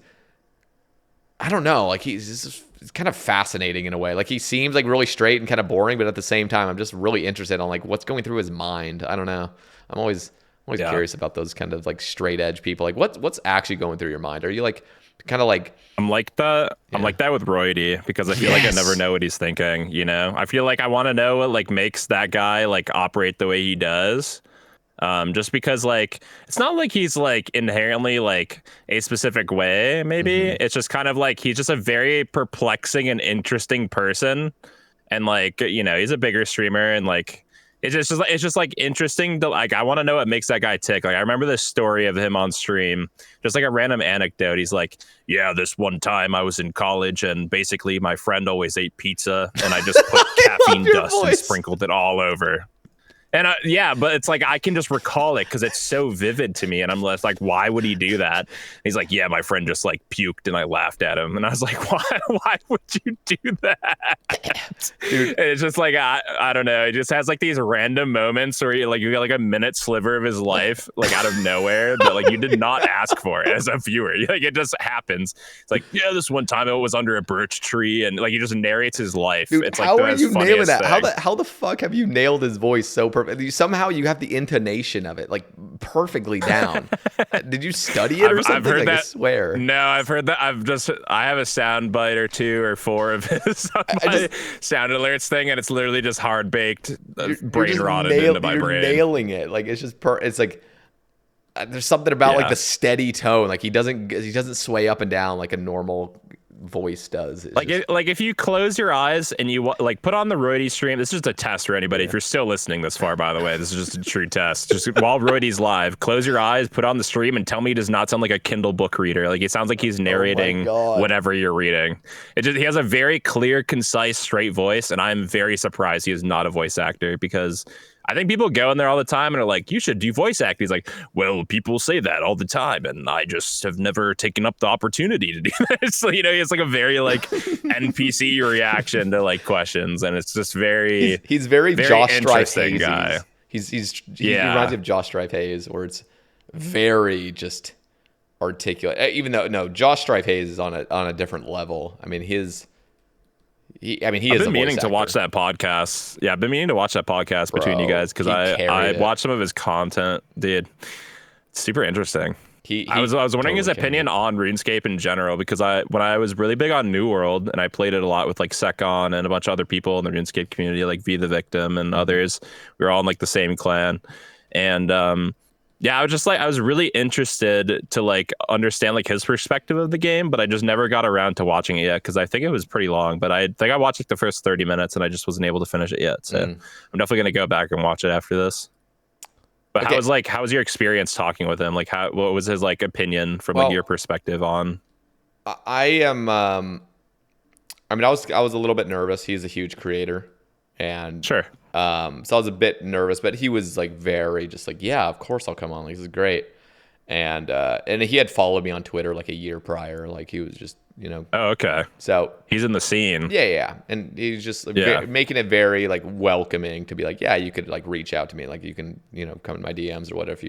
I feel like there was some sort of thing where he followed me. I think it was, he liked some sort of Sae Bae cast with a big guest, and then he ended up following. And I was like, that was kind of a sign, like maybe he'd be interested in coming on. So I eventually asked.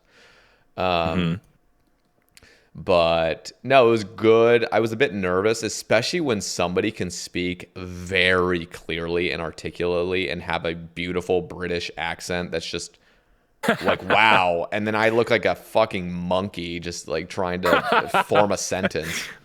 Hey man, comparison is a thief of joy or whatever. Yeah, no, it wasn't a thief of joy. It was just like I tried to like get to his level, and I'm like, I just can't. Like you're just actually And the way he would craft his sentences and craft, you know, what he's about to say was very well crafted. It's almost like you're listening to an audiobook. Like what he's about to say, which is coming out of thin air, has already been written, and he's just reading it. Like he very, very well spoken. And so I just basically sat back and was just like listening to him go off. You're like, hell yeah. Great, I'm listening to this guy talk. Yeah, no, it was great fun. And there was, you know, he would finish his point for like, you know, 12 minutes of a beautiful monologue. And then I'd butt in with some bullshit, and just then he would go on for another 12 minutes. I'm like, thank God, like I don't have to talk. Like you're carrying this so hard. But About the goat. yeah, he was great. He was really, really respectful, very, very, and he was like, hey, got an hour and a half, maybe 2 hours tops. Let's send it. I'm like, all right, like fuck, let's go. And I just started it, and he just took off. I mean, he's just very like assertive. He's like, it was like refreshing. I was just like, started up, did a mic check, boom, into it, boom. He just instantly starts carrying. And then at the very end of the recording, generally I'll talk with my guests for like another 5 minutes or something. He was like, yeah, Sae Bae, that was phenomenal. Well done. You were a wonderful host.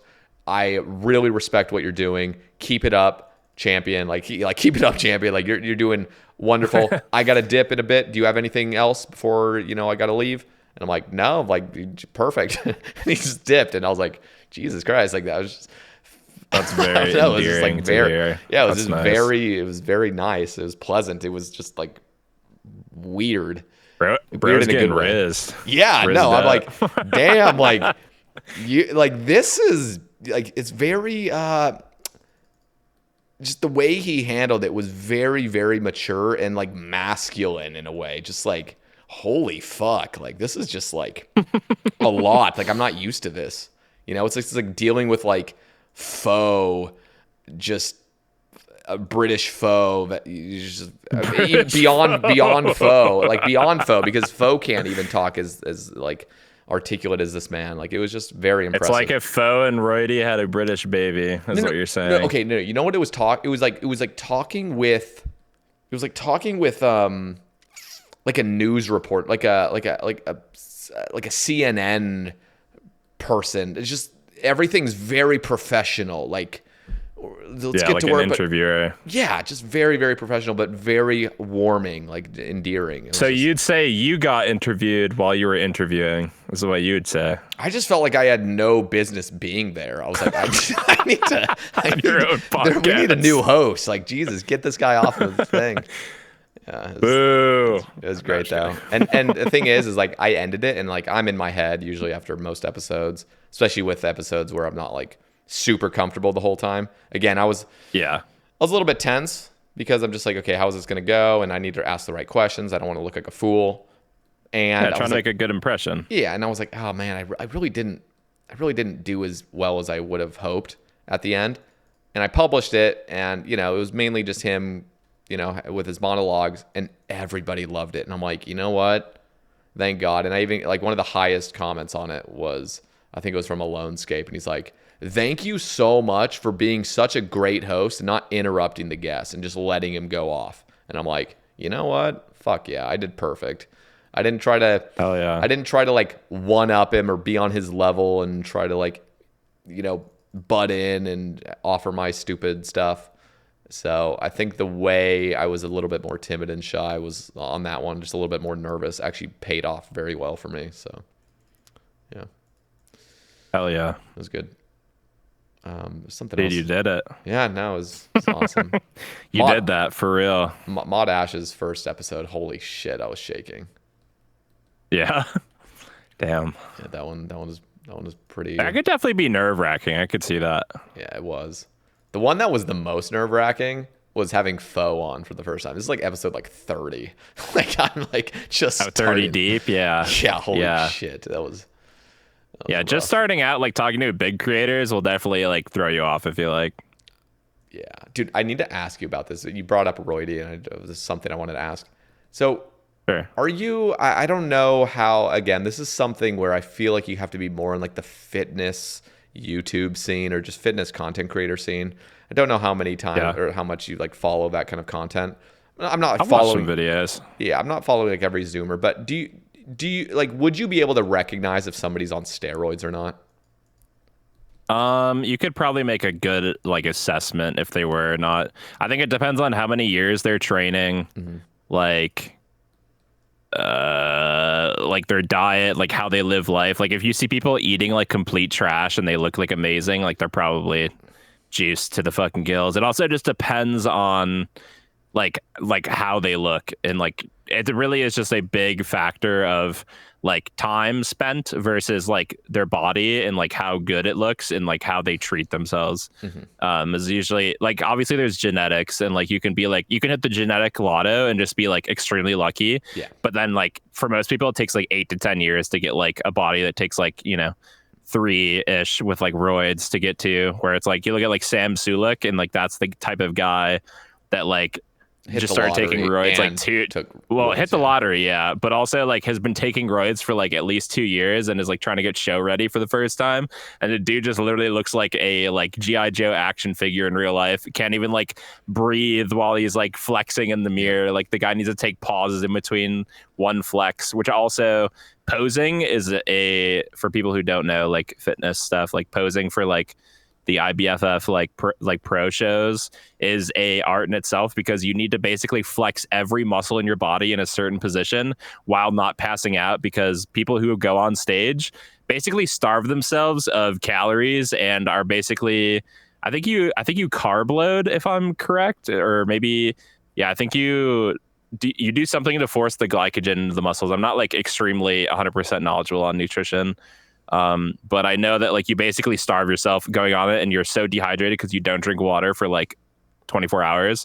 So you're forcing all of your muscles and like veins to be vascular, and you're just exerting all of the strength of your body, pushing every muscle to like the edge of whatever you can push. So people will literally just faint, and your whole like thing is to not faint while you're on there, else you just completely mess up your show.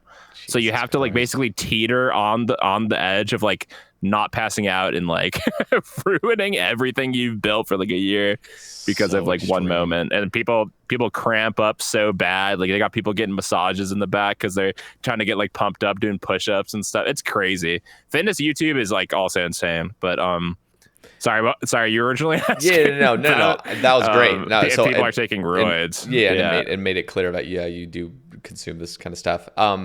It's just like for me, especially over the last few years, especially. I mean, even when I was like working out in college, as soon as you start working out, and even just like for 6 months to a year, you start recognizing, oh, okay, yeah, muscle building is extremely slow, and when you're looking around at the gym, it starts becoming very apparent what's natural and what's not, because the human body doesn't just fucking pack on endless amounts of muscle. Like it just doesn't. And again, you could be a genetic outlier fully. Like that's definitely a thing. But here's one question I have though, and this is something that's a little bit like, I feel like almost like you can't. Well, first of all, it is a little bit uncomfortable to ever ask, but especially in like a public setting, like in a stream. But is Roidie's name based off of steroids? Like surely that's the reason his name is Roidie. And it has to be. It was like he would have this. Again, I could probably just talk to Roidie about this in person, privately or something, but it's like I would just rather ask you because it's just interesting to me, and we're just spitballing. It's not like I really care that much, but it's just because we're just this deep in the conversation. It's like whatever. So again, this is coming from my perspective, where I don't watch Roidie that much. I pop in his stream here and there, like boom. Yeah. And I remember watching him when he first started streaming. He'd wear like these bro tanks, and he's just absolutely shredded, absolutely jacked out of control. And, in his bio, it would say like, exercise enthusiast, like fitness enthusiast. Don't talk about steroids. Like it's just like disclaimer, don't fucking talk about it. Like don't mention it. Which, was his name always Roidie back then? Yeah, it was always Roidie. And that had to be a bit. And so this dude is just yoked. He starts streaming. I remember like even the room he would stream in back then. It wasn't like a 80-year-old grandma's room like it is now. But it's like, dude, can I just say I thought that was green screen for like at least half a year. But like he like interacted with like a chair or something in the background. Like holy fuck, it's not a green screen. People think my background's a green screen. A bit. Yeah, I mean, I think it's the you know how like you sit perfectly back and people like line up the plant with your head and it looks like a mohawk. Yes, it looks like a pineapple. Yeah, you look like isn't that like the furry character from Coliseum or whatever that has the yeah. Was that all of that posted? That holy fuck. I think so. I can't remember who posted it, but that was such a good beat.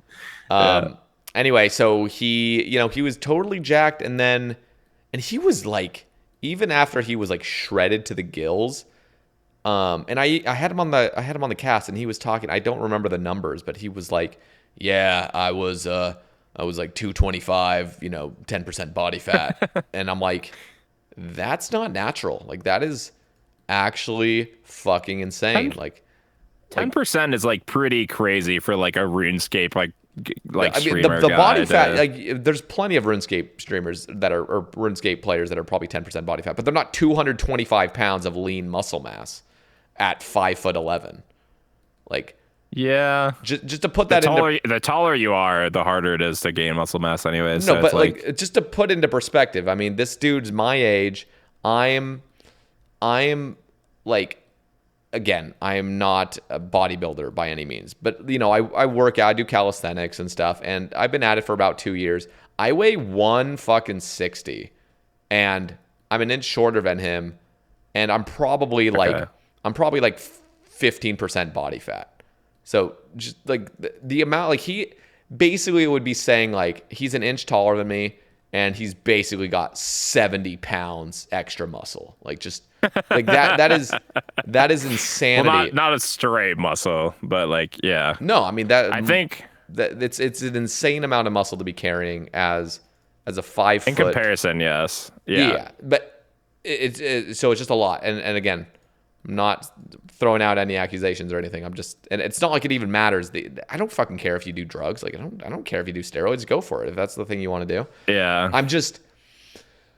I'm curious because I feel like we're still in an era, especially with some individuals, where you can't really ask that. It's almost like inappropriate to ask if you or like are juiced or whatever. I feel like it's not as uncommon to just ask that nowadays, just with the transparency of it all nowadays. But there's such a huge like conception that people ask now, where it's just, are you natty or not? And it's such a like sensationalized term that I think people are becoming desensitized to it. But like the people's whole brand now of like fitness, like influencers, is like being natty.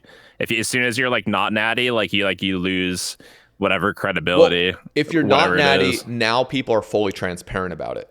Like, and yes. it's welcome. Like that's fine at that point. But if you lie about it, or if you're deceiving your audience by saying you're not.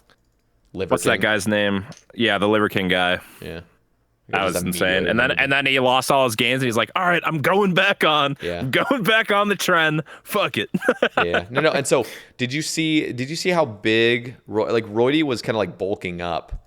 This is a couple years ago or something. He was looking big. And then all of a sudden he took like a big break from streaming, it seemed like. And all of a sudden he was like way smaller. Yeah. And I just wonder, like, and again, he was kind of talking about, he just doesn't, he's not taking his fitness as seriously as he was. And at least to me, it just seemed like he just got off of juice and, was probably dealing with a lot of fucking side effects about it, and probably just a lot of like body dysmorphia and whatever else. Again, I am completely just throwing shit in the wind right now. Like this is based on just what I saw on stream, and I just figure I'm talking to fucking you, so it's just like whatever. I'm just before somebody in the audience is listening. What up, guys? Yeah. Before somebody in the audience is like, why does Sae Bae have a problem with Roidie? Like, I fucking love Roidie to death. I met him in person. He's great. Sae Bae hates Roidie because he took steroids. Yeah, no. 4 years ago. I'm just like, I feel like does anyone know what happened, or is this just all like? Again, I'm just asking because it seems like what happened was, and again, there's no problem with this. It's totally fine. I'm just wondering. Yeah, I think for one thing, my guess to his name, which was the initial question, I feel like this is just my complete intuition. I feel like that has to be an inside joke with his friends, because he probably was natural and he looked like he was on roids, so they called him Roidie, is probably my guess. Like that's like a college like friend nickname. I know nothing about this guy, by the way. Like I've watched him like probably 100 hours max of like, just like, because I think he's like funny. 100 hours? I know nothing about this guy. I've watched him 100 hours. Well, I mean, like, you just like throw them on. Like, like I have probably 100 hours lurked or whatever, but it's like I don't like actively listen to. To have prefaced saying I know nothing about this guy, I've only watched 100 hours. Maybe like I wasn't trying to be insulting. I mean, maybe it's probably less. Well, to be fair, watching 100 hours of Roidie, you probably do know nothing. To be fair, That's a good point. I there could be people who watch 5,000 hours of Roidie and probably know nothing about you that. You watch 5 hours of me and you know my whole life story, it feels like. Yeah. But I think it's a thing of, if I had to make a guess, I feel like he's a very reserved guy. He may have taken steroids at some point. Not that it matters, but yeah. I mean, it could be that. It could just be a depression cycle where like you just don't eat or work out, and then he just looks different a year later. I mean, people work out all the time, lose all their newbie gains or whatever. I mean, he seems like the type of guy that's worked out his whole life, so it's probably natural. I wouldn't doubt it's natural. I didn't see him when he first started streaming, by the way. I only have the conception of like after he got like his like new glasses, like type of like mentality of like when he was going live, like maybe back when the first like farmers started, I watched him more, but that was like, you know, 2 years ago or whatever. And the thing is, Roidie is still very fit. He is. It just seemed, for sure. It just seemed like he's a fitness guy. Yeah, it just seemed like he like randomly like shrunk or something, and I was just curious about it, especially because his name was Roidie. And again, this is something I just never asked. I don't know, and so I was just throwing it by you to see if you knew anything. But again, yeah, my guess would be, my like intuition would be like his friends called him Roidie, but he was completely natural. That's just what like the vibe I'm getting. But like, you know, he could just be like, all right, let me put this trend in my body. You know, like, I'm gonna juice to the fucking gills, boys. Let's go. Thing is, you know, I could see that happening too. I don't know where I could find the picture, but I did see a picture of him at, you know, whatever it was, 5 years ago, 6 years ago or something. He was absolutely shredded, like fucking crazy. So yeah. Anyway, there's been a couple of creators who've done that. Like I remember Faux got super shredded one time, and then like people started like they like edited the photos of it. I remember the one where they put Ash's face over his body, where he's in his garage working out. So funny. I have that saved somewhere in a folder. I have a bunch of Faux photos just because they're like, I think somebody asked this also in the comments. Like how many reaction photos I have, and the thing I love to do is I'll take like, if somebody like a content creator takes a photo on Twitter, like responds to something, like there's this classic one I have of Abyss where he basically was trying to get a sponsor from Tim Hortons, which if you don't know, in Canada is a very popular. I'm literally imagining the picture. Yeah, it's basically him like doing the duck face lips with like a Tim Hortons cup in his hand, and he's like, Tim Hortons, please sponsor me. And it was just a one-off tweet with like maybe like 3 likes on it, and I saved it, but it's like from like 5 years ago, so it's probably like lost in the ether of any of tweets like he's made. And I'll just like break out like random shit like I have saved of that, like as a reaction. Like somebody would be like, yo, Ubaru, like sick mix or whatever you made. I'm like, yo, thanks, G, and I'll post that photo. Dude. And people will be like, what the fuck? Why do you have this? And I'll be like, I don't know. I'm the guy who has like 3,000 guys saved on my phone of like doing duck lips and bald heads. It's just really stupid. It just feels like the basics. I think like the regulars I see from you is like Rig. I feel like Faux and classic Faux. Abyss. I'm trying to think if there's any others that are like really like. I have some of Will that I've been saving. There's like one of Itswill where he's like fat. Yeah. I think I did one where is everybody doing like the light skin stare like meme, which is basically like any of the dudes who basically just like mew in the camera. And then I had one of like Will where he was like fat. I posted it just like out of like 4 people. It was like Kevin Hart, Drake, like somebody else. And then it was like Itswill. The photo. It was like, it's so funny. Just I don't know, just like stupid stuff like that. I love just making dumb memes like that on Twitter. Here's the real question though. Have you ever been like have you ever been like called out about it by the people that you're posting pictures of? Because do you remember the P-Sax incident where he got called out by Abyss? No, I didn't see that. What happened? I'm trying to remember exactly what happened. It was basically like P-Sax got into some sort of like beef with Abyss just for fun. Like he was just like flaming Abyss or something like that, or maybe he posted something like really stupid or something like that, and then Abyss literally like went to PSAC stream with his like people, and he got hate rated. he got the brigade of a lifetime. Or what? And it was like really awkward. Like PSAC didn't realize he was gonna get confronted by this shit. So I'm just curious if it's ever happened to you where like, and again, you're doing it like out of very light fun, but it's like people can be upset by it. I'm just wondering. There was one time I vividly remember. I don't remember if I was live. So there's this meme that I have in my phone, basically of there's a person called Exactly Pwned on Twitter who's a PKer, and he had an interaction with Faux where it was like, damn, Faux got the old man logout button, which is basically this huge red box that is like a plugin you can use for people who are just very bad at logging out when PKers come in the wildy. The reaction that he had after he made that tweet was basically he just typed jealousy, one word, but it was like his default like Faux like white background photo that everybody uses for memes. Yep. So this is like maybe like 2 years ago or whatever. So I take that meme and I like Photoshop like a hoodie and like a chain and like a hat on him, and I upload it as my Twitch emote, like as a joke.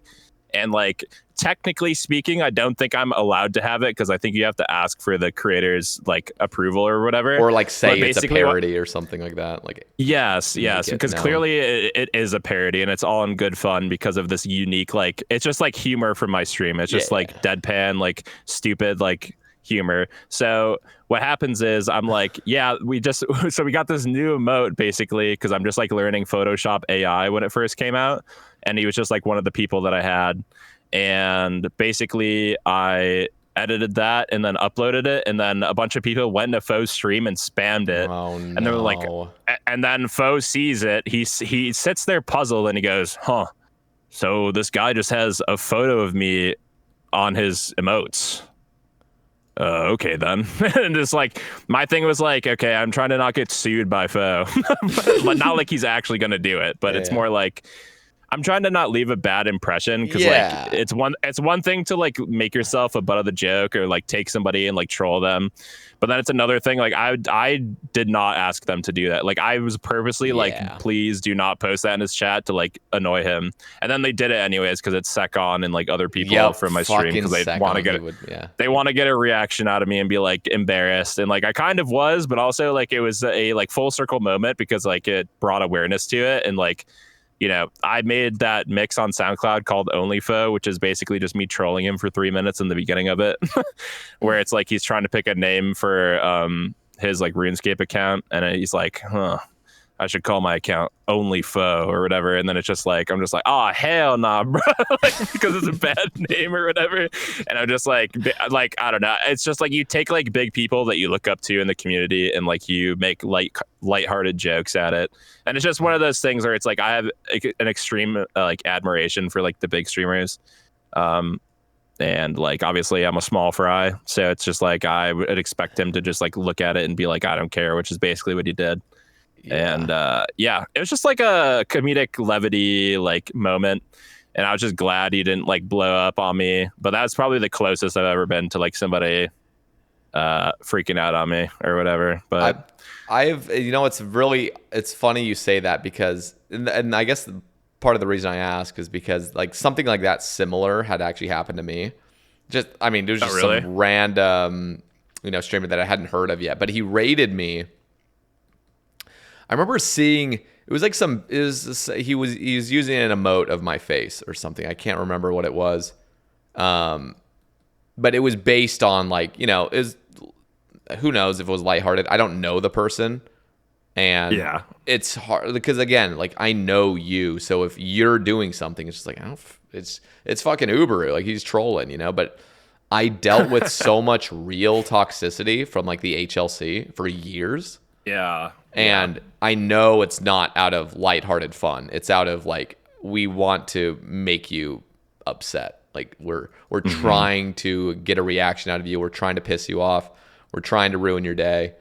And there was a lot, just like real toxicity that I dealt with, just for years. And I just blocked the people and that was pretty much it. But then, I'd get people like coming into my chat and they would like dox me and they'd say my whole like family's first names and stuff and where I grew up. That sucks. Yeah. It's just like, okay, let's say I need to get rid of you, and I'd report them. Nothing would happen. And anyway, so I am more like on edge when people are like fucking with me, especially when I don't know them. When I know them, it's totally fine. But when I don't know them, it's like, hey, who are you? Anyway, so some guy came into my stream and he like raided me. And again, I'm seeing familiar names of people in the HLC that have been, friends with the people I've had to block. You. Yeah, and have been like friends with people that I've blocked, you know, and it usually comes from like Solace clan, the like most toxic clan in RuneScape. Just like where all the toxic Is people that like, Iron Man skillers? No. It's normal main skillers. Just normal skilling? Okay. Yeah. Yeah. So anyway, this guy made a picture. I can't even remember what it was, but I just like banned him basically, and he like came, and apparently he had like subbed to like my YouTube, and I didn't even notice. Like he like was like a paying member of my YouTube, and so he comes into my YouTube stream because I'm like I multi-stream on YouTube and Twitch, and I was like, hey, like I'm blocked on your Twitch. Like what happened or something? Like I can't even like see like your stream or something. I was like, oh yeah, just like fully just like told him. I was like, yeah, I saw a picture of me as your emote, and it just like wasn't having it. So I just didn't want you in my stream anymore. So again, it's got to be tasteful. But now I can see both sides of it, where it's like if you're harassed a lot, you start getting a little bit more like you're not seeing the fun in things, especially when you don't know the person. So yeah, you got to be careful. And I'm not saying to you, but I'm just saying people in general, like be careful about like. I think it's like the only emote I have that I feel like could infer like somebody to like have some type of discretion towards me or whatever. Just because like most of the things like I try to just make like, you know, like it's not necessarily like edgy like emotes. It's just more like I'm like trolling a part of the community or whatever. And I can totally resonate with like how Faux felt, because my intention was never to like have people go in there and like brigade him with that. And you made it clear, you know what I mean? Like, they don't do that, please. You know, it's like for your inside joke. Yeah. Yeah, it's just like a moment of history that like we all look fondly back on, and we can like celebrate it in my stream. It's not like, okay, let's go into Faux stream and spam it so you can see it and like comment on it. Like I don't care. Yep. I don't care about what Faux has to say about like a picture of him with photoshopped hat and a hoodie and like sunglasses on or whatever is on it. Like. And like I also shout out to Jixie, because I think he actually made that. But I think I don't know if you ever seen the Faux Bob Sponge Pants one, but that one actually that one made it on the Twitter one time. I basically turned Faux into SpongeBob because I was making you know like PNG tubers like Brett Dog. Yeah. I basically was like experimenting with that PNG because tubers? Not just VTubers? Okay, so they're technically VTubers, Yeah. but like I'm saying PNG tubers because that was a term coined by Six Guy or like Six Scythe, and he's literally just a flat image. So Brett Dog technically is a PNG tuber because it's a flat 2D image. There's no 3D. Like if you look at VTubers that have like actual models and like rigged models, they're like 3D with like voluptuous boobs and shit that like bounce. And it's like, you know, you could have that if you want it and you want to pay the money to get that rigged. Why is it like, always the big boobs thing? Can I is that just because it's just why not? Monetary thing probably. Yeah. It's always there's a selling point to it. It's always just a little bit like, why are they that big? Sexual in nature. like why are they that big?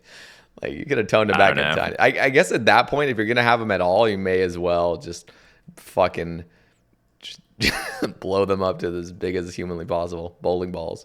Yeah.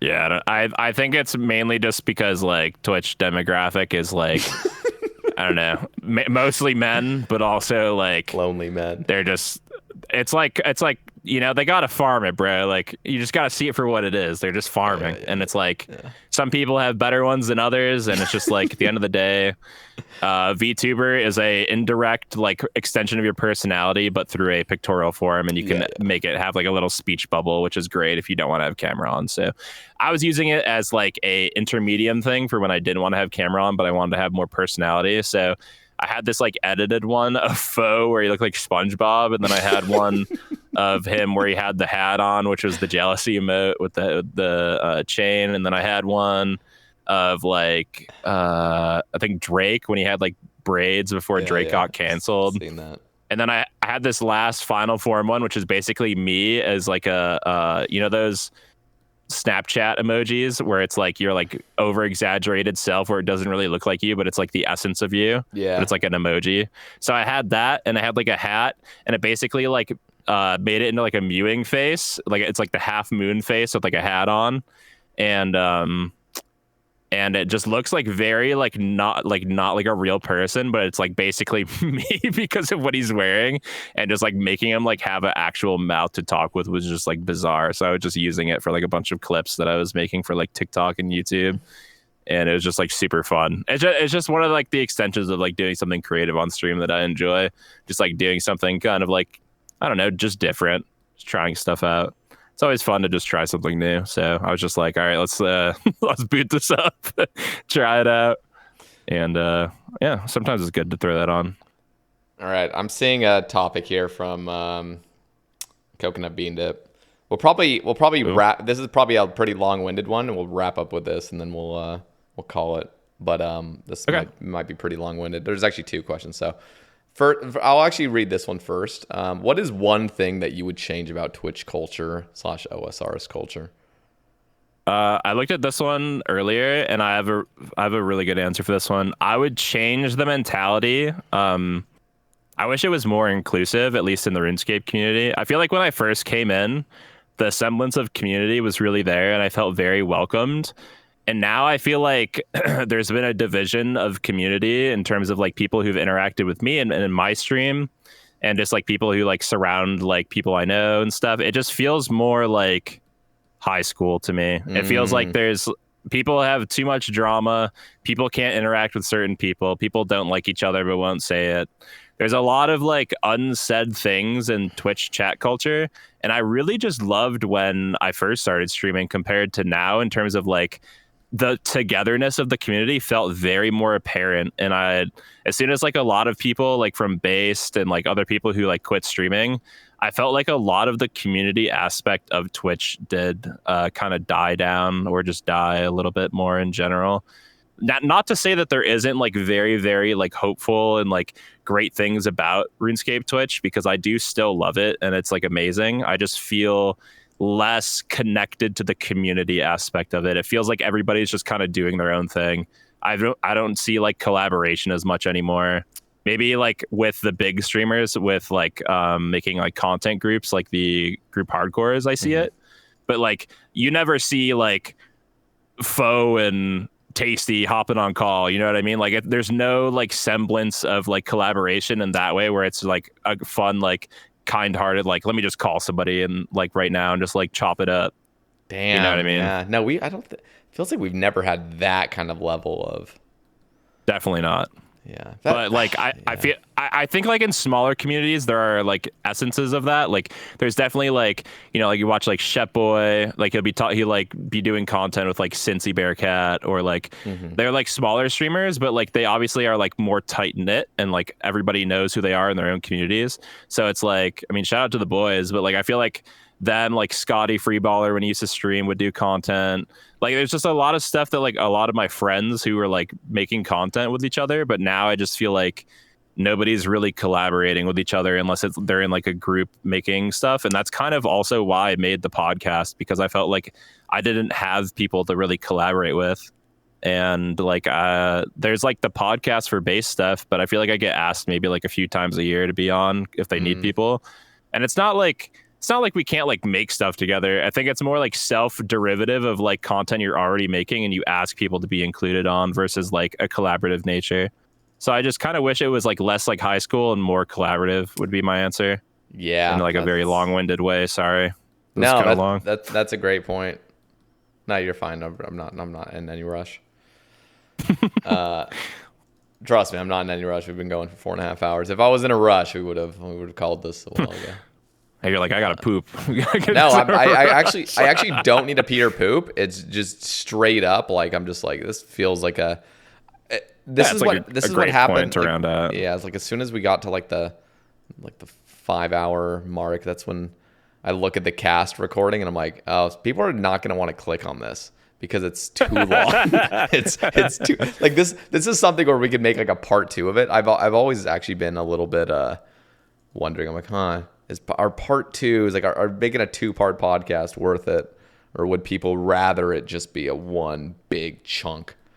Okay, that's something I'm also curious in, because I feel like we talked about RuneScape for a big portion of it, and then we talked about like streaming and like real life stuff for like another section. So it's like I was wondering that myself, how it would like be sectioned out. It could be part one, part two. It really could. I just feel like, and the thing is, I'd probably be better like revenue wise too, just to have two big chunks. But I mean, that's up to the editor, which is you. So, just fucking send it. I like some of the time the big ones just actually like there are some people in my audience that love just a big chunky one that they don't have to click 2 videos on. So it's also a thing of like you can just watch however much you do want to watch, and I think it also speaks to like I'm looking through the cast, so it's like we're almost at like 4.5 hours. Would you say like the people that you talk to longer? Maybe it's not a fair question to ask, but maybe it's like the watch time's around the same. Maybe it's the ease. Oh, okay. What were you asking? No, I was gonna say like the ease of like being able to talk with people, because there like podcasts where you talk with somebody and it's like maybe less comfortable, or like you know what I mean, or like less to talk about maybe. Yeah, I feel like subconsciously, and the thing is like with you, I've had you on before. There's a thing about having a guest on twice that makes it even more comfortable to just keep going, because the fact that they want to come on again. And then I've already met you in person. And so true. And before we even started, I was like, how long do you have? And you're like, dude, I'm chilling. Like, and I know you're actually chilling. And then most of the time people will be like, it'll be their first time even on a podcast ever. And they'll be like, oh, I don't really know. And I'll be like, well, they usually run around 2 to 3 hours. And then even if it's going well, I try to respect that. Even, because I try to like make it a little bit less daunting by just saying, oh, like about 2 to 3 hours, sometimes lower, sometimes longer, but like in that range. And so I'll have a conversation. I'll usually wrap things up naturally around like 2.5 to 2 hours, 45 minutes, just to like respect their like gauge time on how allotment. Yeah. Okay, but that's fair. Here's the last question though. This is the juicer. Wait, you didn't answer. No, I didn't have to answer that one. Wait, I did. I do because he said for both of you and Ubaru, and then he says also. Yes. That. Okay. So, what is one thing that I would change about Twitch culture, OSR's culture? You really nailed it. I think I do resonate with what you said. Mm-hmm. I think one thing I would like, and to be fair, okay, so this is actually something I was talking about, and I hate even bringing up this guy's name anymore, but, because he's a predator and a bad person, but Defy J, his culture that he, basically, like, I feel like he was sort of, and again, it was always kind of in the scene of like this cum thing. Everything's about cum, everything's about moaning, it wasn't really that extreme. There was a few streamers that would do it sparingly, and then Defy came on the scene and really leaned into just making everything overly sexual. And it wasn't really me, that this just like that was not my cup of tea. I didn't like really that sort of thing, but it felt like other streamers saw the success of Defy and started leaning into that gimmick of like, let's make everything about moaning and everything about like cum and sex, and in a really like childish way. And like I am so like, so this isn't really like fully answering the question, but I feel like because of his cancellation, it finally like made it like left like an end to that era of like fucking 20-year-olds and 30 or like late 20s, early 30s in the OSR scene being overly obsessed with making everything about cum and everything about like sex and moaning. And it stemmed from that, and it was like, and it would drip into my stream. I mean, they would have viewers. Okay, well, drip is a verb. There. No, I made that intentionally. No pun intended.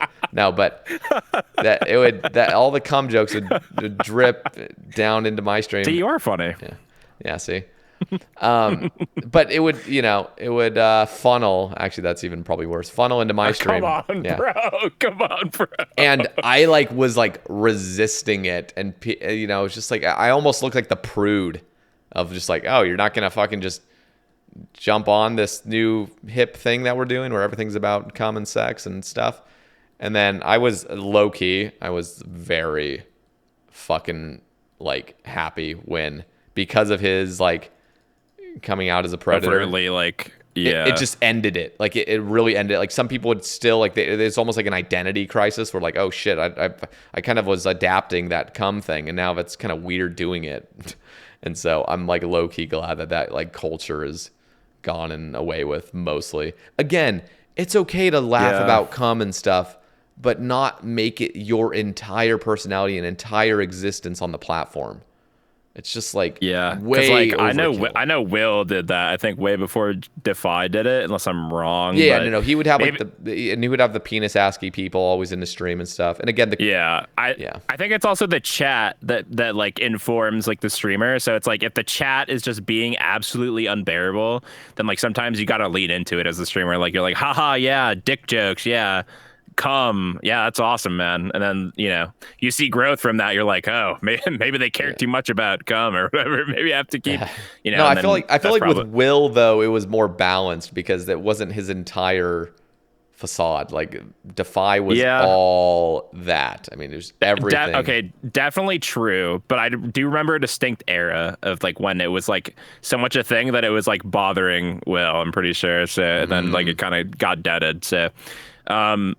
But like, I mean, that's just from like a viewer perspective. Like, I don't know what that guy's thinking, but like, I never liked the whole like overtly sexual stuff. Like, I'll make sex jokes or whatever. Like, I'll make a moan, but like, that's it. I'll just be like, randomly to like throw people off, and then they'll just question mark. Yeah. But like, that's it. Like, I'm not going into detail about how much I love fucking sperm. Like, I'm not that weird. That's a little bit too weird for me. Again, I'm not trying. I'm not trying to like blacklist making any sexual innuendos or anything. It's totally fun, especially when it's rare. It's really fucking funny. But dear God, you'd pop into a Defy stream and it's just like you instantly hear 4 moans. You pop in at any point, you just whatever. And again, it's like now that too much. That has too much. And the thing is, what's bizarre is like I felt like I was again like the prude or the one that was weird for not embracing this new culture that was starting. And so low key, I was really relieved when all that kind of stopped, ran just abruptly. I'm like, oh, thank God. The other thing. Thank you for not succumbing to that. Yeah, I appreciate succumbing to that. You're welcome. But other than that, honestly, you know what though, I will say, I think this is just my personal take. I think there's two like the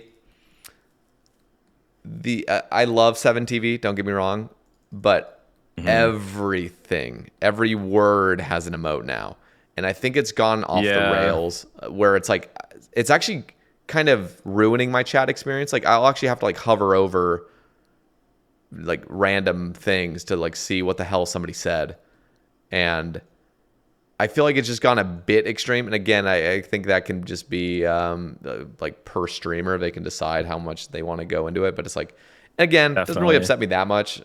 But it just feels like 7TV like really went crazy, and I was like, okay, we gotta. I think there's a tasteful way how to do it, and it's all based on the streamer and like the people who like approve emotes. If you have like mods that do it for you, like there are definitely people I watched. Like I remember in Lopsy's stream when he streamed, like it was like he had like what the fuck, man? Like all of those were all unique emotes, and I was like hovering over them exactly the same way you were, and I distinctly remember being like, "This sucks." like I love Lopsy, but like all of that shit being like specific things made it impossible to read. It's all emotes. It's like if you're trying to read hieroglyphs, like it's like you're reading Braille. Like you got to put your hand up to the monitor to understand what people are even saying, and like it's not a great chatting experience when every word combination like has that. But like let's say like like a common one on like very like popular streamers thing is like jackass, and then they take a really bad photo of the streamer and like that's the emote. So they're like, you're a fucking idiot, jackass, and then that's like a good combination of like the like 10K plus Andy streamers who stream. Like that's like a great like inclination of 7TV humor. So like it's kind of just like pick and choose, but I agree with you. Like making it the whole thing is horrible. I'm just judgmental. I think I just like I see things, and if I don't immediately like Like, you know what's actually funny? Let me get your take on Keck W back when that started. Were you a fan? No, I the loved Keck W with that Keck guy. W. Okay, so we're polar opposites. Yeah, What yeah. I would do all the time in my stream, Make I it a remember because clown? you typed it. Or No, what it was wasn't a clown. Oh no, it was it was Linus Tech Tips, and Oh it was yeah, him that was it. staring. That was it. Yeah, it was Linus Tech Tips staring, like the bruh meme where he just like stares into the camera. And I remember specifically you typed that, and I knew you were typing it unironically because I love taking emotes like poggers and then like putting like a car crash or something like as the emote, or like like a dumpster fire or something. Just like very like different, like when people would do like Pepe Please because it's like a drum and bass song. Yeah. Which I also did not like the drum and bass era of RuneScape streamers. Yeah, it's too much. I was not a fan. So, but like I'll put a regular Pepe Please, but like back then I was trying anything to be different. I was just like, yeah, I don't like this, so I'm gonna just put like like a fat dancing guy instead because it's funny to me. See, you know what? But it's funny because everyone has their taste. So Keck W, I instantly fell in love with, but Exo Giggle or whatever, that took me a couple months to embrace. Didn't that get popularized from Bodhi? Wasn't that Bodhi's thing? I think like so. in his stream, like somebody found it. Yeah, I'm trying to. That makes sense why it became so popular. I'm trying to think of the other one that really XDD bothered is me. the other one with the rat. That's like wide. Yeah, I'm not a huge fan of that one. That one's okay. I don't really mind it as much. Yeah, it's all right. I just didn't like Keck W because like Keck W is like maybe it was just a thing of like obnoxious. Everybody did it. It was so like ubiquitous. Like everybody was using it, even in like big streams, and it was just like not a good emote. Like objectively, it was just like no, it was good. A guy laughing with no teeth. I hated it, bro. It was perfect because it was just genuinely like this like humble guy that's just laughing his ass off. Like it was perfect. And everybody had seen that clip of him laughing, so you could almost hear the emote. It was perfect. Nailed it. I loved it. I think we're two ends of the spectrum on this one. We are. But we can definitely make amends. We can collide on something or converge. Oh, for sure. We can converge. What was one that nailed it? I'm trying to think if there was one that kind of came out. Oh, you know what I really loved? This was really short-lived, actually. I feel like I loved it for like a month, and then everyone moved past it. I loved Peepo Clap when that became popular randomly. Dude, I love the Peepo Clap. It's so cute. Peepo Clap was... I fucking used the hell out of that for like probably 2 months, and then just like nobody used it anymore. Yeah. There's like so many emotes that go into obscurity just because like they don't get typed like within a week or whatever, and they just like instantly die. Like I'm going through like the beginning emotes that I have on my channel, and it's like there are so many that people type in like big streams that nobody would type in a RuneScape stream. Yep. That I'm looking at, and it just cycles through so fast. It's insane. All right, last question for both of you. If you found a genie in a bottle, rubbed it, and a genie popped out and gave you 3 wishes, what would they be? Okay. Didn't he also put in quotations, it's also me, so I'm going to fuck you over? Yeah, I'm just ignoring that part. Well, the fact that I'm so close to Bean Dip and he is my genie and he's basically going to eternally torment me, it makes it extremely worse for me. So just pretend he's not the genie. Yeah. Well, he's gonna want that reaction. I'm gonna say, I would say I'd like to be thinner, which he's basically just gonna give me Ozempic face and make me like. You ever see The Machinist, like Christian Bale? Yes. Where he's like, yeah, he'd make me that probably. So I'd probably be like Ozempic face, like Starlight from season 4 of The Boys. And that would be The Machinist. That's probably what I look like. But I'd say that is my first one. My second one would probably be like, I like to be successful on like content creation, I guess, just because I'd like to do it. So he'd probably make me like mukbang YouTuber. So then I'd end up getting fat, and then I'd be like Nikado Avocado.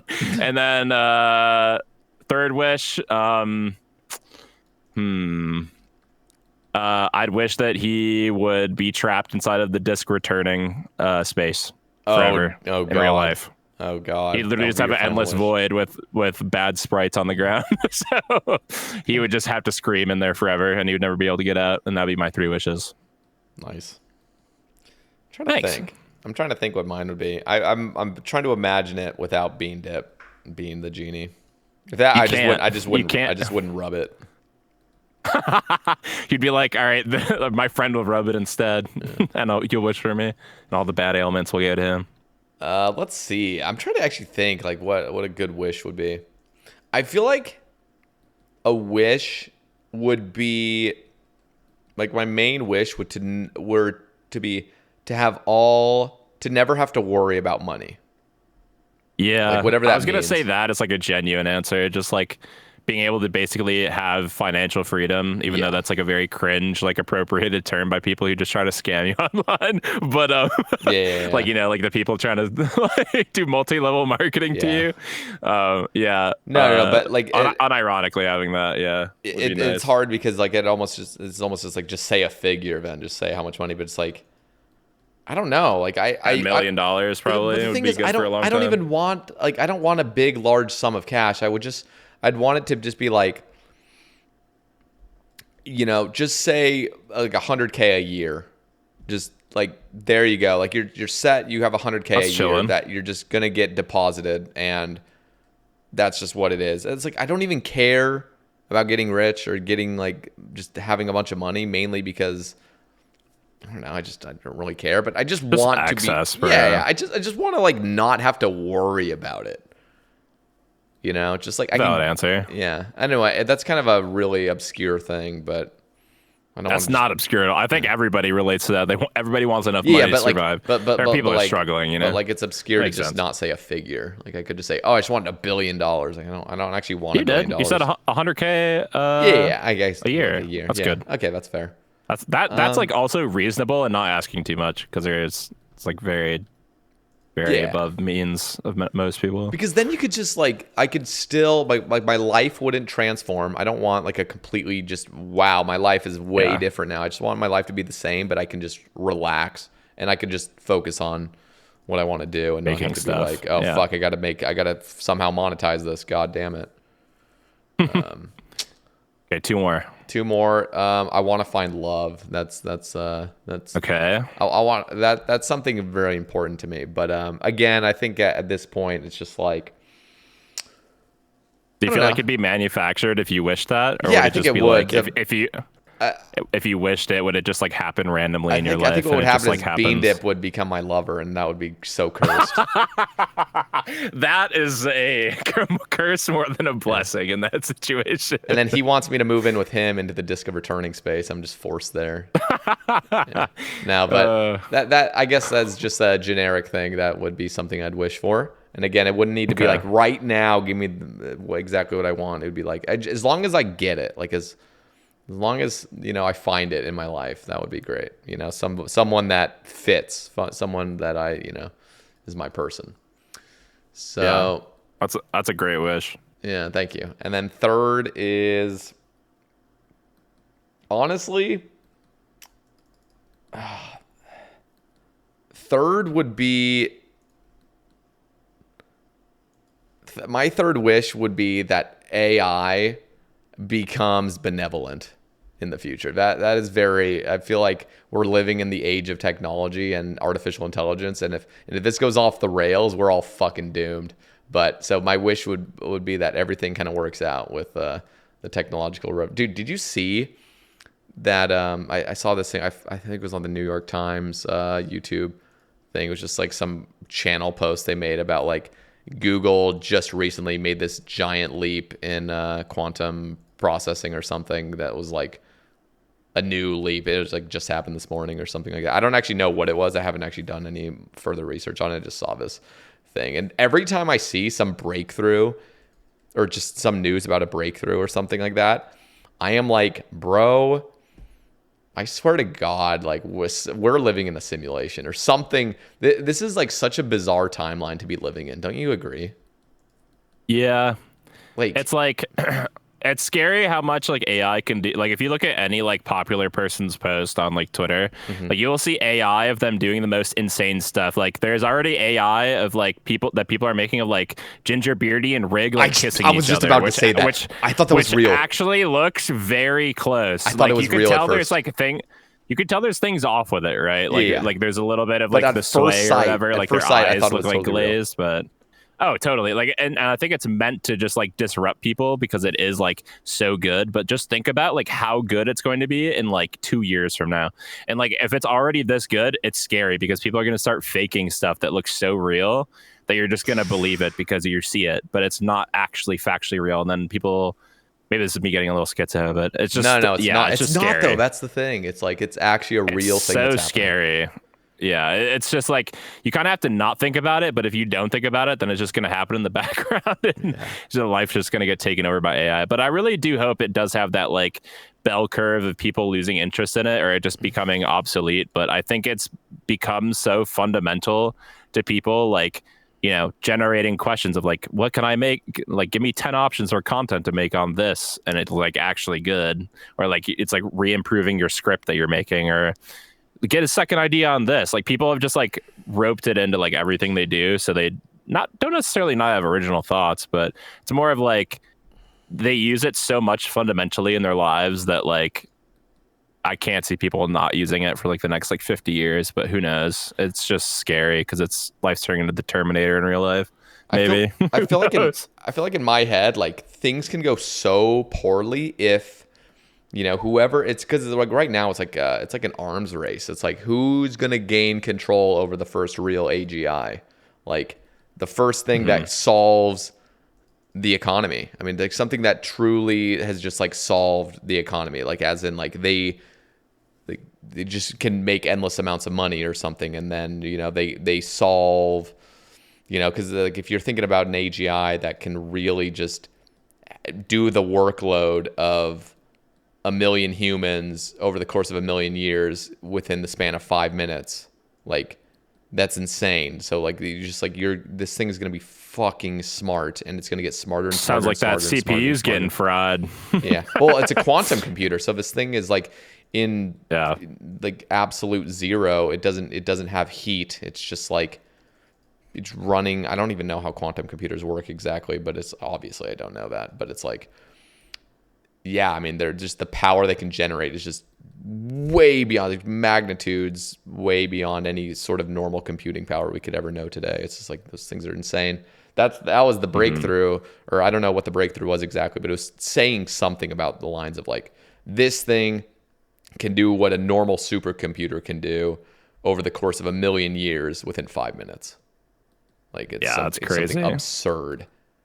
So I don't know, but the good thing to kind of like wrap up would be like if somehow AGI, even if it is in the hands of somebody that's, I mean, to be fair, if it's in the hands of any human, it's going to be completely flawed. But hopefully AGI is like programmed in a way that it's like it truly does what's in like our best interest in our well-being, something that we couldn't even fathom us wanting in a way, because it is so fucking smart and it's so interested in creating like, whatever I feel like the word utopia almost instantly turns into dystopia. Like I feel like utopia is not even like an actual fucking word, because as soon as you think of utopia, everyone thinks of dystopia.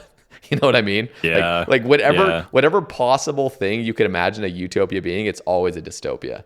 But who knows? Maybe AGI will actually come out with a utopia that's truly a utopia. I don't know. That's just, true. I get excited about the potential of it, but damn, the fear of it going off the rails and just ruining life is just horrible. Luckily, we're all mortal. It's like the one like really comforting thing about being mortal. It's like, I just don't have to like be here for it eventually. Like, hopefully, like, hopefully things will really off the rails. Like, I'm mortal. I'll die one day. I just won't have to deal with it. That's also the scary thing about mortality and just like confronting that. But that's everybody's like spiritual journey through life. Some people avoid it. Some people just confront it head on. I'm kind of in some days I'm okay with it. not to like be like very deep right now, but some days I'm okay with it. Some days it like freaks me out. So it's very human experience. I feel like It dealing with is. that. I feel like, you know, if there is like an afterlife, it's gonna be very clear to us why life is the way it is. You know how like life, there's no answers really to anything. Yeah. It almost feels Yeah. like it's almost like designed that way. It's like designed to like feel extremely comforted of like, oh my God, like I exist. Like the fact that I exist like gives you comfort in a way of like, how was I even made in the first place? Like, you know, like how am I here? How is anything happening? Yeah. Which can be kind of comforting. I think like, I don't know if you've ever heard of like the paradox of death, where like where death is, we are not. Like we can't be where death is. Like, so we already are immortal in a way because death is non-existence. Like it's not something that can be experienced. So in a very strange way, you can only ever be alive. Like it's just like it's like just you can't experience whatever non-existence is. So that kind of gives me comfort. And then of course it'll always like go the opposite some days where like, or some moments where my hormones are fucked up and it's like, oh no, just everything's doom and gloom. Like we're a bunch of fucking monkeys on a floating rock in the middle of nowhere. Like rock, Jesus Christ, like this is terrifying. Like everything's bad. But usually that's just like a temporary like.